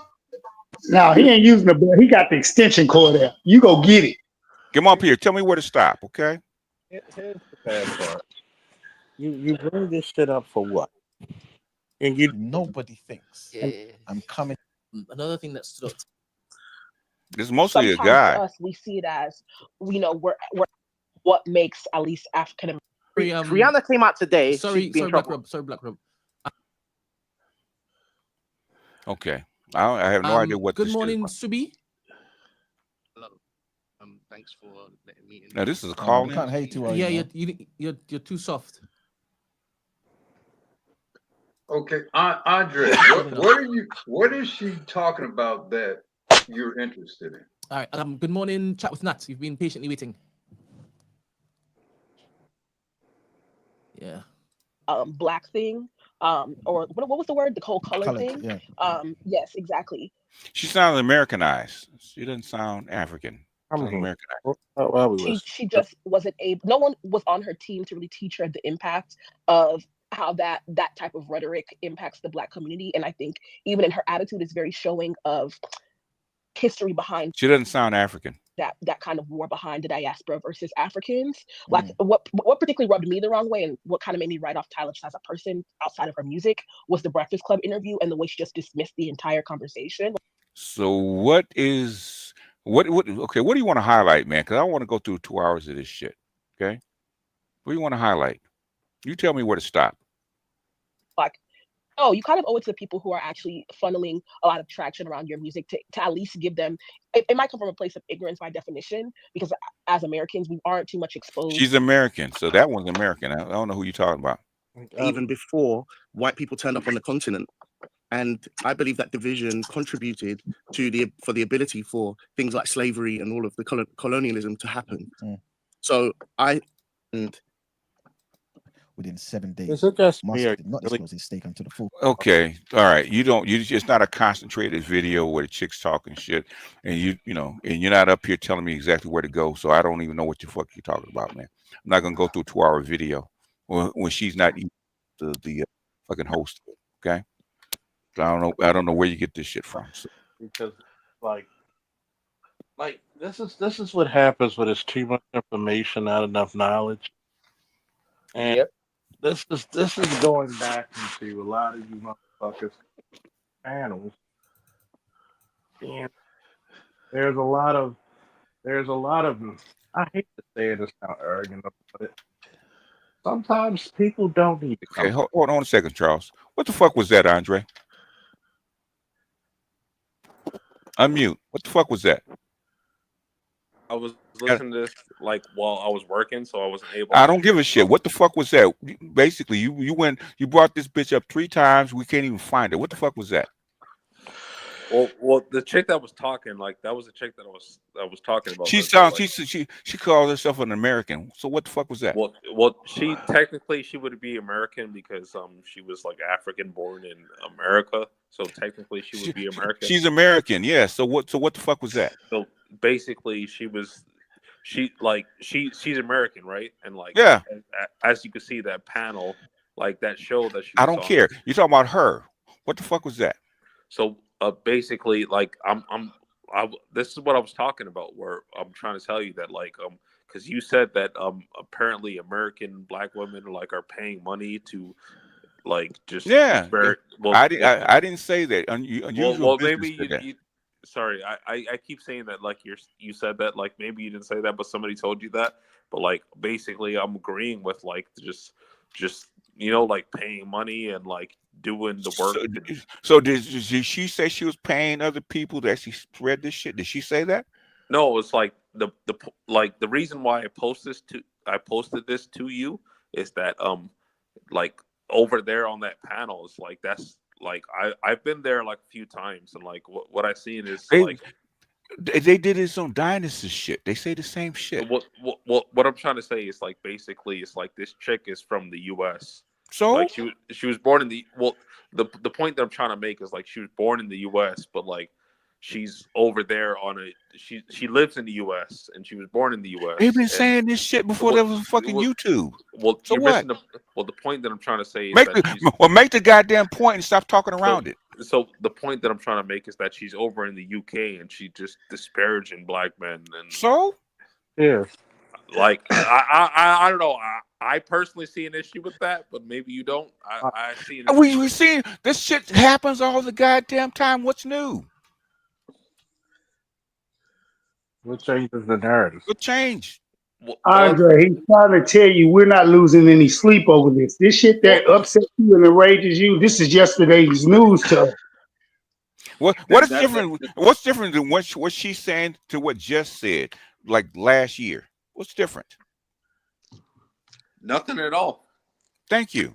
So why is this so important? It had to be brought up 3 times. Well, actually, there is something. Like the reason why I would say there's something is that she's doing this in a foreign country because she's doing this in the UK, right? Like, the UK women that are there do the same shit. So what? So basically, if this is why I didn't want to like do this on open air, but basically over there, like okay, you on open air? Who brought it up? Did we come to you say, Andre, do you want to bring this chick up? Well, you wanted me to do it, so but you brought it up 3 times. I actually much prefer to like have the conversation with you because basically dude, you brought her up. We snuffed it out. You brought her up again. We snuffed it out the 3rd time. I said, bring the bitch up. Okay. So BGS basically like this channel is supposed to be like a pro-black like UK channel. Okay. So and they're allowing like this chick to come up and like say like black men ain't shit. Like, their women say the same thing about them. And what's the main juice you got? I have noticed in recent years. They call their men in the UK coons and all sellouts and all kind of shit. The same shit they do here. What's the difference? So I have noticed in recent years that a lot of black women from the States are going to other countries to down the image of black men. That's what I'm talking about. I think they're doing that so they'll have less competition from international women. Yes. What they want to do, Andre, is they want it so they want travel to be as uncomfortable for black men as it is for black women. To be perfectly honest with you, so I see the pattern of behavior in what you've shown in that clip, or what you attempted to show in that clip. So yeah, it is definitely a concern, and it really shows that the mentality and the mating strategy of black women is not improving themselves to be valuable to black men, but it's instead just giving black men no other choice but to deal with something that they that isn't their first choice. Hold on a second, right? Okay. Hold on a second. Now, I played this before, okay? I have played this before, right? This is 1973, okay? I've shown this before. Ain't shit changed, okay? I think the society, white supremacy, has been concerned mostly with the black man, white woman. So I think that's at the reverse of that. The white man, the black woman also is a subject. There's no question, it seems to me, that black women, from what I can see, all over, very, very upset and threatened by the growing relationships between black men and white women, and that they oppose it. Now, from the black man's standpoint, I hear a lot of brothers say over and over again that first it was the white man who told them they couldn't go out with white women. Now it's mainly the black woman who's telling them that they can't go out with white women, so that they still feel oppressed. Now, for whatever that's worth, I think that's an important an important point psychologically for the black man, because is the black woman in this, is she more concerned with her control over black men, see, or is she concerned with white supremacy and interracial relationships in general? Because control of black men, okay? That's 1973. What has changed? So what Andre is saying is that this is now the new white woman. International women all across the world is the new white women. What Black has women, changed? I'm stating. No, So you're not stating. What has changed? I'm stating. The You're control of asking a black question men. and interrupting the answer. You're not answering the question. What's changed? Yes, I am. No, you're What's not. changed is the target group. No, Once it's not. again, okay, according to Who's this, the it was target white group? women. Who's the target group? International women. No. Yes, it is. No, it's not. That's No, it's exactly. not. It's black men. That's Okay. the target group. What's changed is the target group for their propaganda. Okay. Before it was all right, white women. finish. According I'm to gonna give you this. 2 minutes. 2 minutes. Thank you. Go ahead. Thank you. According to this, before it was white women, they seen white women as the original threat. So they wanted to bastardize the image of black men towards white women. Now, because of, passport bros and brothers are traveling internationally, they see another group that they view as competition. Now, instead of for competing with this group by being a better bitch and by being a better woman, mate, mother, et cetera, et cetera, et cetera, for black men, what they are instead doing is they are just bastardizing the image once again to another group of people. So now that we have this information, and now that we have a larger voice than we did in 1973, we can prepare black men for this, to model our own image, create our own image in the minds of international women, not 40 seconds. Not allow white women. I don't need all 40. Not allow these women to bastardize our image internationally as they attempted to do domestically with white women. I'm done. It's all bullshit, okay? It's control of black men, and controlling black men's option chase you back to the plantation. That's what it's about. That's what it's about. Then go back to Jet Magazine, 1947, right? About Korean women, when they bring Korean women, 1950, bring Korean brides back to the United States. Same shit, okay? Same shit. It's about, it's about control of black men. That's what it's about. Nothing's changed. Nothing's changed. What I just described was the means in which they attempt to control black men. Nah, Didn't say that it wasn't the target group. The target group is still the target group. The target group is not the women. The target group is the black men. Okay. Well, the target group for control, the instrument of control, has changed. No, it hasn't. Okay. No, it hasn't. All right. What are they doing differently now that they didn't do back in the 1970s? Okay. What are they doing differently now? I just explained in 1 minute and 40 seconds. No, what are they doing differently now? What are they saying about you? What did they say about you? I just said the target. What did they say? What did they say about you back then in 1970? No, once again, the target group of the propaganda has changed. You asked what's changed. I answered. I answered before, and I'm answering again. Nothing's changed. The target group has no, it changed. hasn't. The same system of oppression, the same control system is still the same. Nothing's changed. Okay, nothing changed. I don't know what to say to that. They were doing it. Okay, they were doing this shit back in. Go back and look at the Brazilian brothers back in the mid-aughts. Okay, same shit. Ebony Magazine did a whole series on that shit. Okay, nothing changed. Same shit. They wash, rinse, repeat. That's all they're doing. Yeah, I mean, Ebony did a rather lengthy series. Was it, like you said, it was the early 2000 or late? Yeah, mid 2000. Yeah, this whole it was like over a course of months running down brothers. Traveling to Brazil and Central and South America, but particularly Brazil, they focused a lot on that, and it was quite a a row during that time. Yeah, and the same thing with brothers with fucking with German women in after World War II. Okay, same shit. Nothing changed. Now they're doing this shit now with Latinas. Same I mean, shit. I think what we see now, obviously, because of the access to the Internet. media, Yeah. you're seeing more varieties of it because of the accessibility of it. But I mean, I think I would agree with BGS from the standpoint of, in terms of the overall sort of mission. You know, yeah, I mean, they've always done this stuff, and now I think maybe what you appear to think Game Changer is, it was more of a national propaganda campaign and has gone global. What I think what BGS and I have observed is it has always been global. We're just seeing more evidence Yeah, of it. because It's more available, it's readily more available. available on the Yeah. internet, you know, on TikTok, stuff like that. It used to be, and it's not even about race. Now it's about that. Now you have, like I said, African chicks, okay, being paid, right, to actually denigrate black men, to keep black men from going someplace. You used to, you go to the white man. A white man, he messing with these white women over here. Need to stop him, okay, to keep you back in check. Same shit, okay. Nothing changed. Doing the same. That's actually, it's pathetic because they're actually doing the same shit they've been doing for the last 100 years. Nothing changed.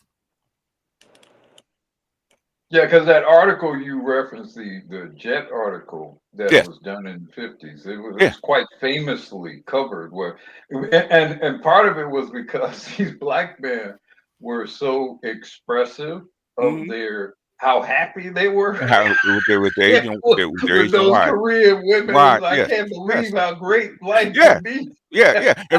Same shit that we doing now with white women, right? You know, You or the know, because Latinas. back then people were not as politically correct.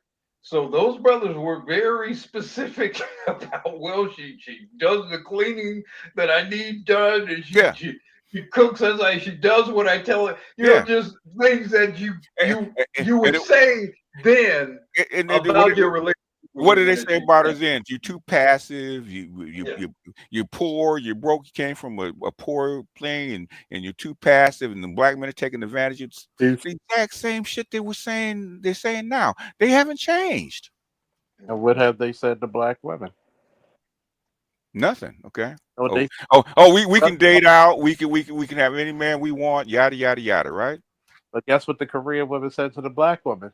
Brother on my arm, no brother on Nobody yours. on your arm. And that goes all the way back to the Eddie Murphy joke, Goonie Goo Goo. Remember Goonie Goo Goo, gentlemen? I mean, you know, they have no defense for that brother on my arm. No, you are. So go back to what is it? I forget the name of the movie, right? Soul Brother Two Buku, right? Me so horny. Yeah. They ain't like that shit either. Okay. What I'm saying is, and I don't mean to get upset about it, right? You know, is the thing is that y'all think just because Passport Bros exploded in the internet, this shit is new. It's not new. Okay.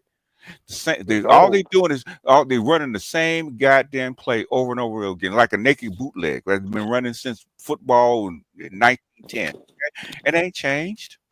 Here's the problem. Do y'all know what happened to Emmett Till's father? Oh yeah, I heard about that. Yeah. Yeah, he was lynched over in he was in the war. He was lynched in the UK. Over in I think it was the UK under some accusation of supposedly some rape. I think he raping a white and woman. another brother, I think. Now we know that's bullshit today, but yeah.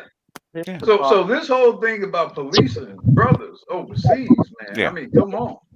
I mean, this is why I'm hating freaking civilian pedestrians, right? Okay, because they're telling you shit. Like, I've been doing this shit for 40 fucking years. Okay, I've heard all this shit. Okay, and you trying to tell me that the game has changed, and you tell me like you're a fucking expert and you're not. Okay, that's what I get upset about.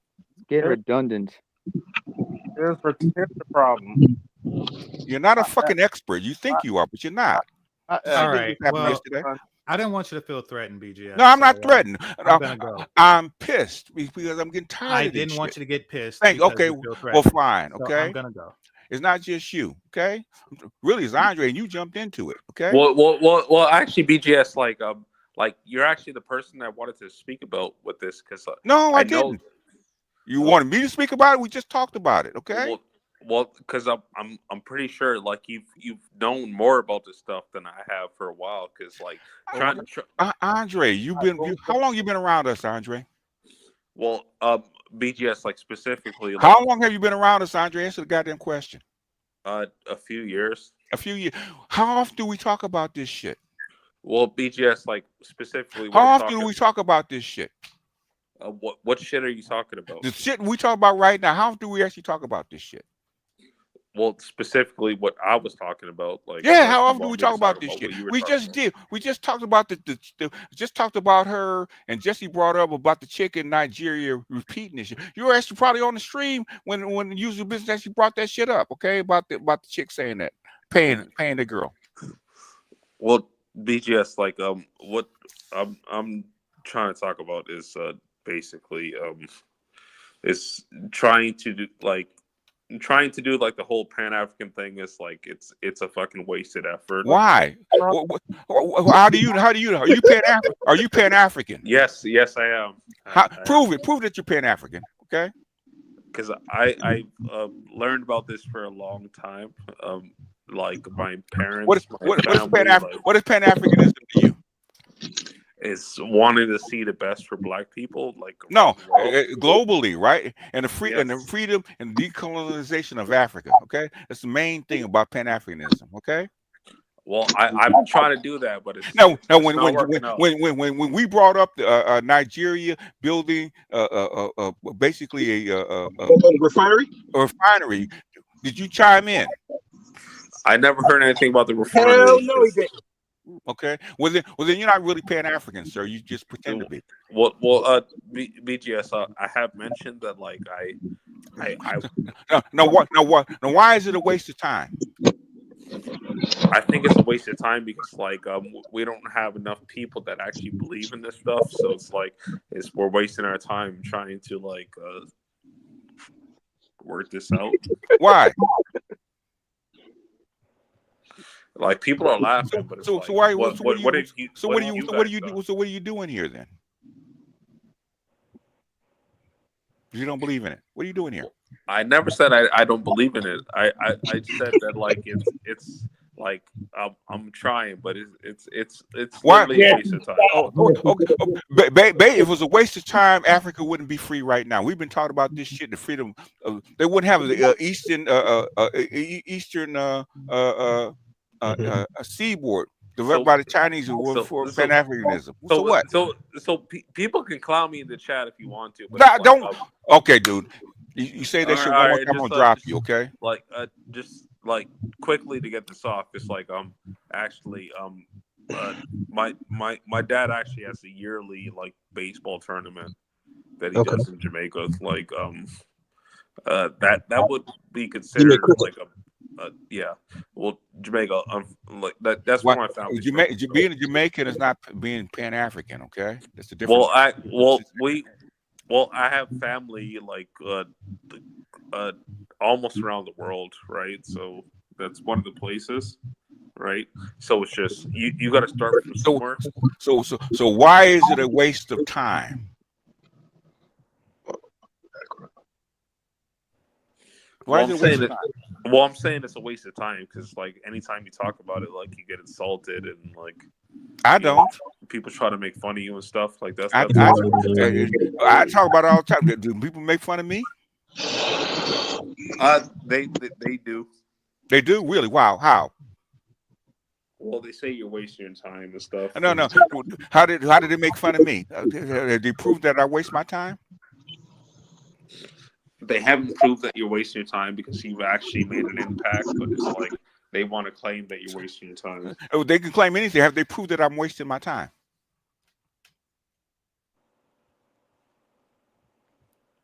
Do they know anything about being Pan-African? Because the Africans don't believe that I'm wasting my time. They don't believe it. I talk to them all the time. Here's the part that really gets me. The level of articulation should be so simplistic a child could get it. But you know what really happens? A a lot of dudes put up this shit just to do what? Just to carry on. Like, here's my shit. What's the point of bringing this up? There's nothing in that whole segment that was fulfilling, knowledgeable, or anything that was groundbreaking. What the entire fuck? I've lost fucking brain cells looking at that shit. It's nothing. Yeah, me too. It's nothing new about that. There's nothing. Here's the crazy part.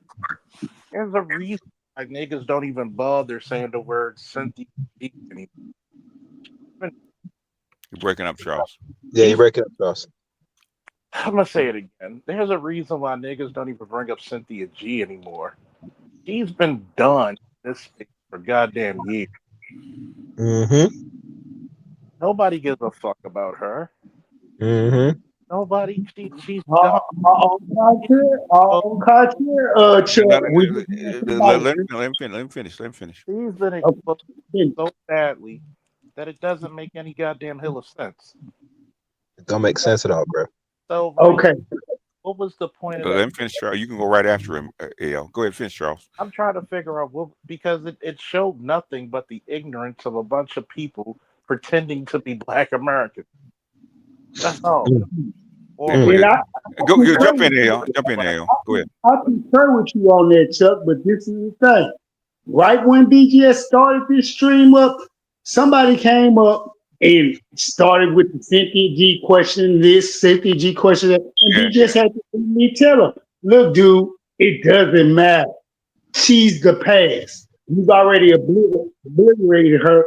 Why are y'all still asking us about it? For some reason, these people can't get enough of wanting to know, why is Cynthia G around? She is around because she is. Don't nobody care for her. Don't nobody like her who has sense, who realize what she's worth and what she's about. And we don't pay her no mind. But for some reason, all you novelists who just came in recently, a few years ago, this and that, y'all hearing her stuff and y'all feel like we should be irate because y'all are irate because y'all heard it. But we already dealt with her. That's what we keep trying to tell y'all. She's yesterday's news. Yeah, I want to ask Andre a question. Okay. He's still up here. I'm sorry. I'm sorry. Okay. No. I want to ask you a question, right? In 2015, 2014, 2015, where was the Black Manosphere? I wasn't actually there. There was none, right? Okay. What if people told me it was a waste of my goddamn time being here, right? Okay. What if I accepted that? Well, if you would have accepted that, then like me and you would not be having this conversation. So in other words, where we are right now would not have existed, right? Yeah. Right. So BGS, just so you know, like no. Where we are right now would not have existed, right? Okay. Like that's true, but like what I'm trying to say is like basically I actually agree with I agree with like the whole Pan-African stuff. I agree with that. Because like otherwise we wouldn't be having this conversation. I agree with that. Africa is free because of Pan-Africanism right now. Okay, they kicked all the Europeans out. Why is it a waste of time? Well, just in the minds of people, like they. No, I'm asking you, nigga. You brought it up. I ain't talking about the minds of people. I'm talking about you. You brought this shit up. Well, in the minds of people, it's a waste of time. Okay. No, you said it was a waste of time. I asked you why you believe it. Oh, I don't think it's a waste of time. Well, then, I think it's something that we should. Well, then I don't care about anybody else. Okay. You brought this shit and put it on my plate. Okay. I've been doing this shit for like 35 years, man. I know what the fuck I'm talking about. Most people don't. And I've proven that shit over and over and over again by Africans themselves. Okay. Now, if you guys don't want to accept it, you guys just think it's a waste of time, fine. Stay in America. Stay in this bullshit if you want to. Well, I've actually talked to like Africans in real life, and like they care nothing. Oh yeah, you too, huh? Really? Okay. They care nothing about it. They're like bullshit. Dr. Marif is Kenyan, okay? Salchi Liberian, okay? Amongst other ones that they actually circulate around here, okay? What do you mean they don't care? What's up? Well, they're saying it's just an internet thing, and like you guys are dumb for even thinking about it. I'm just like, bro. I'm like, bro, like I'm trying to work for us. It existed before the internet, sir. You know, BJS, what we have to conclude is this is weak trolling, because this is not the premise of the whole premise of the stream. I know we have this considered trolling. Because what is the okay, Andre, I don't want to call you a dumb fuck, okay? I don't want to call you that, okay? So please don't stop pissing me off, okay? So Smitty is up here. So Smitty, shut Andre. Fall back. Fall back, Andre. Fall back. Like fall back. Well, otherwise, I'm gonna drop everybody and just talk to you. Okay? You want me to do that? Yeah, you can do that if you want to, because like I could actually hold my own. Get the swisher. Madness.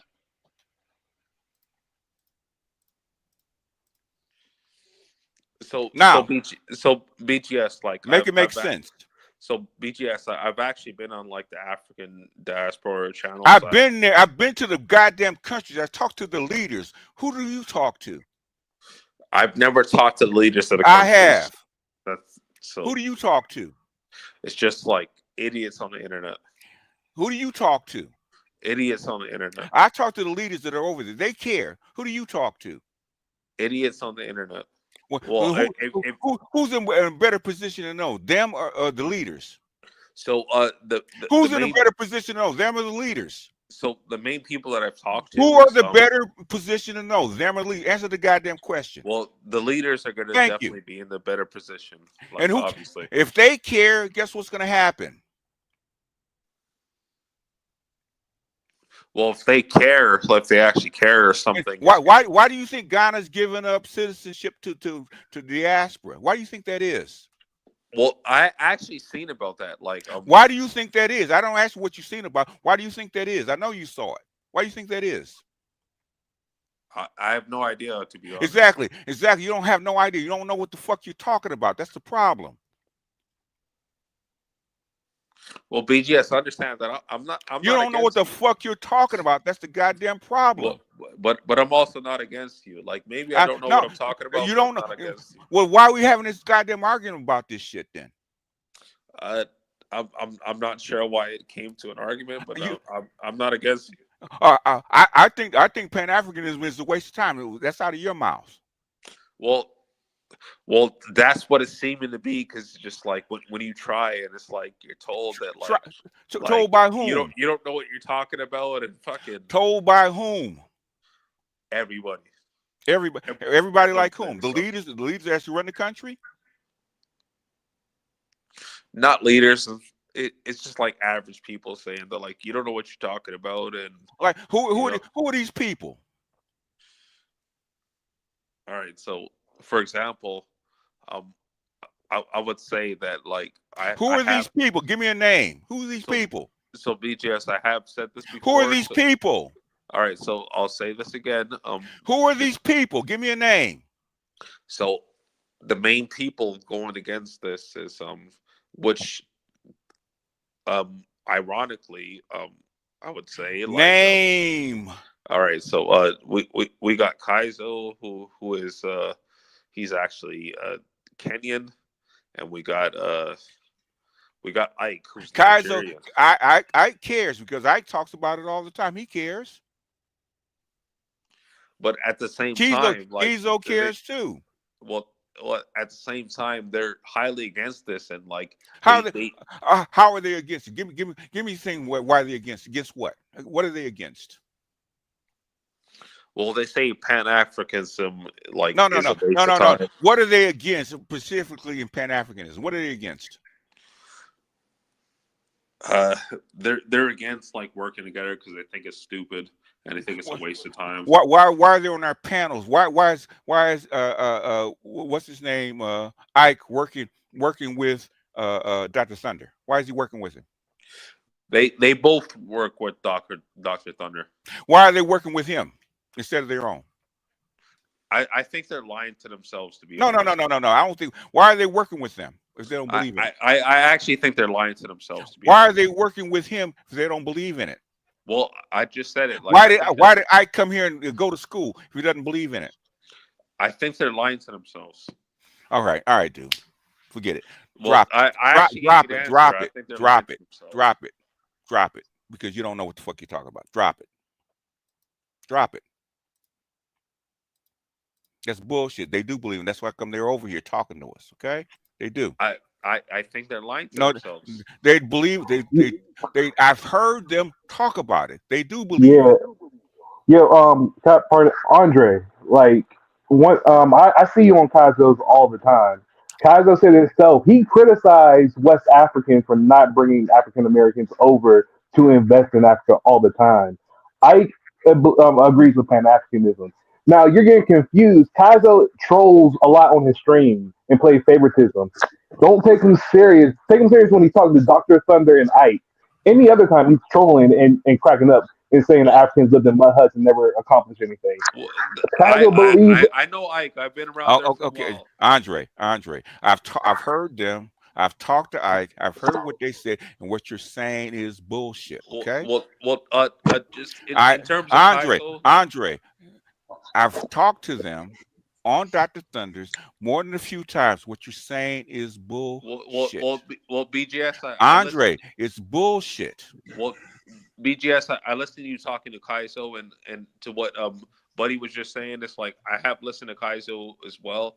Like what he says is like he's like I'm a PhD, so I troll people that don't. If Kaizo said that they should encourage African American people to come over and invest in Ghana, guess what that is, sir? I'm confused on this because it's called Pan-Africanism, right, sir? Huh? It's something we said, which is something we said back in 2005. Huh?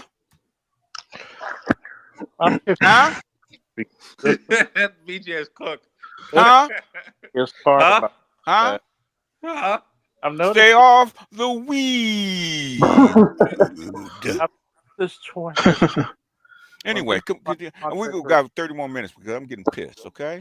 Sorry, BJS. Same thing with Game Changer. I'm getting pissed, man. You guys don't know what the fuck you're talking about. No. Don't compare me to Game Changer. Let that man rock. And now he jumped in our conversation with bullshit. Okay. I don't mean to get you upset, because it's bullshit. What the fuck you talking about? I actually proved it 4 times. Okay. I actually proved him wrong 4 times. Okay. Oh no, it's different. Get the fuck out of here. Okay. I don't know where Charles going, but should I go after Charles? What is the benefit of free Africa for FBA men? Okay, what's the benefit of having a powerful Europe for white men in the United States? The resources, the business opportunities. You're the most capable group of black people in the diaspora. Just with the basic infrastructure skills, you can go there and you can build opportunities. There's only 17 million of you. There's 1 billion Africans. You need backup. Yeah. Does that make sense to you? You want your grandmother? Do you want more money, motherfuckers to fight with you? In fact, you want the link to come up here and talk about it? So, what? Shut up, Andre. Shut up, Andre. Andre, shut the fuck up. All right, fam.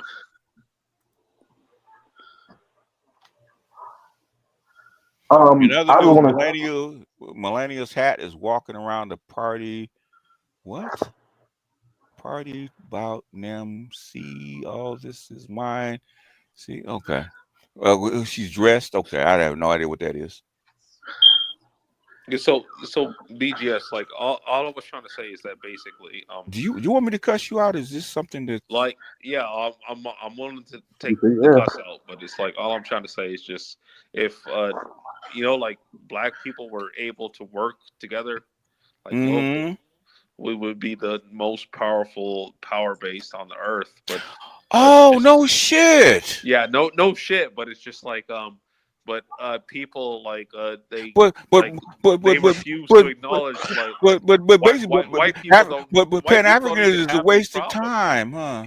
Interesting. Well, I never said it's a waste of time. It's like people are thinking it's a waste of time, and like I've been trying. Otherwise, I You said you thought it was a waste of time, sir. Otherwise, I never thought it was yes, a waste of no, time. you said it. You said it. Well, You I said it. I said that's what people think. I No, never you said didn't that's say what that. people You think. okay?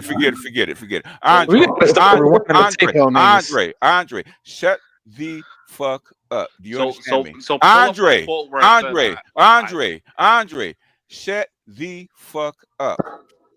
All right, so Andre, shut the fuck up. all right. Go ahead, y'all.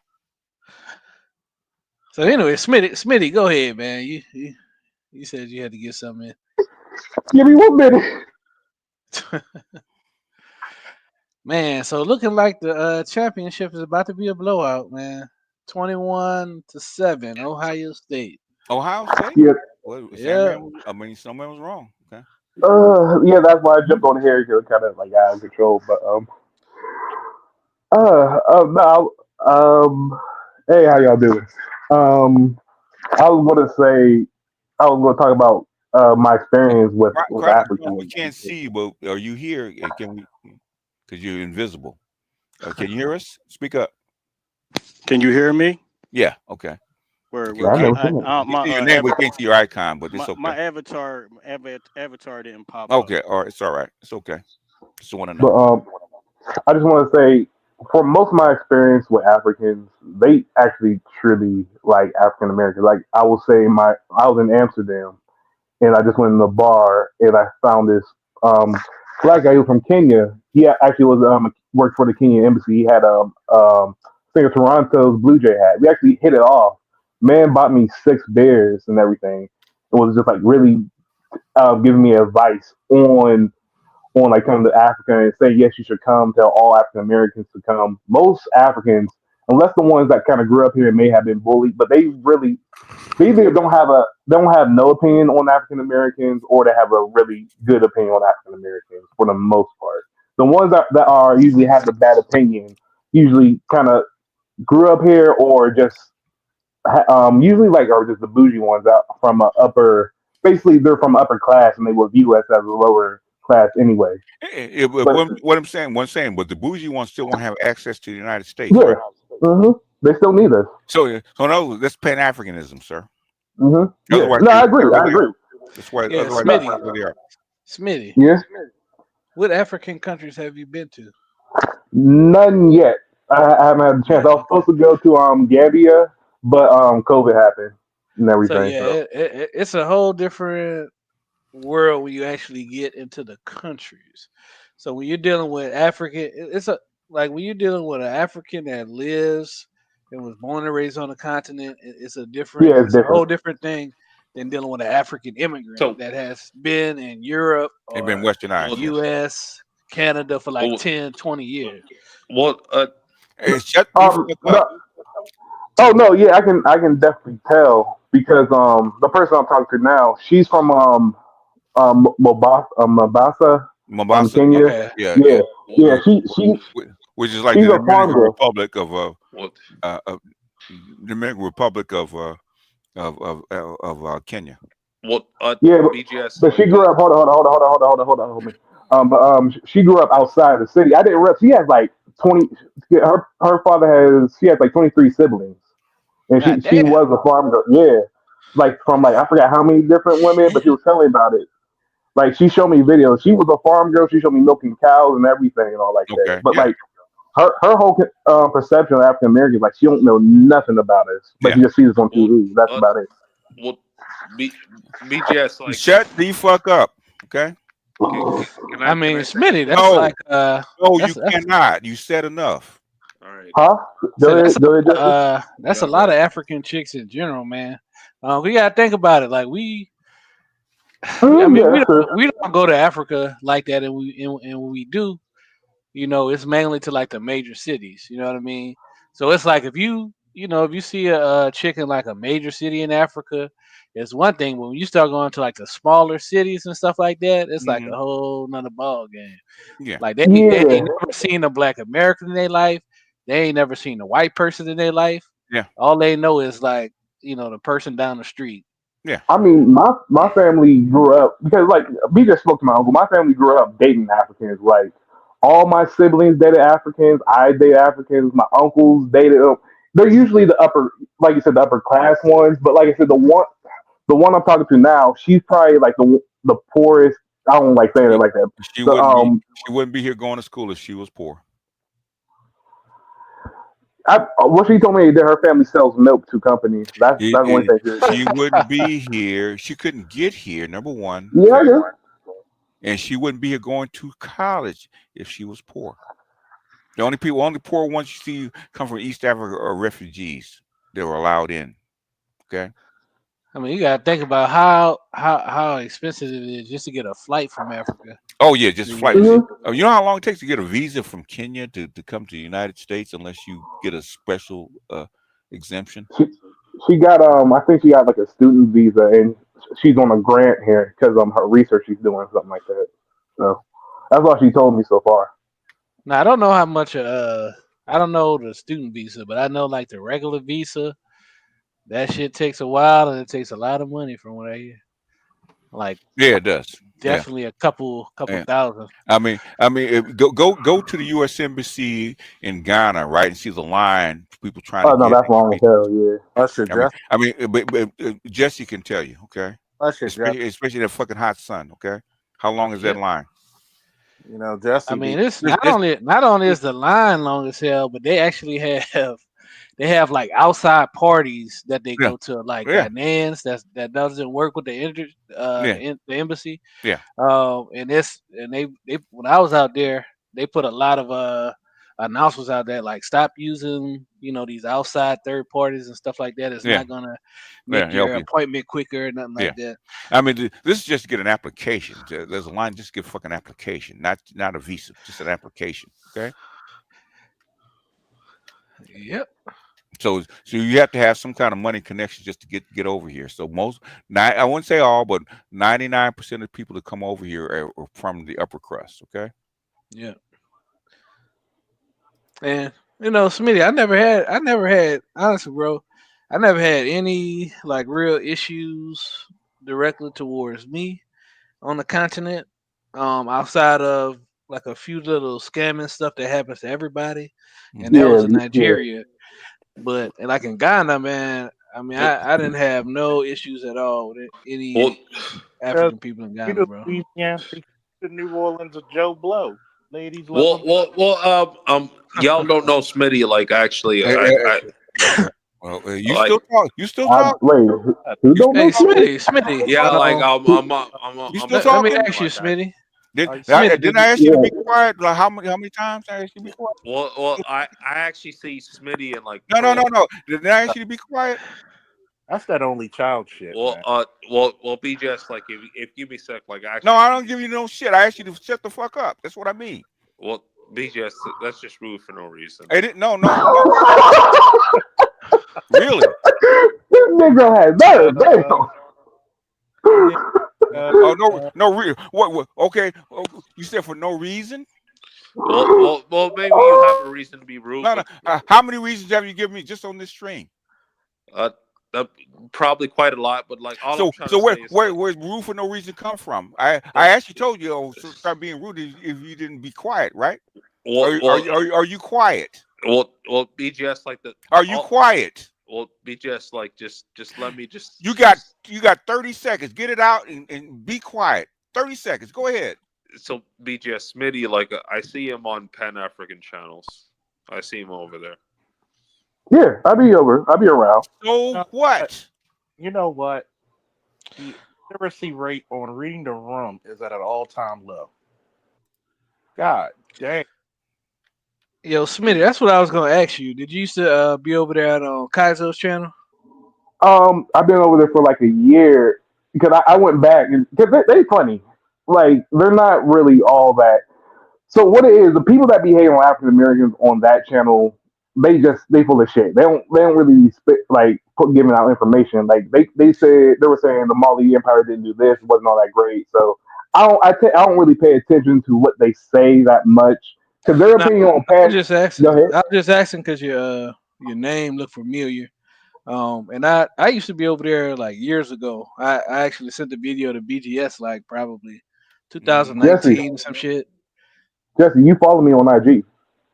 I do. We follow each other. Yeah. Okay. You, I look. yeah, I think because I was on you see me on Ace's video before. Whose Like video? Ace Live. Ace Live. Shit, it sounds familiar. Trying to think. Yeah, Is that a yeah, travel I think channel? yep. And we Oh, put my okay. IG out there. Then Jesse, then I think I realized I seen like Jesse. I'm like, oh shit, he look familiar. And I'm like, oh yeah, that's from BGS. So yeah, we follow each other on IG. I'm just never I Oh, don't okay. post shit on there though. Yeah, So yeah. Me, I mean, I don't really be on there like that. I really want to look at stuff, just hmm communicate with a few people. But that's what's up, man. I was like, I know your name looked familiar, and I used to be on I mean, I used to be on there. I was actually the first person to donate some money to Kaizo, but I know he was happy. I just got kind of I mean, that's like when he first started his channel, but I just kind of got tired of the coonery. He's cool a lot. Yep. that not necessarily him, but like he has a whole. I mean, you know, Smith. He got a whole bunch of people that just be on there saying a lot of bullshit. Man, he don't like me. Yeah. I got in his ass, but you know. Yeah, he don't. He That's don't. actually I why I sent remember. you the video back in 2019. I want you to get in his ass, cause it's like it's crazy because it'd be like 2 or 3 ADOS people, then it'd be like Talking about Nigerians, us, and I Ethiopians. talked about how the African American women call his women dirty foot bitches. Okay, he got real hmm quiet. Okay, When did this happen though? Was I in it was Ghana or on something? no, it was on Dr. Thunder's stream, and he got I think Dr. Thunder removed that one. he did. He Oh, probably okay. did. He got That's probably why. disrespectful when I jumped in his ass. Cause I know Dr. Thunder and Kaizo and Ike are all cool. Yeah, that's fine. Yeah, So but I'm respectful when I'm on people's panels. I don't like people right. too bad with me. And I don't have a problem with Kaiser. Like I said, I just got tired of the coonery from a lot of the people that be up there. I mean, it's like I'm trying to think of a Black American equivalent to this channel. Cause like he's an intelligent dude, but he does it for like basically Money. to make money. Yeah, that's it. Are you still talking, Andre? You still talking, Andre? Yeah, Kaizo actually said that You still talk? You still talking, Andre? yeah, like just. Didn't I ask you to be quiet? Didn't I ask you to be quiet? Well, Kaizo actually says that. Didn't I ask you to be quiet? Well, Kaizo says that he'll be telling people to their lesson. Damn. So yeah, his streams are kind of like the if you remember O'Shea used to do the Sunday Rumbles. Exactly. Yep. Exactly. That's what it It's is. like an African version of the about Sunday 20 more minutes, Rumbles. guys, and we're gonna be out of here. Okay. But it just started getting too damn retarded for me, man. I was like, all right, man, Yeah. all right. It's like sometimes they have good it depends. You got to see who's on the panel. Sometimes they have good conversations. But I don't know if you ever seen me on his panels. I mainly used to get on there to talk about like Pan African stuff and like business stuff. You know I what I'm went saying? back. Yeah, I went back and seen you, but it always go to bullshit though. Nobody Yeah, can say serious. the conversation eventually, it goes from highbrow for like the first 2 hours. Then just wanted to get to hour 3, and they start bringing some more people in. Shit just started getting real out of control. So, but the thing is, to actually start doing all that shit and all the coonery and saying about Pan Africanism and that kind of crap, man. Because I take this shit seriously. Okay, I don't play around with it. Okay, so if you're gonna be on here, you gotta know what the hell you talk about. If you don't, okay, then fall back and be quiet. You've been arguing about shit that you don't know what the fuck you're talking about for the past 2 hours. Okay. Yes, said I've been at the Million Man March, my nigga. Yeah, I didn't go, but I was supposed to go. But nah, I don't know if you heard I about the wasn't thing with there. out there. You got African American chick going out there paying them. I don't know if you heard about that.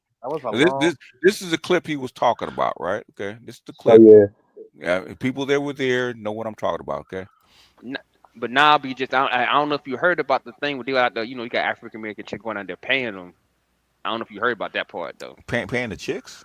Yeah, they paying basically, right? So, all right, they got a couple of chicks that they go on to what is it? Some U.S. chicks, right? They'll pay Kenyan chicks, right? Okay. But, $30. But yeah, $34. Because I'm sitting here, I'm talking to one Kenyan girl, and she was like, "Oh yeah, she gonna pay me like $40." Okay. I'm like, $40 for what, right? And she had like the girl gave her a little script to basically, go over, and I'm saying here like she was like, and sit your tired ass down. Like when I hear Ken say chick say sit your tired ass down, I know for a fact you ain't come up with that long, man. Yeah, no, you basically no, you had to interact with some black woman.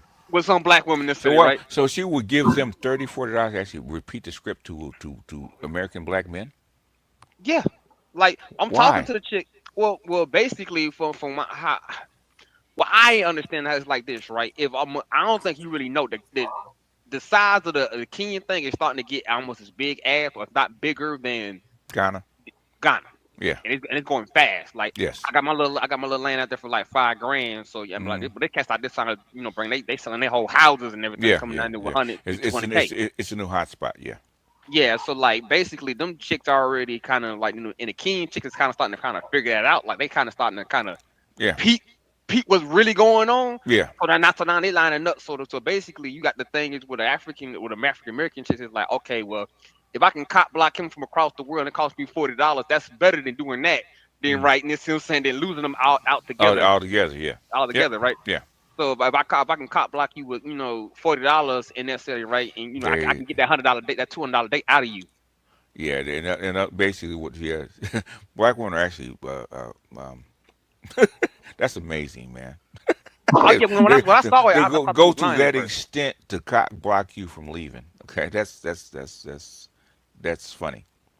It's hilarious, but I mean, to me at this point, I kind of just sit there and look. But I mean, the old girl was like, "Yeah, I'm gonna say it because I'm getting paid to say it." Which on her end, I understand, but at the same time, I'm like, I want to do some legal action. But Does she understand what it means when to say that? they don't understand the concept. They understand they're saying somewhat foul stuff necessarily, but they don't understand the true weight of it. If that makes sense, it's kind of like somebody telling me, "Hey man." Is that a response to Austin promoting Kenya? Everything, bro. With Austin and the Passport Bros, they've been doing it for it happened before him. The thing is Kenya is actually developing. Okay, Austin wasn't the first one. The thing is, but he actually does bring attention to it because people follow him, and then he has to introduce you to other Passport Bros that are in Kenya. So yeah, like go ahead. Basically, when you come to Kenya, like once you get like at least 3 dudes from America that's kind of like maneuvering that area, you basically got the connection to everybody that's down there. As long as you get at least 3 dudes necessary, because them 3 dudes know another 3 dudes that know another 3. Yeah, that's how I got. I know Hot Sauce through this stuff, and I met him down there. Okay. So when I'm telling you, when you get at least 3 dudes that know, you can basically get hook up to everybody. Yeah, so expats always find each other. So if you're there, you walk around, they're gonna notice that you're different. An expat will find you, no matter where you are. Basically, right? Because when I go to the club, they can see they see the white dude and they see me because I'm the only person that sit with an A hat on by the section by myself.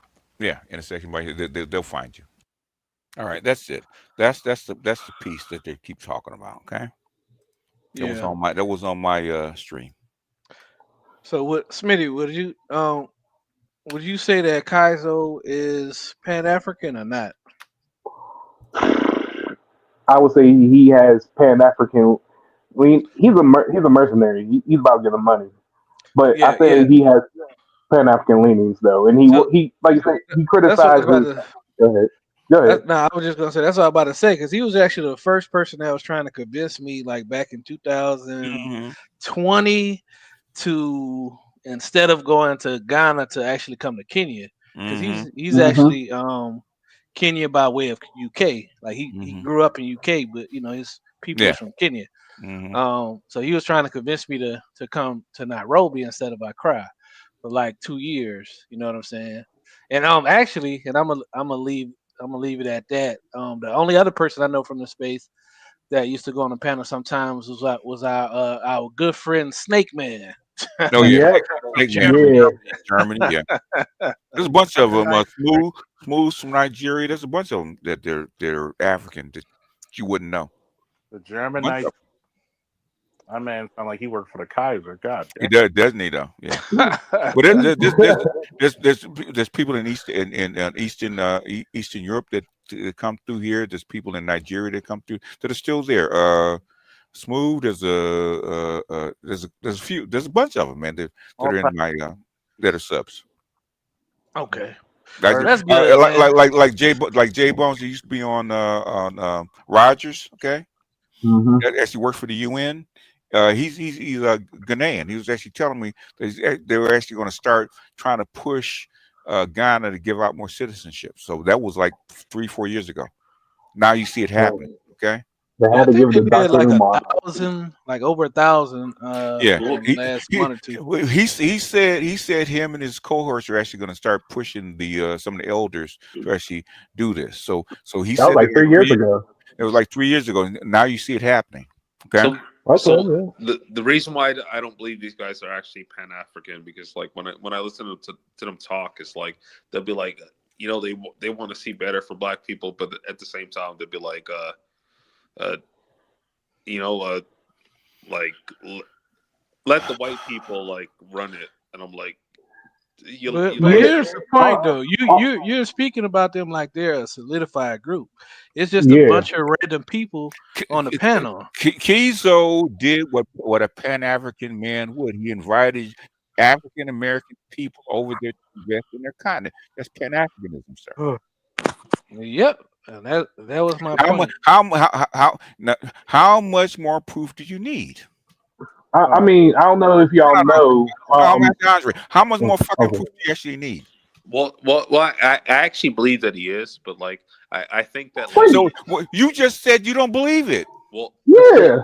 Well, just no, like, forget it. Well, you got 30 I seconds, would just man. like say 30 this. seconds because basically you're tripping over your own words, man. Okay, 30 seconds. Go ahead, man. So basically, like after this, I don't want to hear from you. Okay. So Go ahead. basically, he was saying that, like, you know, like he doesn't believe in this stuff, but he actually does.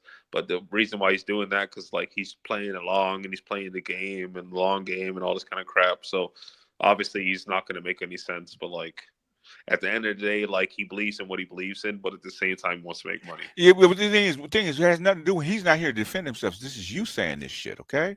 And you have 3 or 4 people up that's here. what I can see. No, you have 3 or 4 people actually disagreeing with you, okay? That you his actions say differently, okay? He met with African Americans in Kenya. I don't know. Edward hates them, but Pan African. It doesn't matter. We hate. He met them. He done it before. He's in the UK. He's gone back to his country. He interacts with us all the time. That's Pan Africanism, sir. Mm-hmm. It's the epitome of Pan African. Well, at least at one point he said he was back in Kenya living over there. It doesn't matter. Okay, Andre, you don't get it. Okay, it's okay. Drop it. Okay.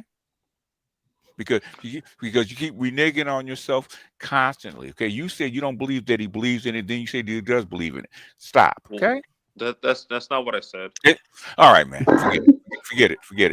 You guys go ahead. Smitty, what you was about to say? Hey, BGS, all you got to see is good. Gonna keep on the knees. Jesus Christ. I like to know what he's smoking so I can get double. Go ahead. Go ahead, Smitty, and then Ed. No, I don't have nothing. Yeah, Meg can go. Go ahead, Ed. Because I'm getting a headache, man, behind this shit. Okay? Oh yeah, I mean, you know, sometimes, you know, yeah, I ain't even gonna go into it, but I will say this. I mean, so what are y'all? What's up, everybody? What do y'all know? I was gonna do a panel, but I said yesterday if BGS is gonna do one, I'm just gonna do a recap the next day. Okay. But what would you all say? What are some of the executive? But he is what? Go ahead. Yeah, what were some of the executive orders he signed? Because I've been kind of out of the loop. I haven't even. He just got in. I haven't even looked at it. Okay. He's probably at 200 at least. So, yeah, he said 200. So it's gonna take at least a month to go through all the shit that he's probably signed. Yeah. So. Okay. No. Yeah. I mean, as far as the after things, that's what you all was talking about. I mean, at the end of the day, they already lost. So that's the one thing. Like, there is no real war going on. I'm talking about as Who is far as they? like the Who video lost? you played. Who lost? Who lost? Who lost? Black women. Okay. The best chance black women had was to keep this stuff in house and to make it so our stuff, once our stuff hit escape velocity, what you were talking about. And then on top of that, they keep on making their reputation worse and worse and worse because they are the ones yelling that they're independent of us, meaning they keep blaming us, but they're doing what they want to do. The Michelle Obama thing really doesn't help. So, and I even remember a while ago, you had the first lady in Nigeria. She even said that, I think she was commenting either on, she was commenting on American artists, either Cardi B or somebody else, but she said straight up, this is not what it is as far as how you dress, how you carry yourself. Yeah, that's true. And that's a big, nobody really covered that, but that's actually a big deal.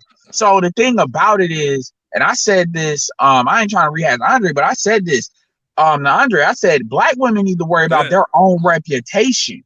You know, they're the ones getting hemmed up in Gambia where they're getting killed, you know, and stuff like that. They need to worry about themselves rather than worrying about trying to keep a couple of black men here. So when I hear that they're paying people money just to do that, at the end of the day, they're low-key scamming themselves because these chicks are taking and repeat it, but that's not, again, there is a difference between being over there, and Jesse said this, there's a difference between seeing an African-American man in person and talking that bullshit online. So Ed, like what I was talking about earlier, like I'll bring it up again.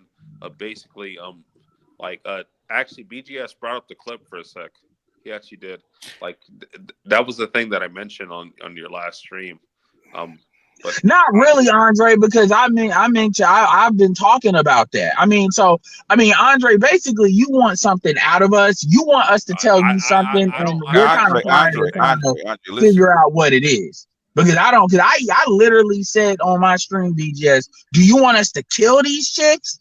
What do you want us to do? Well, I want nothing. It's just basic knowledge of like what's happening. That's that's what we do. Our space exists for that. So what are we talking about? So that's I've been why I talking brought it about up. this shit since 2018, dude. Do you like even a term passport, bro, actually comes from this space? From this space, So that's all I was talking about was basic knowledge because we already know, Andre. But it's kind of like when you say basic knowledge, and I'm not trying to be disrespectful, but it's almost like you trying to tell us. Look, this is a good way to say it. It's like you telling us about Christianity. Ain't no Negro in America that don't know who Jesus Christ is. And we got people on the ground, dude. So I'm in Ghana. We got people in Kenya, South Africa, and that's another thing. All over the place, So if y'all give me a quick sec, like this is we gave you a whole you keep saying that, man. We all there's nothing you're saying that we don't already know, man. I hate to say it that way, but like straight up. 10 seconds. What do you want to? What point do you actually want to make? So this is what I was talking about because BGS mentioned this. Make the point. So firstly, BGS mentioned he was talking about like how people from like I'm assuming FBA women, like, or at the very minimum, like just doesn't US. matter. Make the point. So basically, they're paying women like around the world to talk shit about. That's black where it women. comes from. We didn't know that before. Okay, that's where it comes. That's why I played the clip. So that's why I brought up what I brought up. But you're not giving me what you want to do, what's to do about it. You keep saying knowledge. You didn't say that. Ed, Andre, did the chick say she was paying chicks to say this shit about us? I know, but she said. Did she say that? Well, I'm wondering why. Did she say that? So I'm wondering why. It's a yes or no answer. God damn it. She never said yes or no. What she said is not relevant to what we're talking about. So, like, just give me like 10 seconds. No, okay, I'm gonna keep it real with you. We was talking about plants yesterday. Andre, the type of stuff you be doing is low key plant activity, man. Where it's like every time you're in a conversation, the conversation freezes. It's like a sand trap. It really is, and it's like consistent. Hey, Ed, to answer your question, you want me to answer your first Ed, question that you asked? just let me talk for a second. No, you can't Oh. talk for a second. All Goddamn it! right. So Edward, during the inauguration, I did see the executive orders because he actually signed some executive orders during the Yeah, inauguration. that's why I asked, because he signed something like there. It was like a show of it. Yeah. Yeah. So the ones that I seen him sign was clemency for Yeah, 1,500 BBS of was the talking about the real executive January orders, the one the they do January behind the 6 scenes. people. Clemency for The who? January 6 people. Oh, okay. That's fine. So the 1,500 of them. Yeah. He put an executive order to stop that's the funny. ban on TikTok for 90 days. Yeah, I remember that. Yeah. Oh, so these are show executive orders. Okay. I mean, hey. Yeah, but that's the clemency for 1,500 people. That's not just show. Okay, that's for real. No, that's real. I'm just saying these are like the ones you would sit there because he did it like during the not in like the office. So like these are ones you would want everybody to be covered and know he did. And those are the ones that he said he would sign even before he got into office. Campaign promises. Yeah. Campaign promises. So he did one for what was it? For federal employees to return to work full time. Okay. As well as a federal hiring freeze. Return to office. Yeah. He signed one to withdraw from the Paris climate agreement. Mm-hmm. He signed one to what is it? What's the name of the organization we always talk about? NATO. No. They have all the data and stuff like that. World Health Organization. So he signed the executive to remove the U.S. from the World Health Organization. Mm-hmm. And he signed one to move to dismantle birthright citizenship, and then he did another one for something about immigration. That birthright citizenship will be dicey, but no, you can't. It has to. It's called a constitutional amendment. Okay.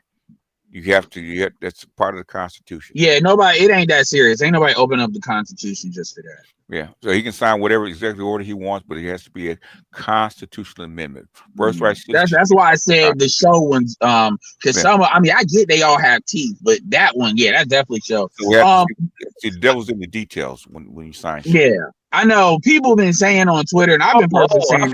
I forgot one of the biggest ones. He signed an executive order to make it in the United States where there can legally only be two genders in the United States, for the federal government to only recognize two sexes. Yeah. Okay. Well, good luck. I mean, it should.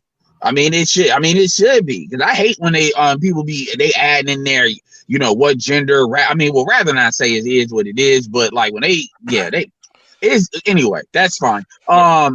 Yeah. Good. No, they were trying to say on Twitter, and I've been personally saying people are morons for this, but I'll throw it out here. They talk about Donald Trump had them turn off TikTok just to so he can look like the hero and turn it back on. And it's funny because it's like, yo, I get some of y'all don't like Trump, but if Kamala was in there, y'all wouldn't have no ghost or prayer to have it back. So this is like a way. It's such a black female, and it ain't black women doing it, by the way, but it's just such a black female thing to do. You knew Trump would do it because he was actually blocked from Twitter and other kind of stuff. You knew actually. Yeah, but they trying to say that he told them to turn it off for like 12 hours. No, he didn't tell them to turn it off. And I'm like, and so I basically said, I said y'all were idiots for saying that, because it's some big people that are saying it, because it's like y'all are just trying to. Basically, what I see that's going on is y'all are trying to take away the fact, if he gets it back, that he gets credit for it, like he orchestrated it, as if y'all pretending like it wasn't a whole nother Congress, a whole nother president that signed that veto order, and it's he tried to ban it. It doesn't matter. Even if it doesn't matter, because the Supreme Court denied that the last time, but they unanimously went for it this time. And I told them straight up, I said, y'all ain't got enough balls to say the real reason why it went through this time. But so y'all just blaming Trump, and this is white people too saying this. I was like, that's so petty. And I said, you know what? I hope that shit stay banned just for that shit. It's not, but I was just being petty. But yeah. But yeah, it's a like that actually started trending because yeah, man, you know, Trump got it canceled so he can come in and look like the hero. I'm like, this dude already won. He got Senate. He got why? Why? What does he gain from that? You all liking him? Get the fuck out of here, man. What are they going to say? They're going to say that Trump's going to have all us back on the plantation in chains. Okay, they said that too. Yeah, well, it was white people saying it too. It wasn't even just like black people. It was really trending. I was like, all of y'all are fucking stupid, man. Of course, they're going to whatever's negative they're going to say. So it doesn't matter. Yeah, so it was funny, but I was like, I mean, for the most part, people are recognizing that. It's funny because a lot of people didn't know CapCut was tied in the TikTok, so a lot of people are losing. They say, I don't give a fuck about no TikTok. But Trump had already talked to TikTok saying that if he got in, he's going to see what he can do to put a pause on their banning. Okay, so he did exactly what he said. And the truth is, Trump never made a true. He said that he never made a true campaign promise on TikTok. So it's like y'all, it's funny. It's just like you gotta be fair. Give people credit. Even when I didn't like Bush like that, I gave Bush credit. They're not gonna be fair. You've seen that for the last whole year about them talk about Trump and the derangement syndrome, all this kind of stuff. They haven't been fair. They're not gonna start now. Yeah. But yeah, but what I did say is we'll see what his business skills is. Like he always talked about negotiating. You'll see that, but ain't nobody even paying attention to the important stuff, like the Gaza stuff and stuff like that. Well, because the Gaza stuff is over, it's a ceasefire. That's why they're not paying attention. Yeah, I saw that on Bing trending. Like they even started to let a couple of sprinkles of hostages out. The first 3 got released and got transferred already this morning. I know it was real. I mean, obviously it was real, but I knew it was like, oh, okay, they doing something when they were releasing some Palestinian prisoners. Because you know how Israel can be with that. So I was like, oh, okay. So this is really serious. So now they're gonna let some more out. I don't know why it shocked you guys. We said this months ago. No, not the thing with that, but I'm talking about even the fact that they let go some prisoners. So you see it's beneficial. The hostages I kind of knew, but yeah. Okay.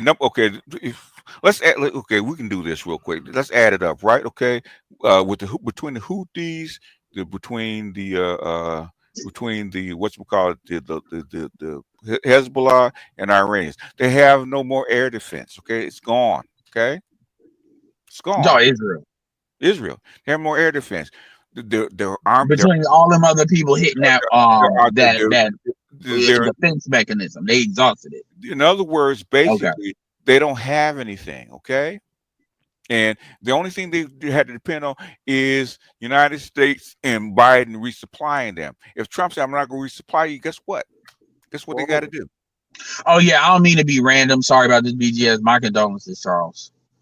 It hurt me seeing Lamar Jackson do that just to that hurt me. I ain't even gonna lie. It's going to be a 3-peat anyway. So I don't get no condolences neither. Fuck hell you, no. neither. No, hell no. You a Cowboys fan, right? No, you're the Texan fans. Oh man, I'm sorry. What they did with Deshaun Watson, no, you don't. You bodacious. You ain't flying your flag at half, man. You getting the Kevin Samuels curse. You still defiant, Negro. That's why.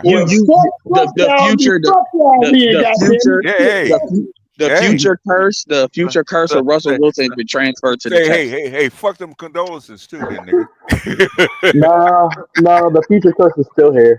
Hey man, DC's having depending on who you are, DC's having a good day with them Commanders too. Yeah. Commanders. Hey, the Ravens lost. I'm happy. Trump gets in office and the Commanders win, huh? Ain't that something? That's a good day for DC. I guess so. Now I need the Commanders to win. Depending on where you're playing.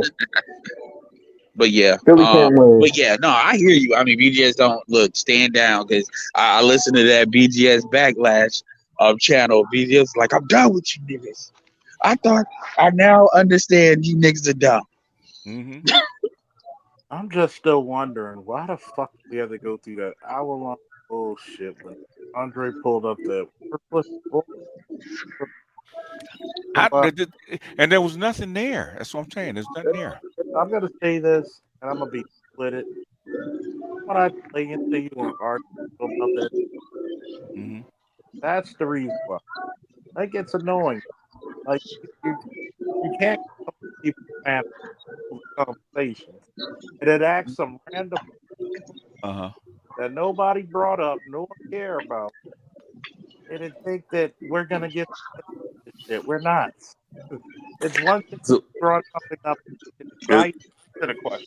If you're prepared, with your information and make it concise, we'll listen to it, right? But this random shit, we ain't got 8 hours that should go through you to whatever you think, whatever you ran across. Don't work that way. Yeah, I understand that's not how it works in Charles. So why do you keep doing it?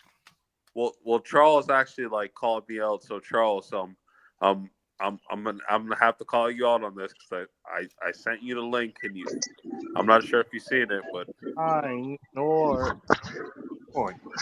What, even if you sent the link, why would we watch it for 2 hours to find what you're talking about? Well, like it was an argument that me and Charles been having like for like the last few months. So why you bring it up here? Well, because Charles called me out, so like he said my name, so I called. So I'm gonna like I'm gonna Can I respond. can I ask Andre a question? Please do. It was a 2-hour video. If what was said was important enough for you to repeatedly refer to, so why wasn't it important enough for you to identify the specific part of that 2-hour video that referenced to what piqued your interest? So I'm glad you actually like paid attention to like if you're talking about the video that I posted earlier, basically that video was talking about they were talking about how did you hear what question did I ask you? What question did I ask? What was important enough for me to like want to talk about it basically? Well, no. I asked if there was something in there that was important enough to present to this august gathering here. Why was it not important for you to identify the particular part of the video to which you wanted to highlight? So why was that not important to you? So it was actually important enough for me to do that, but at the time I was working, so like I wasn't able to like see the exact parts that like I wanted. So why didn't you wait until you actually identified it? Exactly. Instead of trying to push it on us, okay? Well, because I would have had to rewatch the stuff. I would just so why would you impose that shit on us? Yeah, like imposing it on you guys is like obviously effed up. I apologize for that. But like the point that I was trying to make is basically like these chicks were saying that and we answered your point multiple times, okay? Even in the video, multiple times, right? When what you're saying was already answered. Why are you still trying to make a point that was already been answered? Whether you agree with it or not. Well, the point was not actually answered at all because you haven't seen what I was talking about.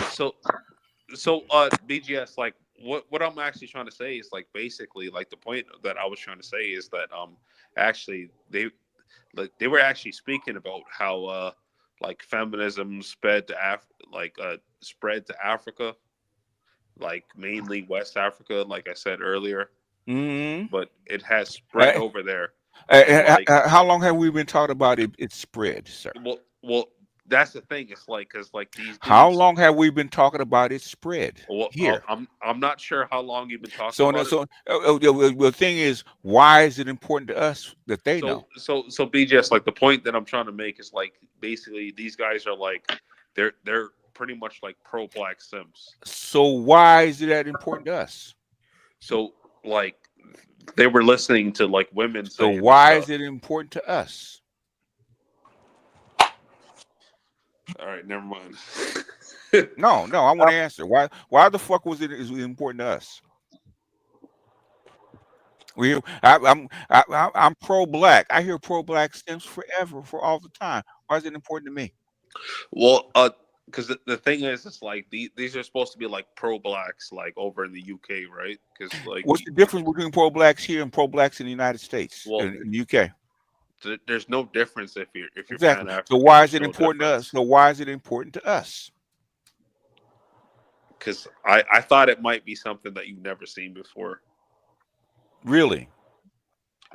Do you know how old this man is? Well, I mean, there are lots of things that No, we haven't seen. I've shown these people multiple times. Okay, but go ahead, Uru. Well, I mean, there are lots of things that we have not seen. What about that should have been particularly compelling to everybody? What about that should have been particularly compelling? Yeah. Is Why that, is this so hot? Is the thing? It's like I have mentioned earlier. I'll say it again. Like why is it so hot? So answer the question. The main chick, like I actually had a conversation. Why is it so hot? Answer the question. Why is it so hot to us? I'm answering the question. No, you're not. I will get to the point. So without the salad. So to the meat. So the main chick is actually like she went to Howard, right? So what? You said that. Okay. So what? I actually had a conversation with her before, and she's very anti-black. So what? I get it, boss. She ran him the wrong way. She rubbed you the wrong way, Andre, so you want to try to sick us on her and get some kind of shit stirred up. That's all this is. Period. Explain to me what I gained from this. No. I gained nothing. Why are you focusing on her? There's tons of women just like her that touch black men constantly. So why? She talks to him like Jeff talks to him, and he didn't like it. So like I every time I talk I get interrupted, but like the main point that I'm trying to make is that basically she's a chick that like, you know, she studied in the US, like she said she went to Howard. Okay. She's highly educated and stuff, but she shows up on panels. No, hold on. Let me finish. Okay, because this is like the 20th time you've said that. Okay. Yes. Heard it. I've been trying to say this. So what is the point that you're trying to make? Now you said it for the 20th time. Because BGS, you were speaking about like black women like paying like other black women like. Did she say that? Did she say that? She never said that, but like the thing is, BGS, you spoke on black women like paying other black women to insult black men like worldwide. I played you the clip. What does that clip have to do with her? Can Black Uru say what he was gonna say? No. I want you to answer my goddamn question, motherfucker. Why are those two things comparable? All right, so all I'm trying to say is that like answer my goddamn question, motherfucker. How are these two things comparable? BGS, you my dog. Just let me talk for a second. Okay? No, answer my hold on. Answer my goddamn question, motherfucker. How are they comparable? BGS, let me ask him. All right. Okay, go ahead. Let me ask him this question: is there some way in which this woman is emotionally affecting you? Is she particularly attractive, or does she sound especially nice, or is there something about her that is emotionally connecting to you in some way? Well, Black Uru, like all I'm trying to say is that like I'm actually agreeing with what he said a while back. Man, you can never answer a straightforward question. No, that's okay. So, Andre, 30 seconds. What? So, hold on. No, motherfucker, answer my goddamn question. 30 seconds. I'm actually answering the question directly. Yes. So BGS spoke about like he was speaking about like just like black women that are paying women like you said that 50 times. Well, answer my question. You've never given me my 30 seconds. I don't care. Answer my goddamn question. So give me my 30 seconds. No, so I can respond. answer my dude. Okay, Andre, I swear to God, I will block you from my fucking channel if you don't answer my goddamn question. Okay, swear to God. Answer my goddamn question. Why are you trying to compare this chick to what was just played? I just played you the clip. Okay. Well, all I'm talking about is that you were saying that like black women. I know. Answer my goddamn question. How does she compare to what was said on the clip? All right. Comparing to what was said on what clip? Because now you're changing the The subject. clip that I played where he said chicks were being paid to talk shit about African Americans. Was she being paid? Yes, like Was she being paid? This is what I'm talking about. Was she being paid? They're making money off this stuff. Was she being paid? So she has a whole channel talking shit about African Americans. Yeah, I would say so. Yes. And she has she's from the diaspora. Yes, she's from the diaspora. She is. Where's she from? I think she said she's Nigerian or it's West African. It's somewhere over there. So in other words, she gets money from African American women to talk shit about Africans. Yes, okay. Yes, she does. Okay, so she got a TikTok channel, and that's how about Cynthia G? How about a couple of other ones that do the same shit that are in the United States? Okay, because she's in the U.S., right? Yes, she's in the U.S. and like I said, she went to Howard. So is she? She said this a bunch of times. She went to Howard. She's a foreign chick that's never been here. That's African. Well, okay? no, she let me finish my goddamn statement, motherfucker. She went to Howard. Nah, nigga, let me finish my goddamn sentence. I think we need to start a drinking game over how many times this guy says she went to Howard. Well, it's like I'm trying to explain, but like I know what I'm talking about. This chick that he was talking about that never been here, don't even know anything about us. Okay. Yeah. That's the difference. Just watch it on your leisure, and you'll see what I'm talking. I don't care. I don't give a shit. Okay. I don't give a shit. What he said has nothing to do with her, because there's tons of chicks just like her. This is just all over again, BGS. He's obsessed. He's obsessed. I want you to listen to this, right? Like I said, Andre, this is like playing activity. Hold on. Go ahead, Charles, and then Ed. Well, this is what I told you on Arch Channel. We love you dearly. But this shit right here, I don't know if you were raised by just your mom. I don't know if you're an only child. I don't know if it's a comprehension problem. And I'm not trying to make fun of you. The biggest weapon I think that black people really need to learn is to read the fucking room. Patience and reading the room. If you were in the military, you would get cussed out, and people might even put hands on you, man, for that shit. People might even demote your ass for that shit. Like, the problem is this, and I love you, and this is the only reason I'm saying this shit. This shit gets annoying because just because you see an article doesn't mean we need to see the shit. You feel me? I've been in this space for now 11 years. It's not too much you're going to see. Until you see a bitch get political power just down with black men, it ain't too much we're going to see. We're not about looking at it. We've already went through the scientific method of the shit. We're beyond reverse engineering it. Now, it's one thing if you have a burning point, but don't derail shit. Don't derail a conversation. If you notice when there are certain conversations, people tend to like shut up and ask questions. For example, everybody will tell you how intelligent BGS is.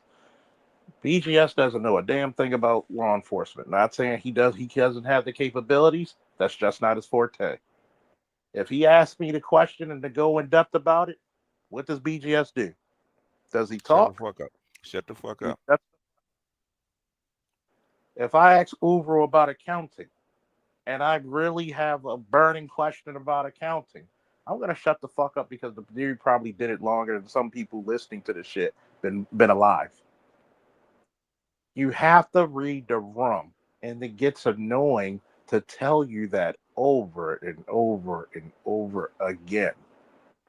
It don't come, and when somebody has a valid critique, don't come and try to say, well, I got to do this to you. Eat your own shit that you create.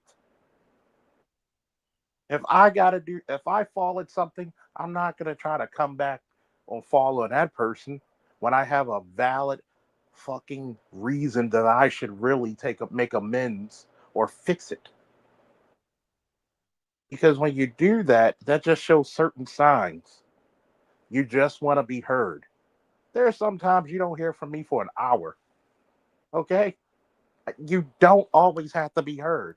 You don't always have to be the star of the show. There are multiple different subject matters, even on my show, multifaceted. There are some people who are just going to be more knowledgeable or better at a subject matter than me. That's life.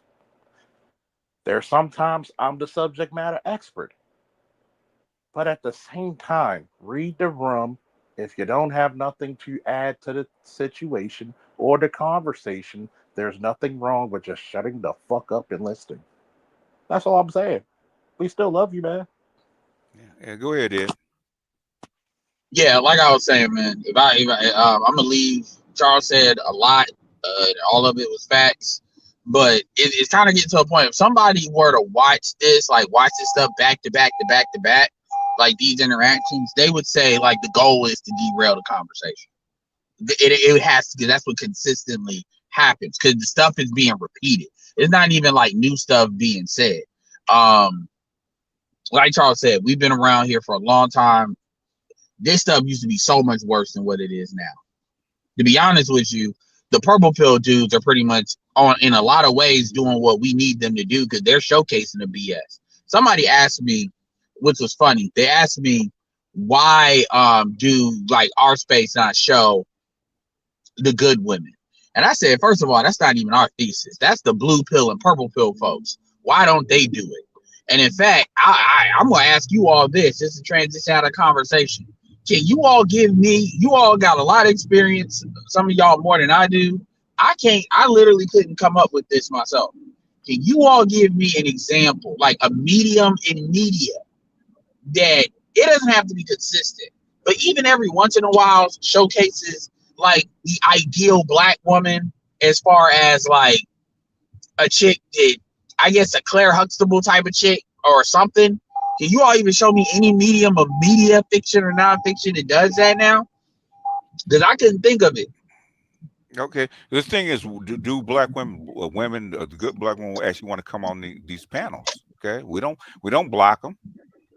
Yeah, that was my argument too. My argument, and I gave an example with Obi. I said all the people that Obi showed, probably the one that had the most common sense was Courtney Michelle, and that's saying a lot, because I just said Courtney Michelle had the most common sense, and that's a guy that literally was saying all we do is talk. And so it's like, again, I also said that one reason why these women don't come on the panels is because they'll get beat up by other women. If they establish themselves as like that type of woman, they will get attacked by even other women, let alone like men. So I was like, yeah, but I couldn't think of any media that really showcases black women like that. All these people that come up here have channels. How come they don't do it? I asked that, and I said you would think the purple pill, because the purple pill guy's thesis is it ain't as bad as what we say it is. So if it ain't as bad, all you got to do is play the tape. Ed, answer that question is like being liberated from the matrix and then having to describe what part of the matrix is okay. I mean, that's literally what you're trying to propose people to do. There's a certain point where you're too clear about things that is difficult then to try to regress back to some belief in something that you know don't really exist in any. Well, yeah, and you know what's funny? What you said this Black Guru, because if one dude that did a video, and the argument is, and this is specifically to you, is you got a lot of married dudes and they like to play the I'm married game, so I made it to the promised land. And they try to say, well, all these quote unquote red pillars are people in the manosphere, they're not married. I'm like, that's actually not true. Like, I can easily put a panel about 5-6 dudes that are married, been married. Some of them, like yourself, got daughter, even talk a little bit stronger about it than I do because of the experience that they have. It's like y'all want to hide behind the married card. That's not gonna save you. If the married people are so powerful, and so strong in this society, how come they're not fixing the goddamn problems? Exactly. Exactly. And Yeah. here's the part that I would challenge on that, Ed. We actually do have the better women on our panels. If you notice, historically, for the last 10 years, I've only been doing this for like, what, 5 now? So how many women would you say are good women that came on, for example, BTS for women? How many channel, your channel, that were actually very supporters? Nicole Island, hell of a woman. Toy, hell of a woman. So when we could actually do, actually done it. That's historical fact for us. How I mean, come even they? a lot of the chicks on BGS for women. Yeah, I even said that too. I said we do it more than most. But what happens is basically the way to do. I had to send you the clip so you can hear specifically in the context because Roger was on there and it became a back and forth. But a lot of, and I even explained it to him. I said, I get it. You listen to this thing, you all are wondering, you all lose the plot as to what the real goal is. So you all have this thing. Well, you know, if you all are saying this and saying that, then why? You know, they have this thing where they gotta just let it out and pose questions. I have a whole channel called Master Teacher Response. If they want to come over there and pose this shit, please do. Okay? Yeah, he was doing it in good faith. He's a good dude. I mean, it wasn't an issue like that. But I kind of told him, I said, a lot of dudes, is at the end of the day, I'm not here to fix women. No, we are not politicians. We didn't tell you something. We got elected. Now we doing something else. That's not what this is. Are our complaints valid? Well, man, if you helping the young kids, man, you gotta show them where to go. Since you keep telling them not where to go. My biggest. Well, that's what I got. My biggest issue. To me, the issue is not the women. To me, the issue has never really been the women.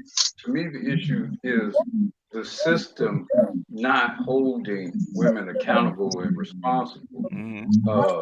And so a lot of things that would be managed appropriately and productively are not managed appropriately and productively. Yeah, I agree with that. I said that. I said the thing is, the marriage, like when it comes to marriage and stuff like that, are these women, they're incentivized to behave badly, right?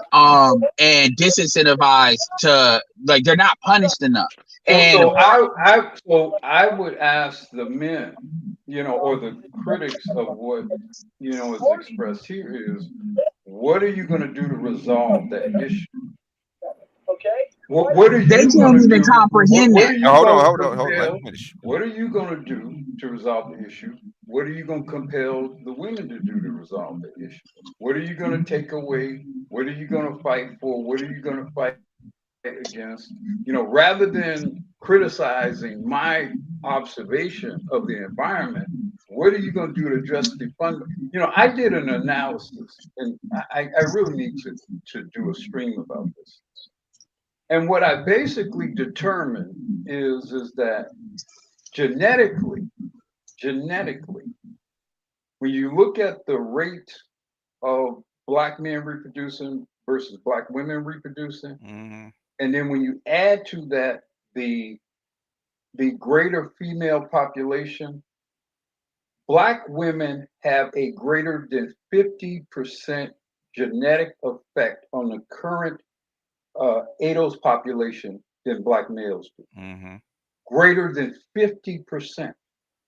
So if you add that to the fact that all of the laws and the court decisions and the regulations and the business system side with them, it is impossible to change things. Impossible. It is not logistically possible to change them. Yeah. Not by the environment will have to change them. So then when these men come in and say, well, what are you going to do?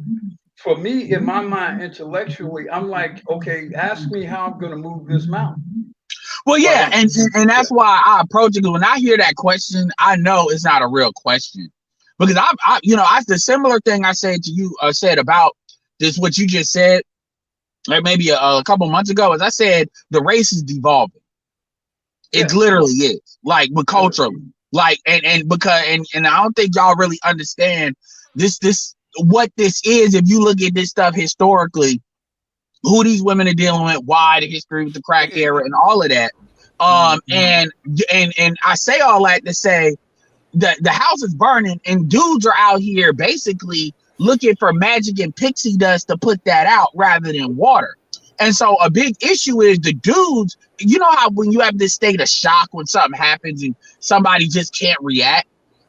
That's pretty much where black men are. Now, I get it's because of socialization and stuff, but that's why we do what we do and why we got to repeat this stuff and show the different context. Because even over time, as disease get older and stuff like that, now it can't be this like reset that typically happens where people start saying everything is okay. We need to save the community for another, generation, which is code for black men just need to shut up and do it. Shut up and sacrifice. I remember, I forget who it was, so I'm not trying to bring up names. When you had that argument, BGS, with what's it called? He was like, "Why you telling them this? Why you just spazzed out and started saying, why you telling them this?" All of a sudden, oh yeah, that's how I know. It's like what folks supposed to do is get older and start resetting the youth, young black men.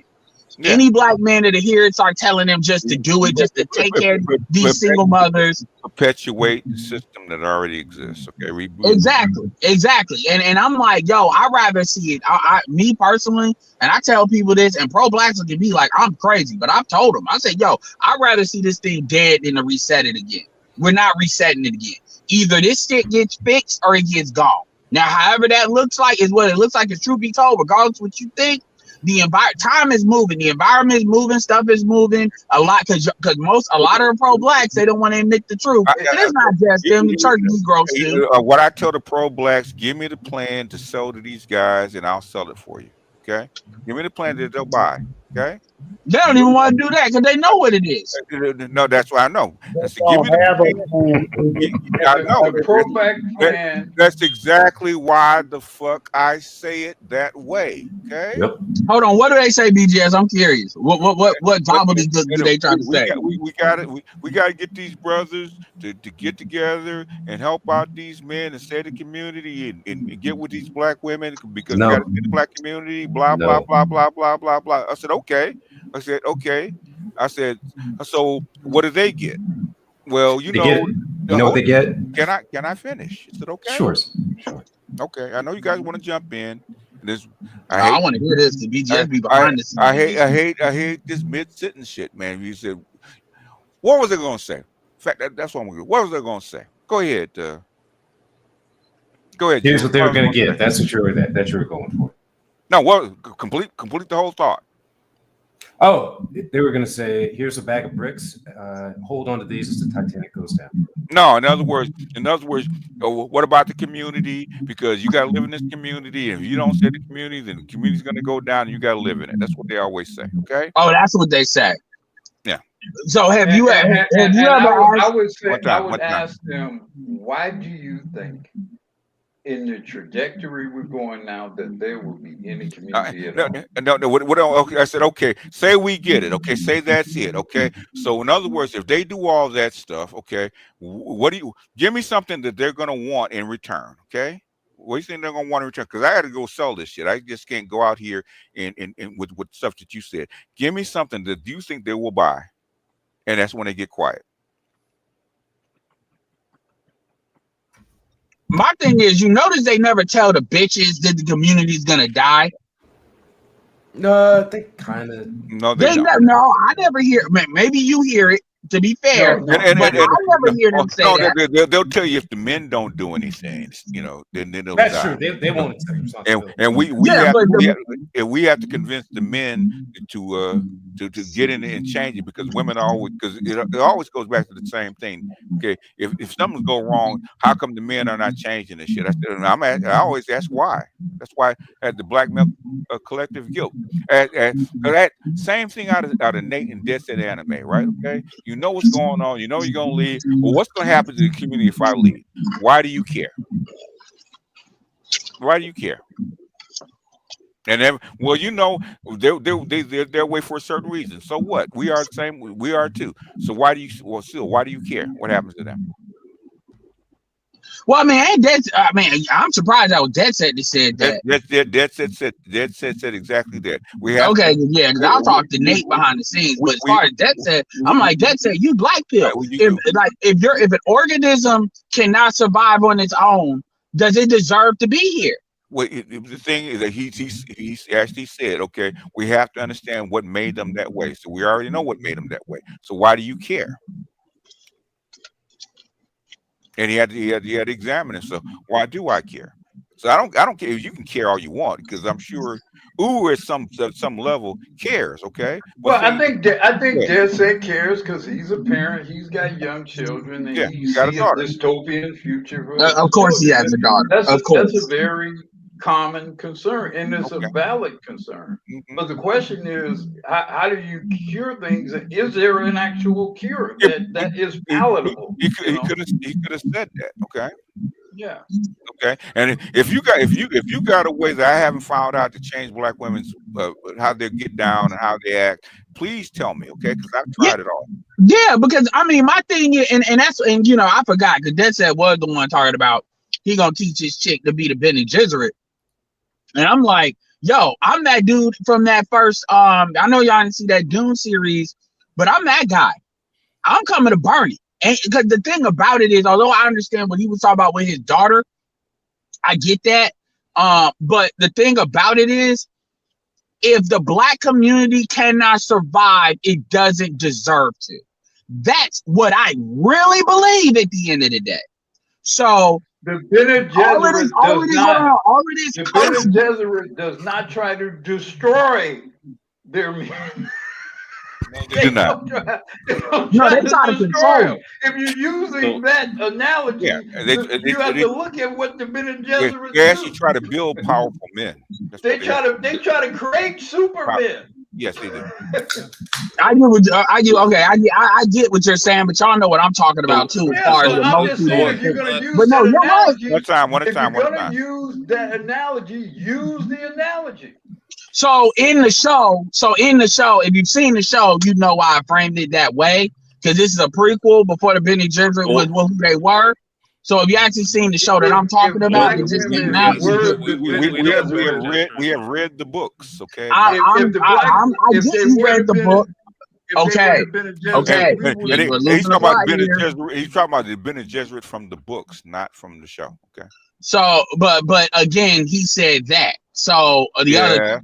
So my thing is, this is why I always say I don't give a damn about y'all niggas' daughters, because I say that because people are not going to manipulate my empathy, because I am an empathetic person. You're not going to manipulate that for something that doesn't benefit me. If people care about their daughters so much, then you're going to create an environment. This is why with black men, in order to, you're going to train your daughters to treat the men and appropriately to attract them and give them what they want. Exactly, because we're beyond the Nina Turner stuff. We're way beyond that. I'm gonna say the right things because that has effect. That's effective. Okay. We're way beyond that. I'll give you an example. This happened. It was Christmas, okay, and daughter was over the house, right? Their family's over the house, right? And the guy that she's dating is from the South, right? Okay, he's a blue collar guy from the South. The guy that she's dating, right? And he asked her to get a plate, and she bristled, right? Right in front of me, which is probably the wrong thing to do, okay? And she's like, why should I get a plate? I said, because he's from the South, and you got a dog instead of a cat. Nobody told you to date a dog instead of a cat. If you want somebody to get his own shit, you should date a cat instead of a dog. Okay, that's the man you pick, you got to cater to him and care and feed him of who he really is. Now go get his ass a plate. I mean, the sad part about it is, and I appreciate you telling that story, because I know that's a personal story. But you answer. I mean, you a parent. Because my reaction to somebody that don't have kids is like, why the fuck? It's a fucking plate. I've actually had second cousins that's done stuff like that. Just like these would be like my uncles, my mom's cousins. It's like it's a fucking plate. Are you fucking serious? Not just a plate. Okay. No, I know it's not in her head, but it's like, man. The same reason that you ask her to get a plate. It's not just a plate. BGS, like what do you want? Go ahead. I have told this story many times. It's like get to the story. All right, so the story is basically that, like, obviously, like, you know, like a daughter dad that's like one of the most hated things in the space. So basically, why? No, not true. Am I hated? Yeah, you are. I am. Yeah, you're actually quite hated. And by the majority of people in this space. Yeah, and I actually get a lot of smoke defending. By the majority of people in this space. Yeah. What that tells me is I get a lot of you hang in places you shouldn't be hanging in. Yeah, that's why. That's what that tells us. Because we know who those people are. Yeah. Well, yeah, like I get a lot of smoke defending you. Why are you in those spots then? Why you don't have to defend me? Well, because you know what the hell you're talking about. Crusader, boss. He's a crusader. He's crusading for you. You don't have to defend me, okay? If they want to hate me, that's fine. I don't have to do that, but that's changing the subject. But basically, and they maybe you forget what like the original. They don't hate me because I have daughters, okay? That's not why they don't like me. Like that's the whole thing is like that. Like, is the reason they don't like me is because I got a daughter. Got daughters. Yeah. And that's the only reason. You got 3 daughters and they don't hate them. I've been defending that from the jump. Tomasi's got a daughter. They hate him too. Boss, can I ask you a question, boss? Because he's on some nonsense. Did she serve him that plate? Yes. That's all I want. Thank you. Yeah, I mean, because the thing about it is, if a woman asks a man for something like simple like that, and they let a black man try to pull the patriarchy card, and everybody, including the men, go look at him like he's stupid. I'm not even talking about your city. It's just amazing how I'm thinking about the cooking with Kaya thing, how they lost their minds over the cookie. It's like, yo, something is wrong with y'all. Like, have you ever? I told black women this. I said, do you realize there's actually something wrong with you? You know what's wrong with them. You don't have to. No, but when you tell them that to their face, I'm not talking to your daughter, but I've said this to women. There's something wrong with you. You do realize that, right? Yeah. And they literally don't know how to take that. Because they've never been trained to take it. Because in the whole experience, that's the way things are supposed to be. Yeah, which is why I say date outside your race, please. Yeah, if they could, they would. Like Ed, when you told them that, did they have a glazed look over their face when you told them you something's wrong with you? No, but she took her 5 seconds to say what, and then I gave her a sample of what I was talking about. Brother. That was that. Andre, can you calm down for a goddamn second, okay? You hear people talk. Yeah, y'all cook. Thank you. Yeah, I've told chicks that, like, straight up. Like, there's something wrong with you. There's something wrong with y'all. Oh, well, you just hate black women. Yeah, I get that that's what it is, but understand, if black men hated I've said this too, if black men hated black women like y'all keep saying we do, y'all wouldn't be running y'all mouth like that. But like y'all do, because it'd be way more dudes that be willing to crash out on y'all. So y'all, I don't know what word y'all using the right word. If black men hated black women, we would actually be indifferent to them. Okay? So I'm actually like glad that Ed was talking about like the whole cooking with Kaya thing, because like why? Okay. So the reason why he's cooking with Kaya, like I understand she cooks and like she does her little twerking thing and whatever, and I mean like she's appealing to like the average like black man. And your point? Basically, like she's up there because that's showing like the lack of competition. Okay. The lack of in other words, lack of skills, because they have, and which we have said, how many years in this space? I'm not sure how many years ago it's been Like, said, but it's like been that's like definitely 10. a lack of competition. No, it's lack of training. It's not a lack of competition. It's lack of training. They don't know how to do it, and they don't want you spoiling the milk by showing men what they should expect. A woman that cooks. Are you kidding? They don't know how to boil water. I like that you explained it that way, BGS, because I haven't heard anybody say it that way yet. So I already know what it is. We've been saying that forever. They don't know how.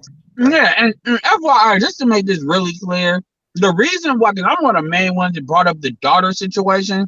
Like originally, the reason why the daughter thing comes up is because you have a lot of dudes that are external to this space, the purple pill guys, but people that are in this space, they used to talk around a lot of stuff. They used to do the same stuff like BGS was talking about, as far as if you don't save the community, who's gonna? And it's kind of like, yo, where is all this coming from? And usually it comes down to niggas like, I got daughters. And they always say that, which is like, okay, so what about all this? Is before it became really known that most black men don't have kids like that. It was assumed that every nigga got a kid, or most of them, unless you just can't get sex. And so hold on. So the reason I bring that up is to get past all of the BS of when dudes are pushing that. What it is they are invested, and they're not being honest about why they're invested, because that gets into the brass tacks. So when I bring up the daughter thing, I don't have an issue with dudes. First of all, hold on, I'm not done. And also, usually if a dude got a son, they get it. And obviously, I always bring up Black Guru as an example, because there's plenty of dudes that's got daughters that's in this space that, you know, talk to the stuff more than I do. They're more hawkish about it than I am. So that's not necessarily a whole thing. But just like how if a dude is talking pro-black but sleeping white, there's always this suspicion at what he's saying, because that's what he's on. That's why I brought that up, so we can get past the kind of time wasting of it and say, okay, you want us to come into the community. What are you going to do? One question I would want to ask you, Andre. Okay, well, but these motherfuckers that hate me, why do they actually listen to me? Sorry? The ones that hate me, why do they actually listen to me? Like the people that hate you? Yes. Well, I can't speak for them because I don't hate you. I'm at, but the thing is, I want you to ask them, okay, when you defend it, why do they listen to me? They hate me. Well, I defend you. I know. I'm asking you. Why don't you ask them why do they listen to me at all? There's a billion channels on YouTube. Why do they listen to me? Well, because you obviously know what you're talking about. So why do they hate me? Why do they listen to me if they hate me? Well, like people like to hate watch because, like, people want to still learn. Like, even Andre, do you understand how bitch made that is? Yes, I understand that, but that's not me that's doing it. So it's just like you're putting this on me. So in other words, if they hate me, all they have to do is say, "Stop listening to me." Do I go to these people's channels? Because like I actually get a lot of smoke for defending you, bitch. Yes, I actually do. I mean, Andre, my thing is, I'm gonna keep it real. Like when people come in, even if they don't. Andre, let him finish. Let him finish, Andre. Wait, just Andre, let him finish. Well, I actually get a lot of smoke. Andre, let him finish. Well, because if somebody comes with BGS slander, if I know they didn't know, they honestly now they don't even get a warning. It used to be I give them one warning because I know they do it again. I usually will give that for Obsidian if they come in there, but it's certain people, you start talking shit, you automatically go. I don't even gotta, it's not even, I'm gonna explain it, zero tolerance, you just block. And I call them saving them.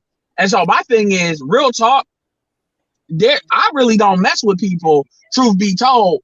If they occupy certain spaces, now I haven't seen you in these spaces, so I'll say that.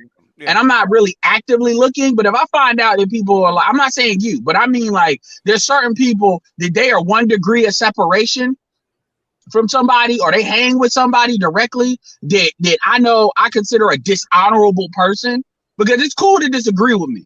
Like I disagree with SWP all the time. I don't consider him a dishonorable person.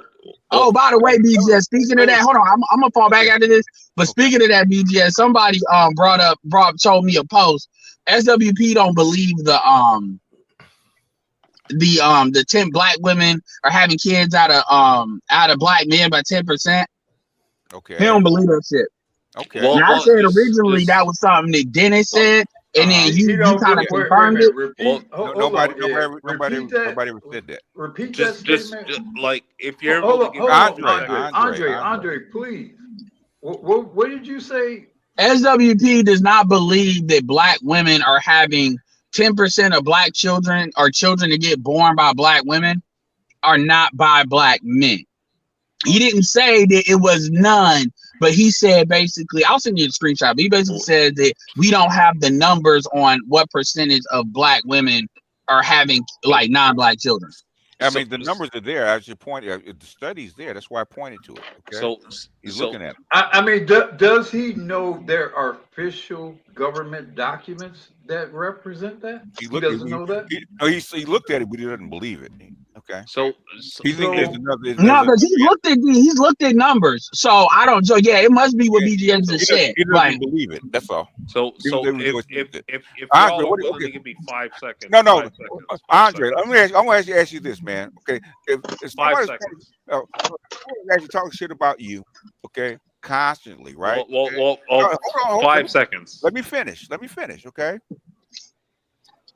You would ask me, why do I still go over there and fuck with these people, right? Right?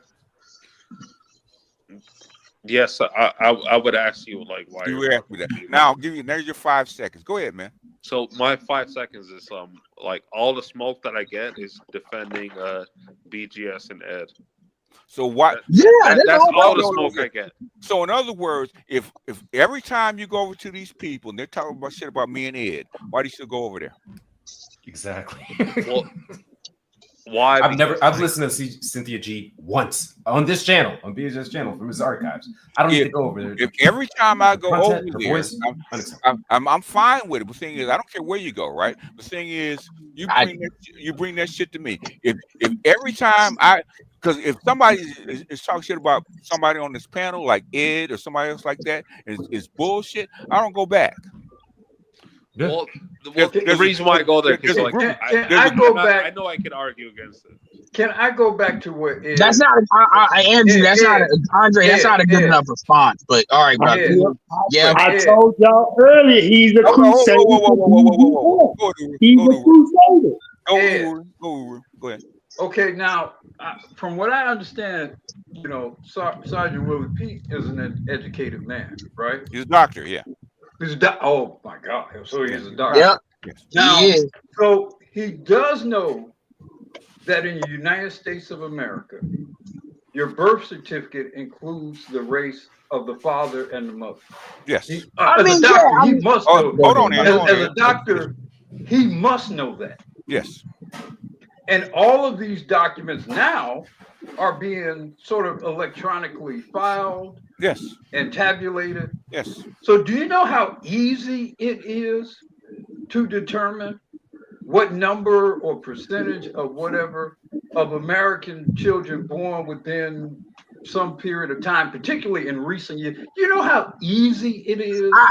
I understand that. Let me finish. And report that data. And then for you guys to say that a physician says he does not believe that, what does that say about him? He does. Man, look, and he looks at these numbers, by the way, when he does the video. I charged it up. I told the dude because this is a dude that shared in my Patreon. That they'll comment. So shout out to him. And I'll send you the thing in the Telegram BTS. And he wasn't like disrespectful. It wasn't even about. He didn't even directly. He mentioned you because somebody. So the person commented that the 10%. Well, it's like 10% of black women that be having kids with other races and men. I guess with a video of him talking to whatever. And then he was like, well, I know y'all get that for BGS, but there's no numbers to determine that. So I'm bringing it up with you. So if you want to put a chart together, put a number out there. I've already done it. Basically, the ADOS non-Hispanic black men is defined, okay, by the chart, have 7.1 million children that they sire. Okay. So your black women have 8 8.3 million women that are You babies that remember are the born. title? I mean, you remember the title of the video? It's called Hidden Figures. Okay. Oh, okay. I'll bring it up, and that way I'll send it to him so he can. He All right. But All right. Ed, he posted on I'm his sending it to the own person that channel. gave me the thing. He posted on his own Channel. channel Yeah. that black women have 60% of black women, 61% of black women have children, and fewer than 46. He posted that on his own. So Look, man, information that he is posting is contradicting that statement. What he wants to say, he wants to prove that black women are having the rest of these babies by Pookie and Ray Ray. Okay, that's what he wants to prove. But Pookie and Ray Ray are black. It doesn't matter. That's what he wants to prove. In other words, that's why he posted those numbers. Pookie and Ray Ray are not being counted. Okay, even though how are they not being counted on the birth certificate? You have to include this information. But his worldview was not accept. Like what? Did not accept that the numbers are the numbers. There's got to be another explanation for the numbers. Okay? I mean, and even on and my argument that I said with the dude that shared it with me is I was like, yo, like even the old, like, you know, y'all age and older had the concept of the redheaded stepchild. Like that comes from somewhere. That's always been there.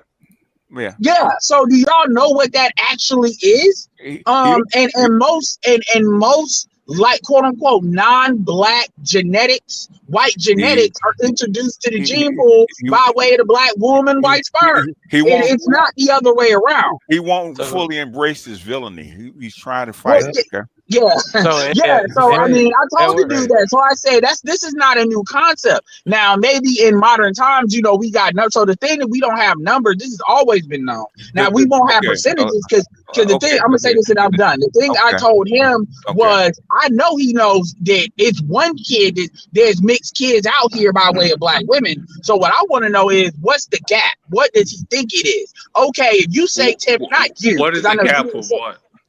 So the dude said that it was 10% of kids that are spawned by black. I took the okay.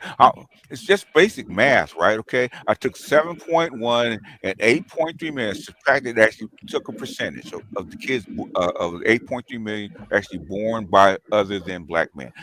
Yeah, so I just said I want to know what his gap is. Like, does he think it's like 2%, 3%?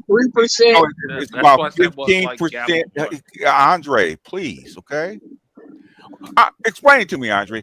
Explain the numbers to me. Go ahead. I was just asking, like, the gap. No. You interrupt me. Explain the numbers. All I was asking was explain the numbers. The gap of what?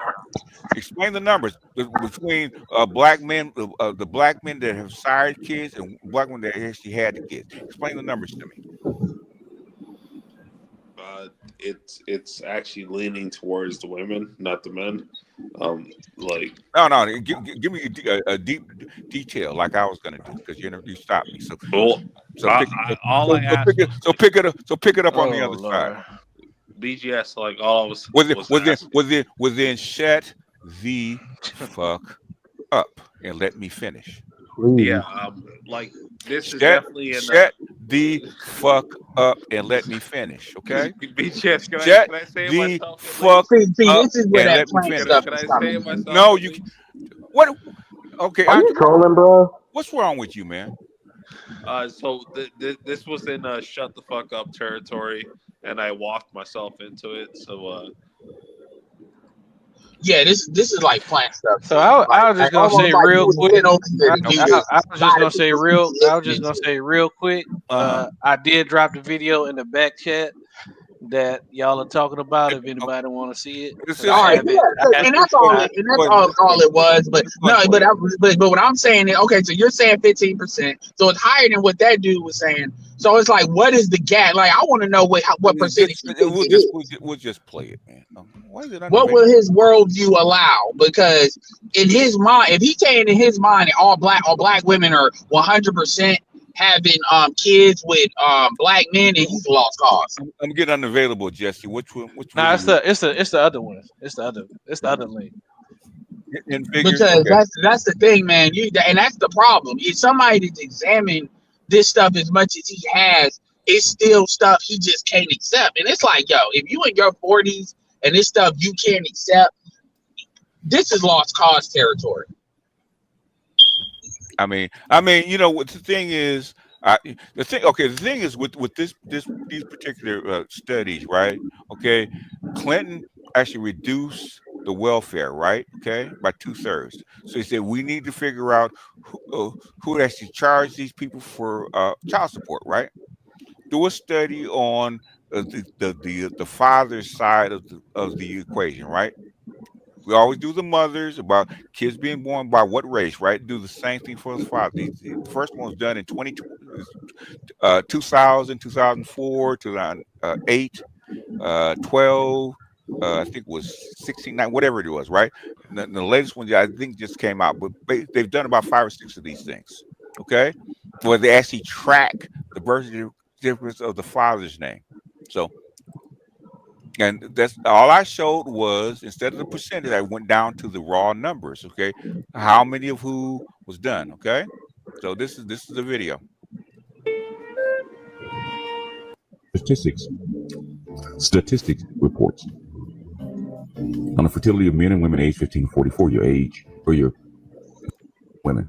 How many men and women ever had a child within this age range? Of course, you don't expect teenagers to have a lot of kids, which it's almost like 20% of men have kids. See, since we like charts, since I like charts, I think raw numbers and charts are very telling if you can find the right ones.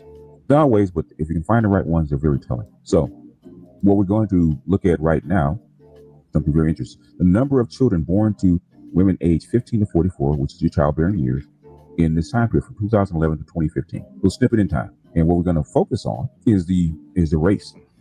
We're actually going to compare that to what the males actually produce. Okay, Hispanic origin and race, right? They separated to native born versus foreign born. Fine, but we're going to use the totals.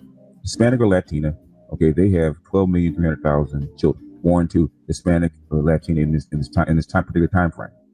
Okay, non-Hispanic whites, 34 million children born in this time frame.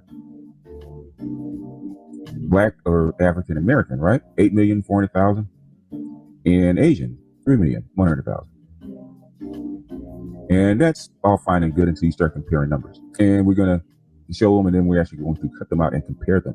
Now we go to the same thing for the men. Number of biological children fathered by men aged 15 to 44 between the years 2011 and 2015.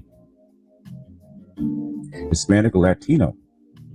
Remember the Hispanic or Latino females were actually producing 12,300,000. Latinos actually produced 600,000 more, fathered 600,000 more children than the Latino women had.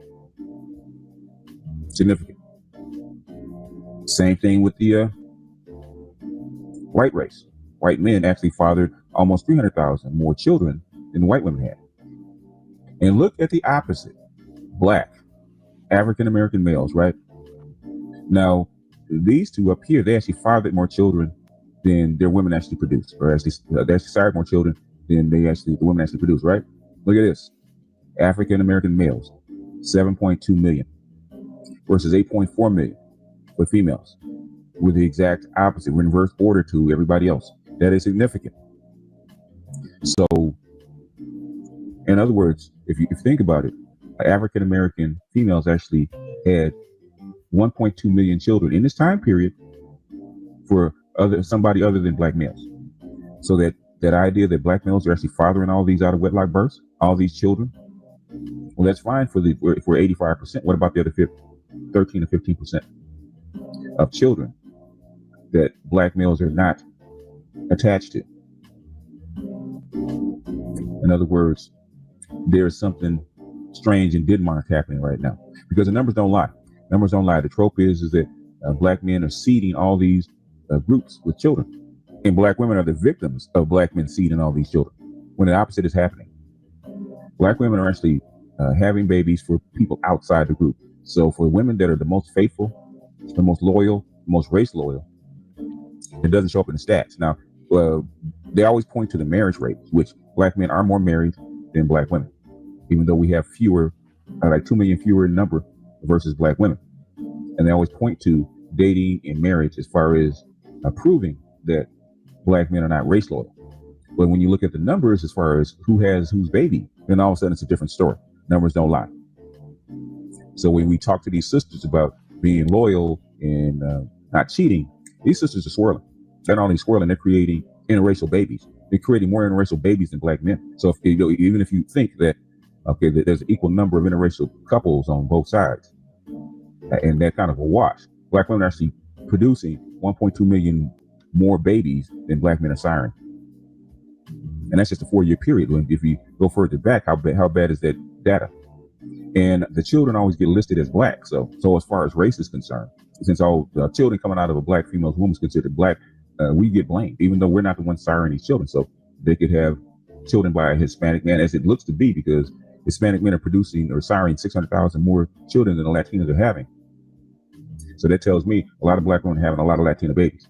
And white men are actually siring 300,000 more children than their white women are having.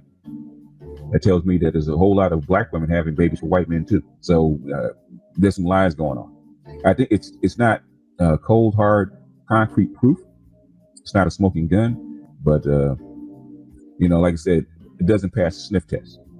And there's a lot of deception and hiding that's going on. And our female scholars that look at this kind of data, I know they look at it and they just kind of ignored it and brush it off. So that's the crux of it. Okay. We can, I kind of reiterate, but that's the crux of it. I mean, so I got videos like this catalog. So when Edward brought it up, like, let me put that shit in the back check. So basically, those are the numbers, right? I never said it was hard, cold, smoking gun. The thing is, how do you explain the disparity?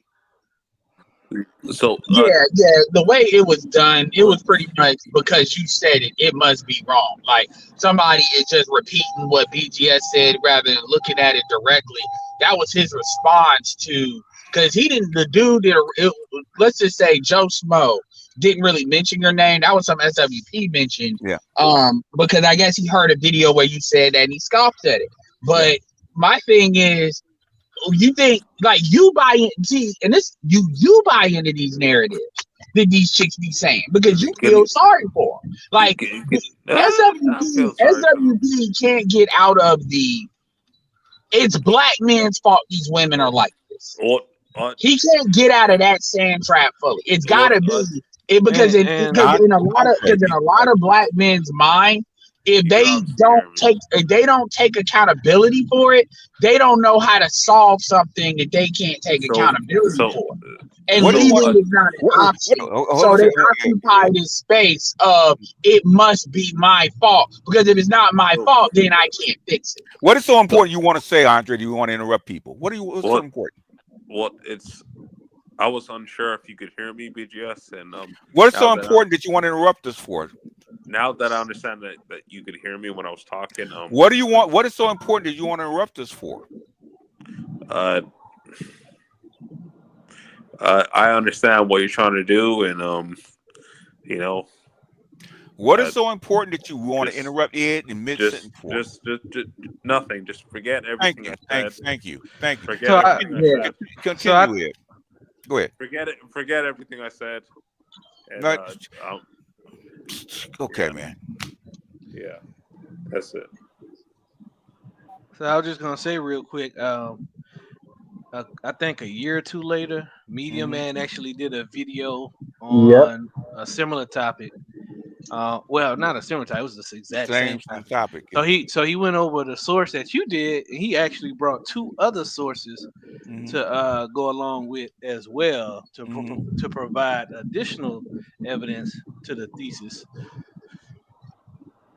I mean, yeah, these niggas in their egos, man. I mean, a lot of like average black men, they don't want to believe that because they want to the brother and my sister thing. Oh no, like even though we all know it, I said, yo, these chicks ain't even just dealing with white men. These chicks are dealing with, some of them are messing with Arabs. Like y'all really don't know where the black badge has really been.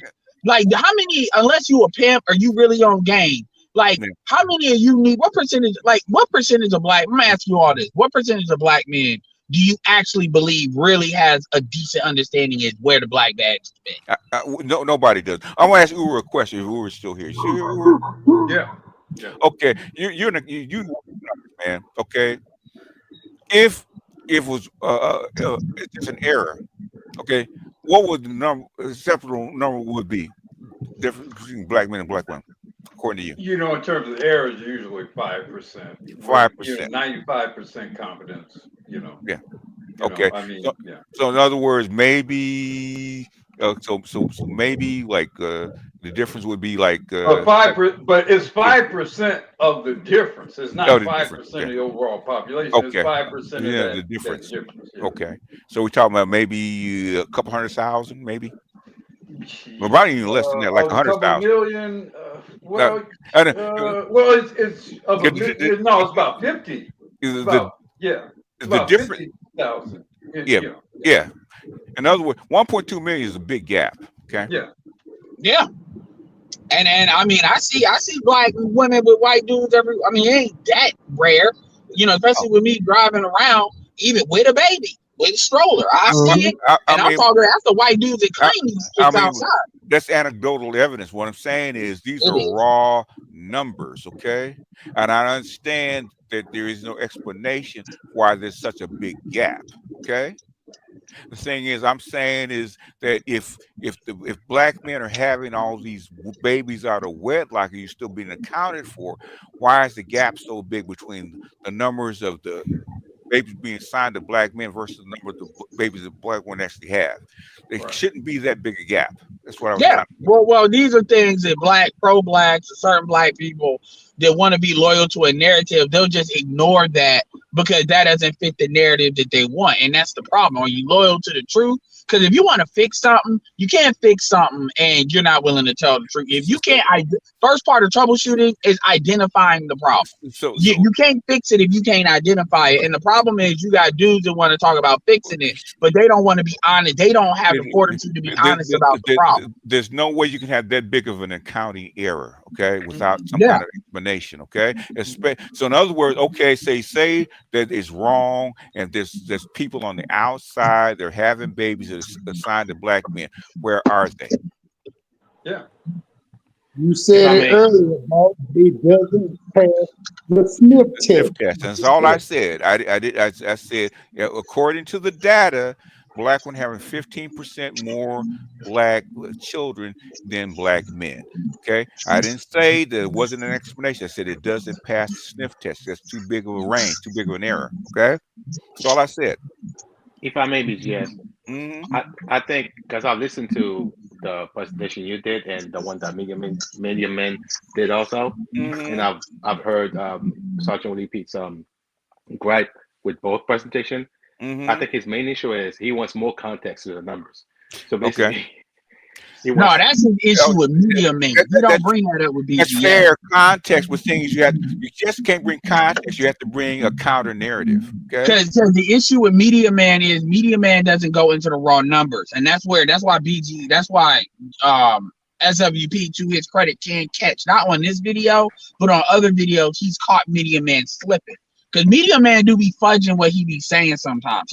And I know those are not like oversights. He be like moving it here, moving it there, and most of his audience ain't really gonna dig like that. But see, Media Man, when he does that, he don't pull the raw numbers. So Media Man, the percentages be off. That's what he talks about with him. But he can't pull that on as a BGS because BGS typically does pull the raw numbers. If I raise the questions, okay, and he needs more context, it's not for me to come up with more context. That's on you, boss. You disagree. Yeah, you don't. Yeah, so that's why I charged that off when the dude was telling me what he was telling me. I said, yo, it's because it came out of, it was the same thing with the culture thing. He don't want to believe it. And so this is where he gets slow because he just now starting to really realize. It took him a couple years, only like a couple years ago, he didn't believe that black men were really having less kids than black women. Like how most black men don't have kids, he didn't even believe that when Kevin was first saying it. So what it is it takes a time for him to catch up on certain stuff because he be on that Keisha need a little. He's not on that is now. He's a little coaching. He's a little coach. Like you can talk him out of it. And when dudes are like that, it's like, look, You all can't reconcile what you actually looking at. So what? Who y'all talking about now? Sergeant Willie Pete. I think to him that it's that the studies are not multivariate enough. He wants more granular examples. No, he don't want to believe it. So No, many bullshit. doing He don't that want to because believe that it. always I know what he that always wants. lag. I know what he wants, but what the thing is, what proof does he have to the contrary? There's that too. Well, I mean, yeah, it never ceases to amaze me how much regard he retains in this environment, because this dude monologues.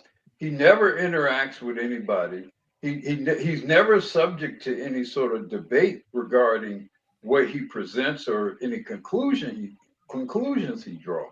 So I continue to be unimpressed by how impressed some of. Well, I'm not impressed. That's that 1.0 bullshit. That's why they do it. Because he's been around 20 years. That's the only Right. reason. Yeah, that's Right, yeah. So which is I'm also a reason why which is also a reason. Hold on. Hold on. AL, hold on. Finish your I'm just trying to get Hold clarification. on, AL. Just let Uru He finish. sounds muffled. Yeah, he is muffled. I mean, the fact that he's been around so long, it kind of further makes my argument. I mean, know. if you've been around this long, you should have things a little more together than you have, brother. Things have evolved here. This thing where you're just going to monologue on things based on your opinions and your feelings and not be challenged by other informed, enlightened, educated black men. I mean, to me, that's a very sort of dated and unevolved approach to things. So that's Hold on. AL, go ahead, man. All I was trying to do, I was hearing what you were saying. I was just trying to get clarification. Is he speaking about Media Man or is he speaking about Sergeant Willie? Sergeant Willie B. Okay, gotcha. Continue. Okay, who's trying to get in there? Yeah, so hold on. to Someone else trying to get in. Who's that? I interrupted them. Okay, if not. No, what it was somebody. No, okay. Go ahead, Ed.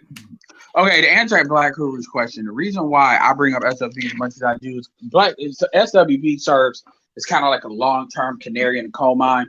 Kind of like when you send a satellite out there to go lead the solar system, it takes a long time for it to go out and you check on it to see what's going on. His mentality and where he's positioned on a lot of this stuff represents a lot of, I'd argue, most black men. This inability to let this stuff go.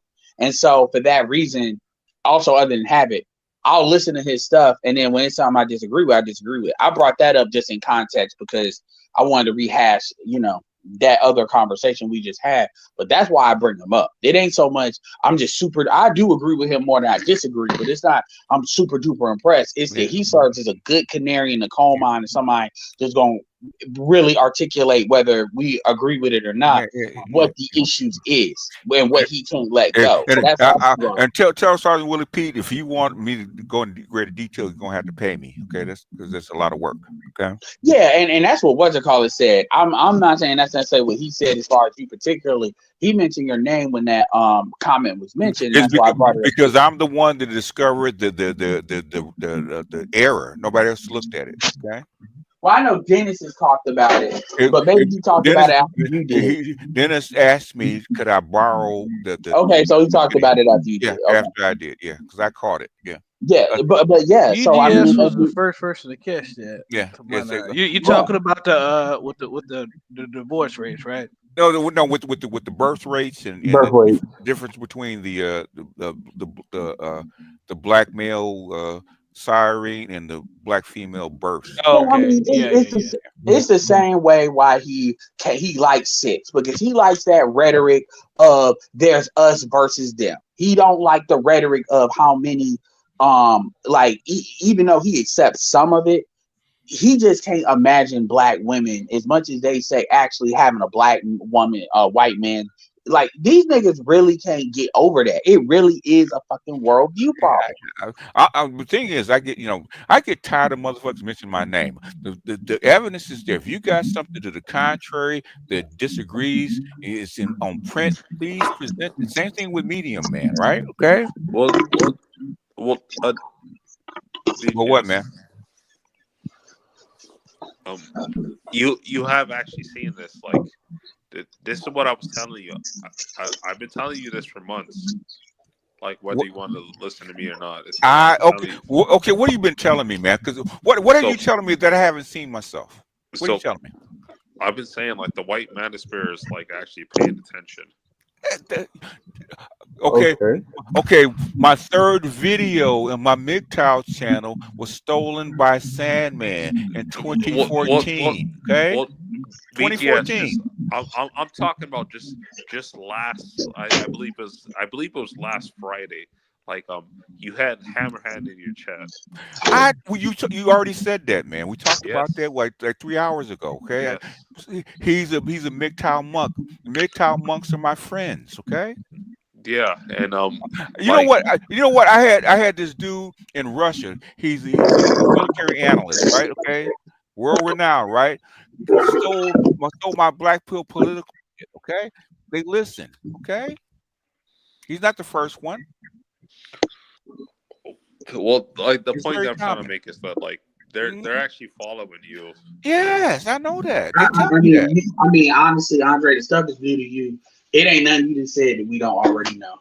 Like, they've told me when I first came over here 2 years later, BGS, can you come back over to the other side because we miss you. And they know that. They know who I am. Hey, that's new to you. That's not new to us. I started over there. Of course, they know me. Like, it's not new to me. Like, the thing is basically like, the whole Andre, thing not to is. pick up. All right, so Pearl, whoever interrupted me, Pearl copies my shit, okay, and spreads it. So what?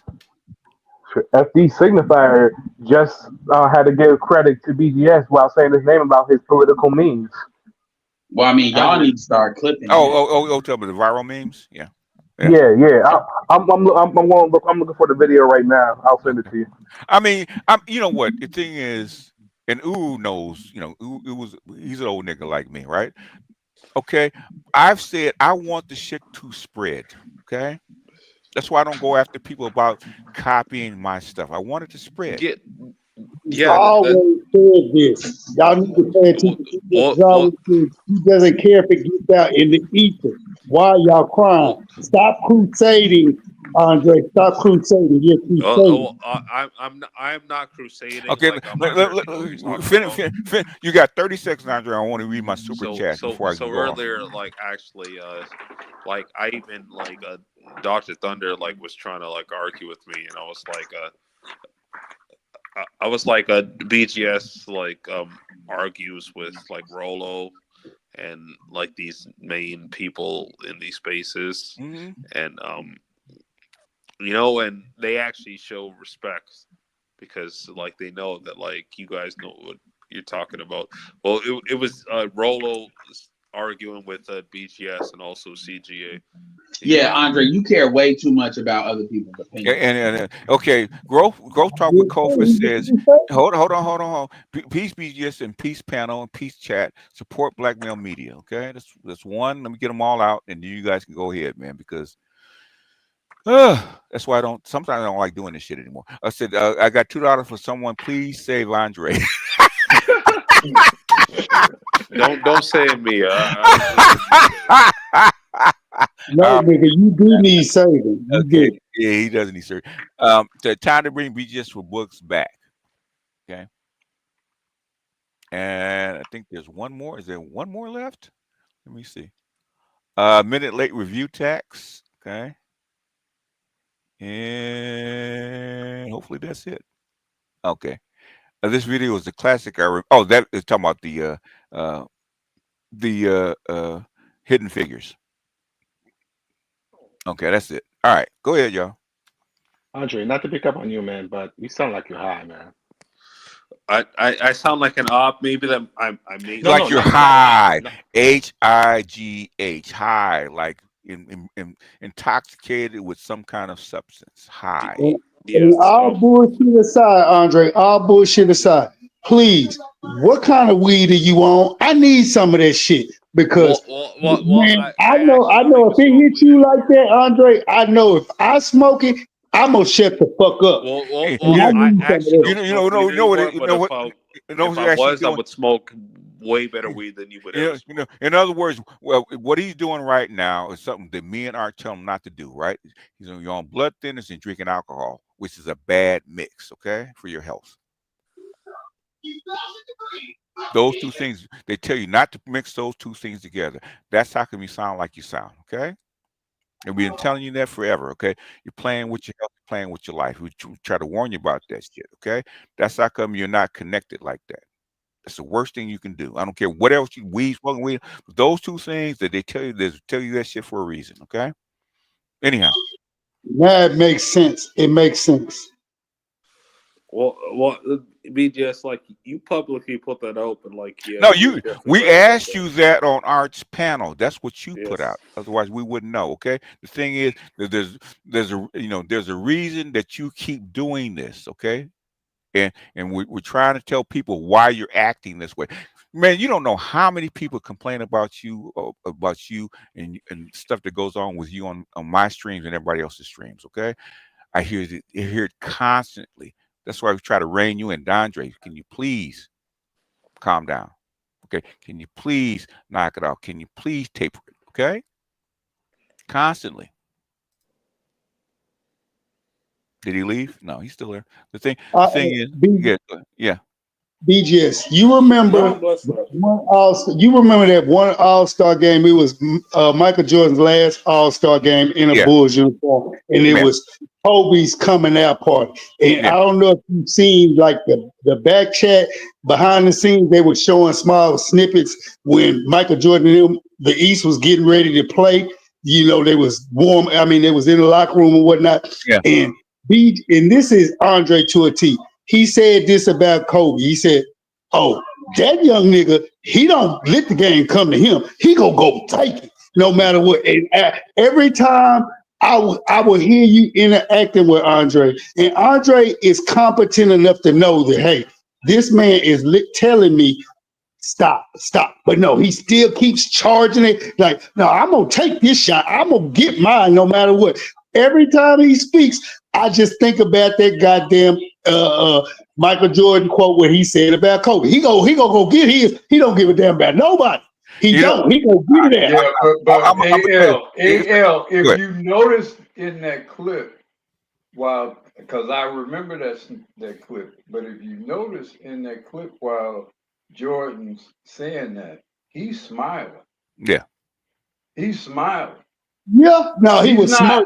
So the difference between what you do, I don't think BGS is smiling. I know what you're talking about. In other words, he saw himself. He see that finally. He said, "Finally, I see somebody."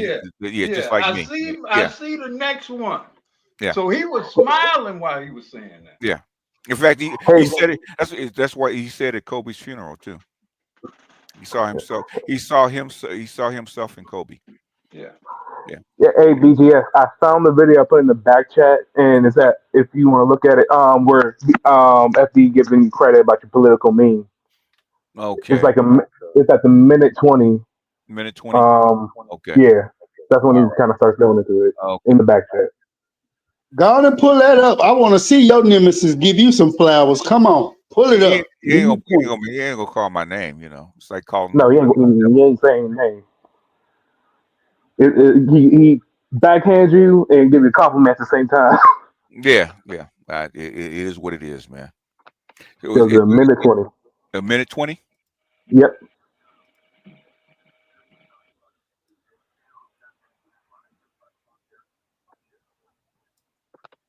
We have to engage with why populism works. We know populism works, and everybody's about to get into their populism bag, including me. You know what I'm saying? And so and there's value there, and it's going to be one of the creator. I think he's kind of awful, but also amazing. He says we're in a political meme war, you know, and whoever has the best memes is going to win. And I used to laugh at that. Big facts. That shit is big facts. I don't know why nobody understands that. It's marketing. It's communication. Yeah, because meme also is like it's a funny thing, but the original concept of a meme, which is still what a meme is just an idea that spread. If your idea don't spread, if that shit don't hit, if nobody bops to it and dances to it, it's not gonna get played. That's just how everything has always for the whole history works. And I feel like a lot of we're getting back into the meta conversation. No. Please continue with the You're right though. So bringing it back to Luigi. Yeah. Because that's about it. That's about it. It's so This guy's fascinating. I completely can't wrong. wait till like Yeah. Once I heard that, I'm like, yo. So I mean, that don't, to me, that wouldn't ride. I get it, but that wouldn't rise to me sharing it, me personally, because they get it, but they don't, because the liberals' problem is the way they want. How do I get people to buy into what I want them to do? Yeah, meme speaks to where people already are. No. Memes is how do you convince people to buy into what a meme is? Yeah. So BGS, like this is quite late, and also Ed's like this is quite late. So get to it. All right. So basically, like the big thing that he effed up on like a while back was who was he? I can't remember his name. I actually can't remember his name. You guys can remind me. Like, what did he say? He was talking about like the show Attack on Titan, right? Oh, FD. Yeah, FD Signifier. Yeah, I remember his name now. Okay, so basically, like he was arguing that so basically, because in the show it was like he had to like erase like half. Like you can't explain it in enough time, Andre. BGS has to watch the show. How is this connected to what we're talking about? So basically, like he actually has a video about this. Like, how is it connected to what we're talking about? So, well, I'll post the video, but he actually has. A video how about is it connected to what we're talking about? Just to finish, like he actually has a video like where it's basically erasing half the population would not be the greatest deal because of like how he thinks of whatever. But is how is it? So how is that connected to what we're talking about?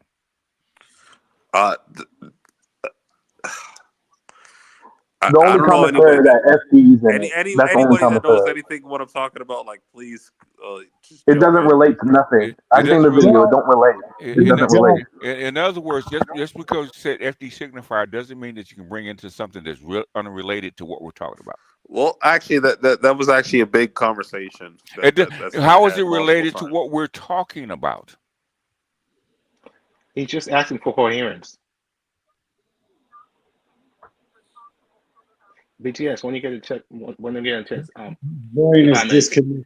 Okay, check what now? Because no, not check. I'm saying I just wanted to ask a question. It's kind of unrelated. Go ahead. It's about TikTok. Okay. I'm wondering why is Donald Trump fighting so hard to get TikTok back? Because the majority of the users of TikTok are like left leaning. It doesn't matter. What happened to Donald Trump on Twitter and most social media? Blacklisted. I got your point. Okay, so if somebody's trying to blacklist or eliminate TikTok, would he not fight for it? That's your point. Does that make sense? Makes sense. So with a stroke of the pen, this guy added millions of supporters to his cause. With a stroke of the pen, coming into office, he came into DC like Thor coming into Wakanda. And he said he was actually going to fight for what? Freedom of speech, right? Yeah. Did he not? When he was running, right? Did he not say that? Came through the door proving it. Yes. Came through the door proving it. So why is it such a mystery that he would do this? And now here is the faulty thinking of the Democrats. The Democrats knew or should have known he was going to reverse that. Mm-hmm. So if they were smart, Biden would have done that a month or so or before Trump did that. Mm-hmm. So that he could have at least taken away the credit of Trump doing it. If you know he's going to do that anyway, then you take it away from him rather than let him get the credit for it. Unless But this is where the get your tinfoil hat out for a minute, Uru. Okay. Well, yeah, I know where you're going. Yeah, Okay. yeah, that's possible too. Who That's possible who too. wanted the elimination of TikTok in the United States? Well, we know those. We know Yeah. those We know folks those supposedly people. from the historical Palestine. The Yeah. juicy people. That's what they call them now. So The so in juicy other people. words, and who are some of his biggest donors? Those people, right? So even though if he doesn't agree with it, okay, he can wait until the last second, knowing that Donald Trump will overturn it. Mm-hmm. But the thing is, I did my part. That's true too. It's interesting. That's just a tinfoil hat. If I was him, that's why I would do it. Okay, because I'm not trying to get rid of TikTok because I know that it's probably wrong. But the thing is, I need to satisfy these people's bloodlust. So, yeah, it's interesting watching Mark Zuckerberg turn about face about masculinity at Facebook on the Joe Rogan podcast. He's already being attacked for it too. Of course, but why does he do it now? Well, Trump's in power now, so. And so the environment, he's always wanted to do it, but guess what? Trump's not going to take him to antitrust court, will he? Wow. Hmm? What's that? Wait, sorry, repeat. Trump is not going to take him to antitrust court. Who will? Who would? Well, I can't picture the Democrats doing it to him. Biden Well, administration and would Trump's have. also not going to prosecute him for any feminist gynocratic programming that he would have got prosecuted for. So in other So if words, he coming in and saying, I'm going to start doing some pro-male stuff, yes, you don't do that during the Biden administration. You do that during the Trump the administration. Trump administration. So in other words, he's a multi-billionaire with a multi-billion-dollar company. He doesn't want to get it broken apart by going the wrong way because they put a lot of pressure on him to do this shit, right? So, so you keep your mouth shut and keep your cards closed until you can actually do what? Say what you really want to say. They put Sandberg in there at the beginning to keep the heat up off. Yes. That's why they put her in there in the beginning. Yeah. Does that make sense? Makes sense. Okay. Any other questions that are burning political questions that you want to ask? Because most of this stuff is pretty simple. Damn, that's yeah. So anything else? That's it? That's all you got? No, that's it. Okay. I mean, most of the stuff is pretty simple. If you followed what they say, followed their rhetoric, this is pretty close. Trump is basically he's kind of dropped hints that he's been pressured by the Biden administration for censorship and all kind of shit, right? And his DEI is being pushed by the Democrats, the people in charge. So if you don't like it, okay, you can't do anything about it because people in charge are pushing it. Okay, what happens when those people are not in charge anymore? You can do what you want. And nobody's making him get rid of DEI. You can do it if you want to. Nobody's telling you who to hire, who not to hire. It's your company. You can do what you want. The thing is, why is he doing it now? It's a regime change. Of course, that's why he's doing it now. Trump didn't come down and say you have to start laying off women and get rid of DEI completely, blah, blah, blah. You don't have to. You can hire who you want. Nobody makes you do it. Why are you doing it now? Because you didn't believe it in the first place. Does that make sense? It makes sense. It's amusing to me watching it back and forth every time you have a new administration, how the private sector just goes back and forth in their policies. Are you self-employed or do you work for somebody? I work for somebody. Okay. So in other words, if they bring in a new boss, a new head of whatever your department you work in, right? Okay. There's some things he will allow and some things that he won't, right? Sure. So do you change? So say you were doing something, say you took long lunch breaks, for instance, right? Just something random, right? Okay. And your old boss allowed it. Okay. New boss coming in said, that's going to stop. What's going to happen? What are you going to do? Stop unless you want to buck against the system, or unless you want to go against the system. And you probably don't like it. You probably don't like that shit. Oh man, I miss my long lunch breaks and my long breaks and yada yada yada. You know, got my work done, and then all of a sudden, 2 years later, they change him back to somebody that allows it. What are you gonna do? So No, so I mean, I witnessed it a lot because you have a lot of. I've had a lot of changes in leadership. I in know, my, but what I'm talking about, answer the question I asked. To say they cut it out, different boss, new boss comes and allow the same shit that your old boss allowed. What are you gonna do? You gonna say, you know what? I don't want my long lunch breaks anymore. I'm gonna stay. no, you go back. You go back. Same thing in politics. It's not. It's no different. No different. So BGS. Yeah, unless you got something really burning, Andre. Okay. It's really connected. If it's not connected, you know what you're gonna get, right? So go ahead, give it to me.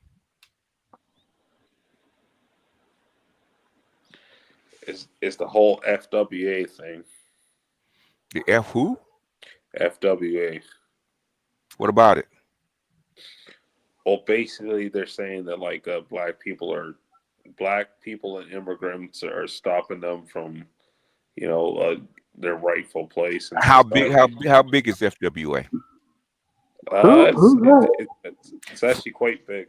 Foundational White Americans. That's what they are. Which is Yes. bullshit. Okay. Okay. Yeah, Okay. it's actually quite big. How big? Now I ask you, how big is it? Quite doesn't give me. Quite could be 1,000 people. How big is quite big? Well, it's actually like one of the biggest like arguments happening now. How come I never heard of it if it's that big? Well, maybe you haven't been following this stuff. I follow Reddit, Twitter, and all kinds of stuff. How come I've never heard of it? I follow the stuff as well, but So it's not very big. Okay, that's what I'm saying. Well, I mean, like, so what about it, Andre? What about it? So basically, they're saying that I have explained this already. Maybe you. No. Andre, what about it? So basically, they're saying that like there's a lot of racism, like why they can't get where they need to be. Mm-hmm.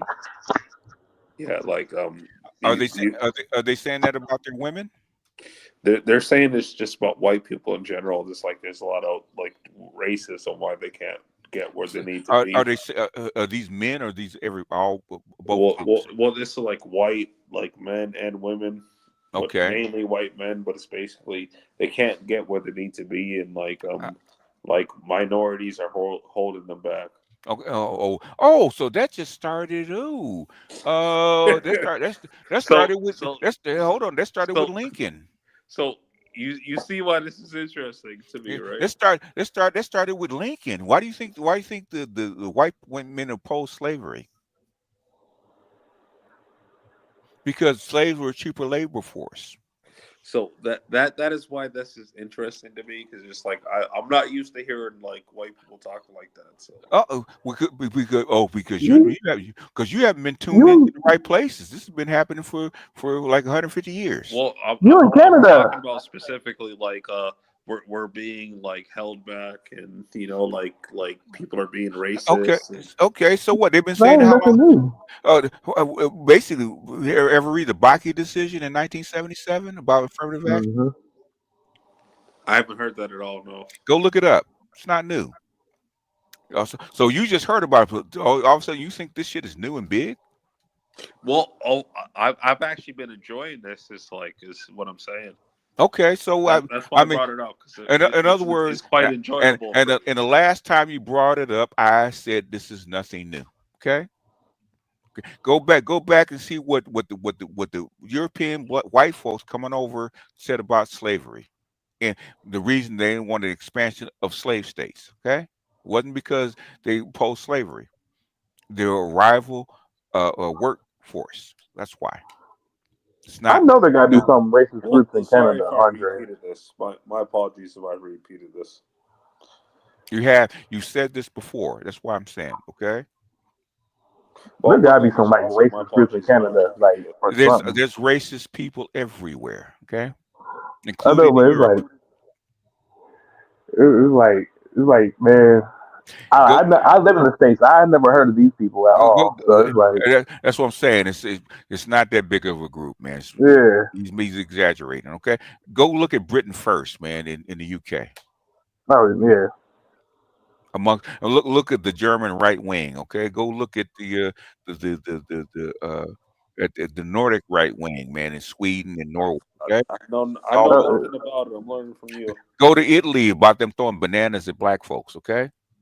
Should go to the rural parts of the I know Netherlands. nothing about it, BGS. I'm learning from you. Hmm. I know nothing about it. I'm learning from you. I just gave you pick up a pencil. Go back and go write down the Baki decision. Okay. They have holidays where they celebrate 19, blackface. 1977 and see what he says. Okay. About reverse racism and black folks getting positions they shouldn't have and yada yada yada. Right? Go look at it. Okay, write it down. The Baki BAKKE, the Baki decision. Okay, Like the anime. and most of the what do they say about the Supreme Court decision to actually get rid of affirmative action according to race but not sex? Huh? You should have arguments for all this stuff if you listen. And we've been talking about this, and we give you express arguments for all this shit if you listen. You should get a pencil and paper, start writing this shit down. Yeah, Okay. I'm actually looking. I'm actually looking it up. I'm seeing Thank like you. So the Baki decision. Now I've given your answer. Who's next? Okay. Whoever's next. My bad.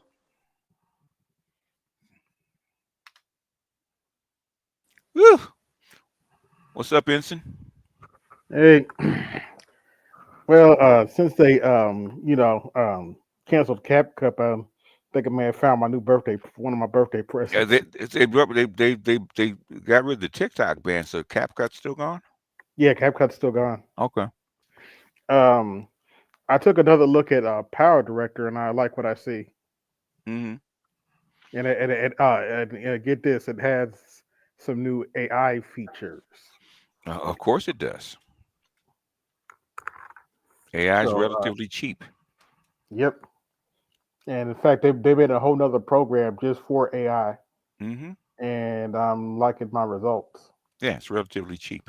Especially So since why I'm not an use it? artist, I can tweak whatever I don't like. So I'm looking to I say Gundam says reading some of the recommended books will help with comprehension and critical thought. You gain more than just listening to endless panels. Yep. Which is why I'm a lot more strict about people actually giving me cogent arguments just in talking, okay?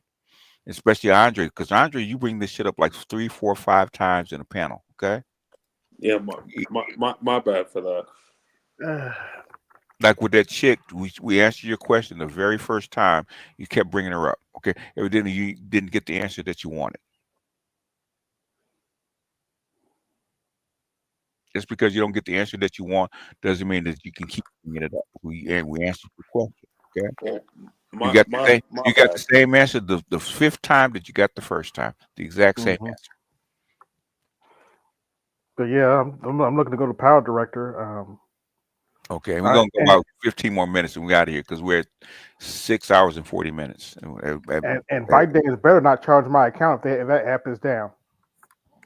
Yeah. You gonna do soon? Good. Yeah, I know that's probably not gonna happen. Yeah, but they said there's like cap because they said if you had it, you probably still be able to use it, but like if you delete it, they want to update it. Yeah. Yeah, they You might ain't put it back in the spot. You might find a way to actually side load it because it's going to be somewhere. Somebody's got it somewhere. Yeah. Go look on your pirate sites to see if they got a copy. Yeah. Yeah. I seen people talking about because I just got on TikTok like about 8-9 months ago Mm-hmm. and see what it like, but I'm kind of new to it.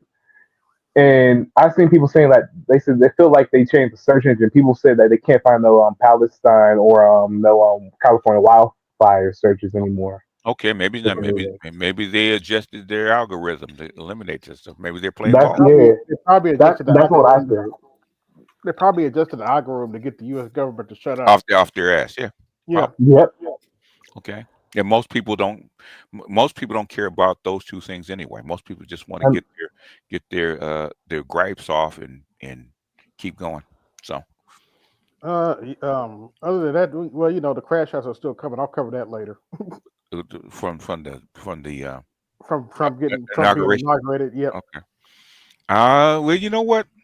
They got to crash out. So at this point, it's silly.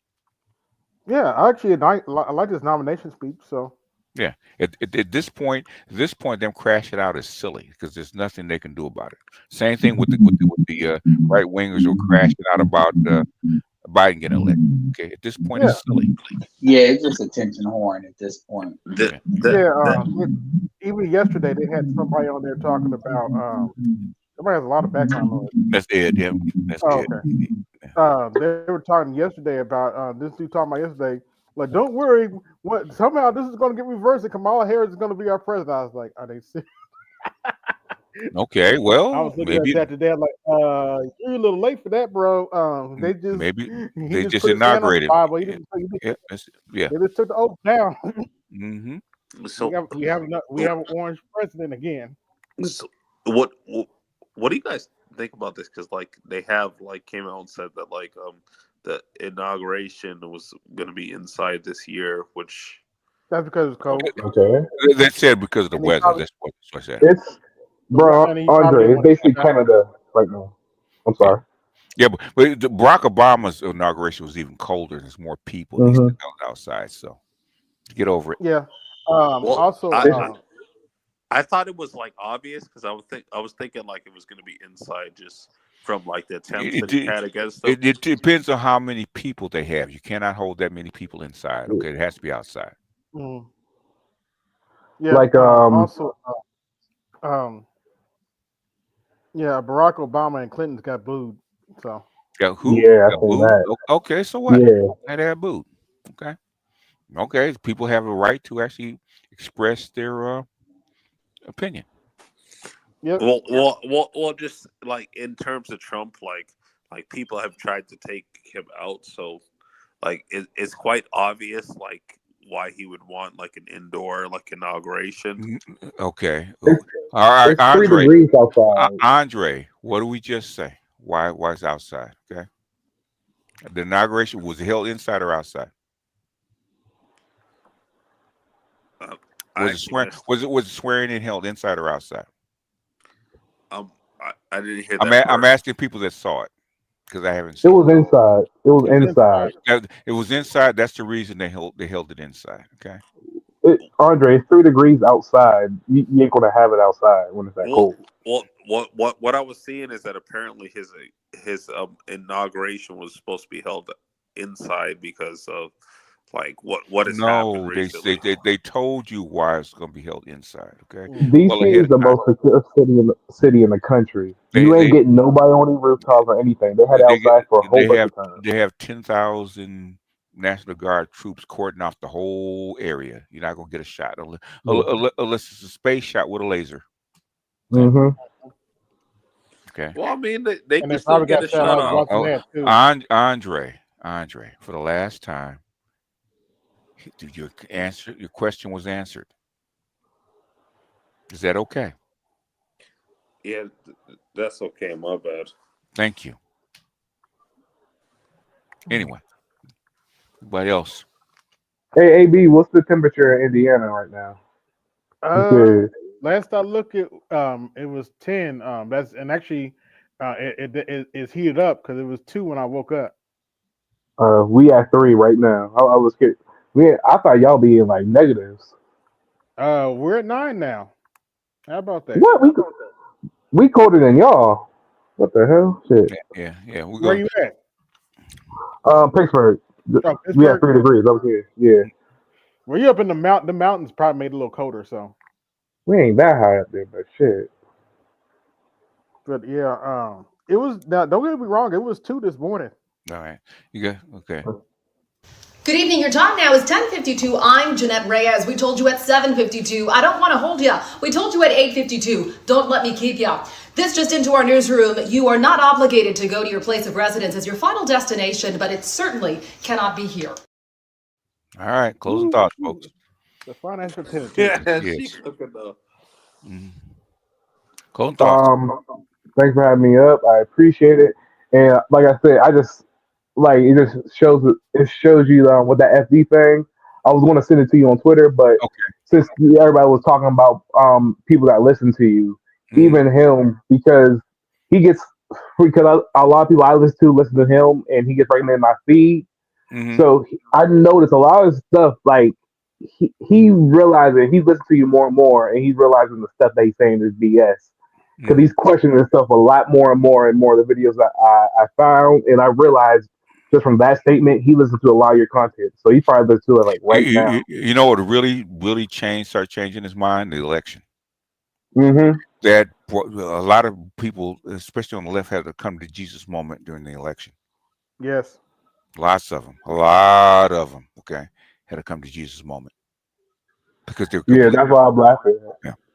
Yeah. Go ahead. That was my big thing. Like, this guy is questioning everything now. He's really kind of looking at stuff, and he's mad that he got admit. Like you said, he was laughing at you, then he realized that, oh shit, he's right. So you know what? I have most of my followers will tell you they thought I was full of shit maybe for the first 6 months. But in fact, someone said the first couple of years they thought I was full of shit until it started to make sense. Yeah, but that's like that goes to what we're talking about. The people that listen to you, that will take your stuff, are people that are like PhD and everything. They're gonna laugh, but it's gonna start making sense, and they're not gonna say your name. But if you know where they got it from, because nobody was talking about political memes at all. No. Yeah. So, And actually, so there's other examples of that too. But thanks for having me up, though. Oh, I appreciate you, Smitty James. Yeah. You remember the name, huh? Smitty Jeans. You still wear skinny jeans, Smitty? Not really. Occasionally, I have only had one pair. Okay. So that's why I crack up. But no, most of my pants are tapered. I don't only wear skinny jeans. And the way black people wear skinny jeans is different. They ain't nut huggers. But, all right. I actually recognize Smitty. I've seen him around. Smitty been with me for like 7 years, man. Well, I've seen Smitty around other spaces. Oh yeah, you guys are about the same age, so you probably would hang out in some of the same spaces. Okay? It's just the Pan African places. I be listening to a lot of Pan African stuff. Yeah, I recognize you, Smitty. Yeah, I don't. I don't hang out in those spaces because half those cats don't even know what the fuck they're talking about. That's why they don't. Yeah. They don't. They don't. That's why I don't even, because all they're gonna do is make me mad. Okay. I'll say this it's interesting when they talking about. I like the cultural aspect when they talking about the political stuff. Besides Snake Man, because he listens to you and quote a lot of stuff. Yeah. But when they talk about the culture stuff and how that, I find that interesting. From that, that's what I gain from it. That's what you go there for. Don't go for the actual political stuff. Go there for the better understanding of the African culture and how they view things. Because you will learn a lot about that. They're genuine about that. Political shit and their money, they not. But their culture, standing, and how they move, you will learn a lot about that. That's what I'll say about Kaizo. That's about it. Yeah. I mean, the thing is that in my iteration before YouTube, I was deep into that shit. So I talked to these people, I talked to the authors, I talked to some of the leaders, I talked to some of the presidential candidates, all that kind of shit. So I was so steeped in it, I know I get the gist of what they're like and how they think. So most times, even with the cultural shit, half the shit they say is wrong. So yeah, sure too. Hey, let me go. Thanks for having me up. Yeah, when I first started listening to you, it didn't take me a couple of years, but it took me a few months to really get into you. AI is here, and no, they talking about super AI intelligence now. AI, what's it called? O3? I forget the name of it. Yeah, so they're talking about something beyond where we are now. So that means AI is already here. So in other words, people say it's coming. No, it's already here. In fact, that's what I said. AI is already here. Yeah. Take advantage of it, and don't listen to dumb black people that don't know anything. Yeah. Take advantage of AI. You use it as a tool and not as a crutch. Okay. Yes. So that's all I got. Yeah. All right. That it? I guess that's it. Yeah. AI doesn't get you out of reading. I said what I said. Ooh, that's I know. I know. I have to say it, man, because I'm hearing too many reports. It's not just your grandson, just doing the AI thing, and You know what I tell college students? Okay, you're paying anywhere from $10,000 to $20,000 a year, right? Right. Why are you trying to cheat your way through college? What's that gonna do for you? Why are you spending all that money to cheat your way through college? I was asking that. You're there to learn. You're there to be trained. Why are you spending all that money just to cheat? Go someplace else where it's cheaper to cheat. Do what was it what's your name? Bryant? Cheyenne Bryant? Go to get your PhD where it's cheaper. So Lord. All right. That's all I got. I'm out. All right. All right. So Hey, good night, and hopefully everybody, your family's safe in California and BGS. Oh man, we in the ghetto, man. The concrete don't burn. Well, they said Englewood. You said you there to stay. I was like, oh shit. I hope he okay. But good point. No, Inglewood. I haven't heard of any fires in Inglewood. The only part they talked about was the hills, right? Baldwin Hills, because they've patterned their area just like the rich areas in Beverly Hills, right? Okay, so they're like a little island, okay, of that kind of place, and they're not on fire. So Okay. Well, one more question. Altadena, that's a historical black neighborhood, right? it Or is a was? historical black neighborhood in like called northern. It'd be northern, northern Pasadena, yeah. Yeah, I didn't know it was that old. It is that old. Basically, we have family friends that sold their house, that actually lived there in the, I would say, it got to be in the 80s. They moved up there in the 80s, and they sold their houses in the 90s. So half of the historical black neighborhood is gone. It's been sold. Okay? They moved on. So it's mostly white now, but it's still there. I know when they said Altadena, I know where they were actually talking about. But they're in the wooded hills just like everybody else, subject to the same thing. So. Okay. Yeah, California's a beautiful, dangerous place. Earthquakes and wildfires. In fact, I was actually on my real life show, and one of my co-hosts, she actually talked about nameless. What's good, fam? He actually talked about the whatchamacallit. She actually talked about the reason this shit happens, right? She said she had been complaining about them the brush clearance and the water supplies and all that kind of shit for like 6 or 7 years, right? And nobody paid attention because nobody wants to pay taxes. Okay, so all this stuff actually built up. So it was just it was just waiting to happen. Neglect. No, it was willful neglect. Okay, they didn't care because they didn't want to. They didn't want to pay for it. Well, BGS, like, there's something that like Art said that, like, he mentioned that like that place that was mostly affected was like a mostly like black area, and I thought that was interesting. What? Talking about the witch people? Well, the LA fires, like he was talking about, like basically it was mostly it was a mostly black area that was No, it wasn't. No, there was one mostly black area. That was Altadena, which is a historically black neighborhood. The rest were just white people. Okay, there's just one. Okay, that's big enough to like be considered a mostly black area, no? Okay, out of that represent maybe less than 10% of the area that got burned. Okay. Oh, okay. My bad then. Okay. If that's what you're saying, okay. It wasn't a whole bunch of black people that got burnt out. There wasn't that many. Okay. Most of those were rich white people. They're actually on there. There ain't no bunch of black people living in Malibu and Palisades and yada yada in the Hollywood Hills. Okay, ain't a whole bunch of black people that live there. Altadena is a very, very small part, okay, of that. Yeah, that's the only one. That's the only one I knew there was black people at. And that's why I asked about that. And half of those people are not black. Okay. Yeah, because they like you always said that black people left. Yeah, when this crack era happened, some people moved. A lot of these people got old and sold their houses and moved to Texas, or they died. In other words, the area where it was between two white areas. Okay, is very small. Okay, not that many people. Number Okay. one, number two, most of them moved out. From the time I was there, so I know exactly where they're talking about. So, Yeah. it's a very tiny area. It's not Altadena. It's not that big.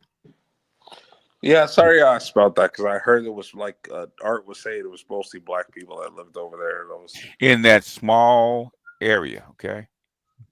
But and basically only most of them, a lot of them moved out already. Okay, because I know our family friends, they did, because they own like 3 houses over there, and they moved out in the 90s. Okay, going on in the city. So yeah. But thanks for having me up. Shout out to Nameless, and y'all have a good night. all right, P. Y'all, peace out. Yeah. Chaos, way too late for a link. All right. yeah, I'm out of here too. Like, thank you, BGS. Yeah, we went 7 hours, man. Way more than I wanted. Okay. Yeah, thank you, BGS. All right, folks. We out of here.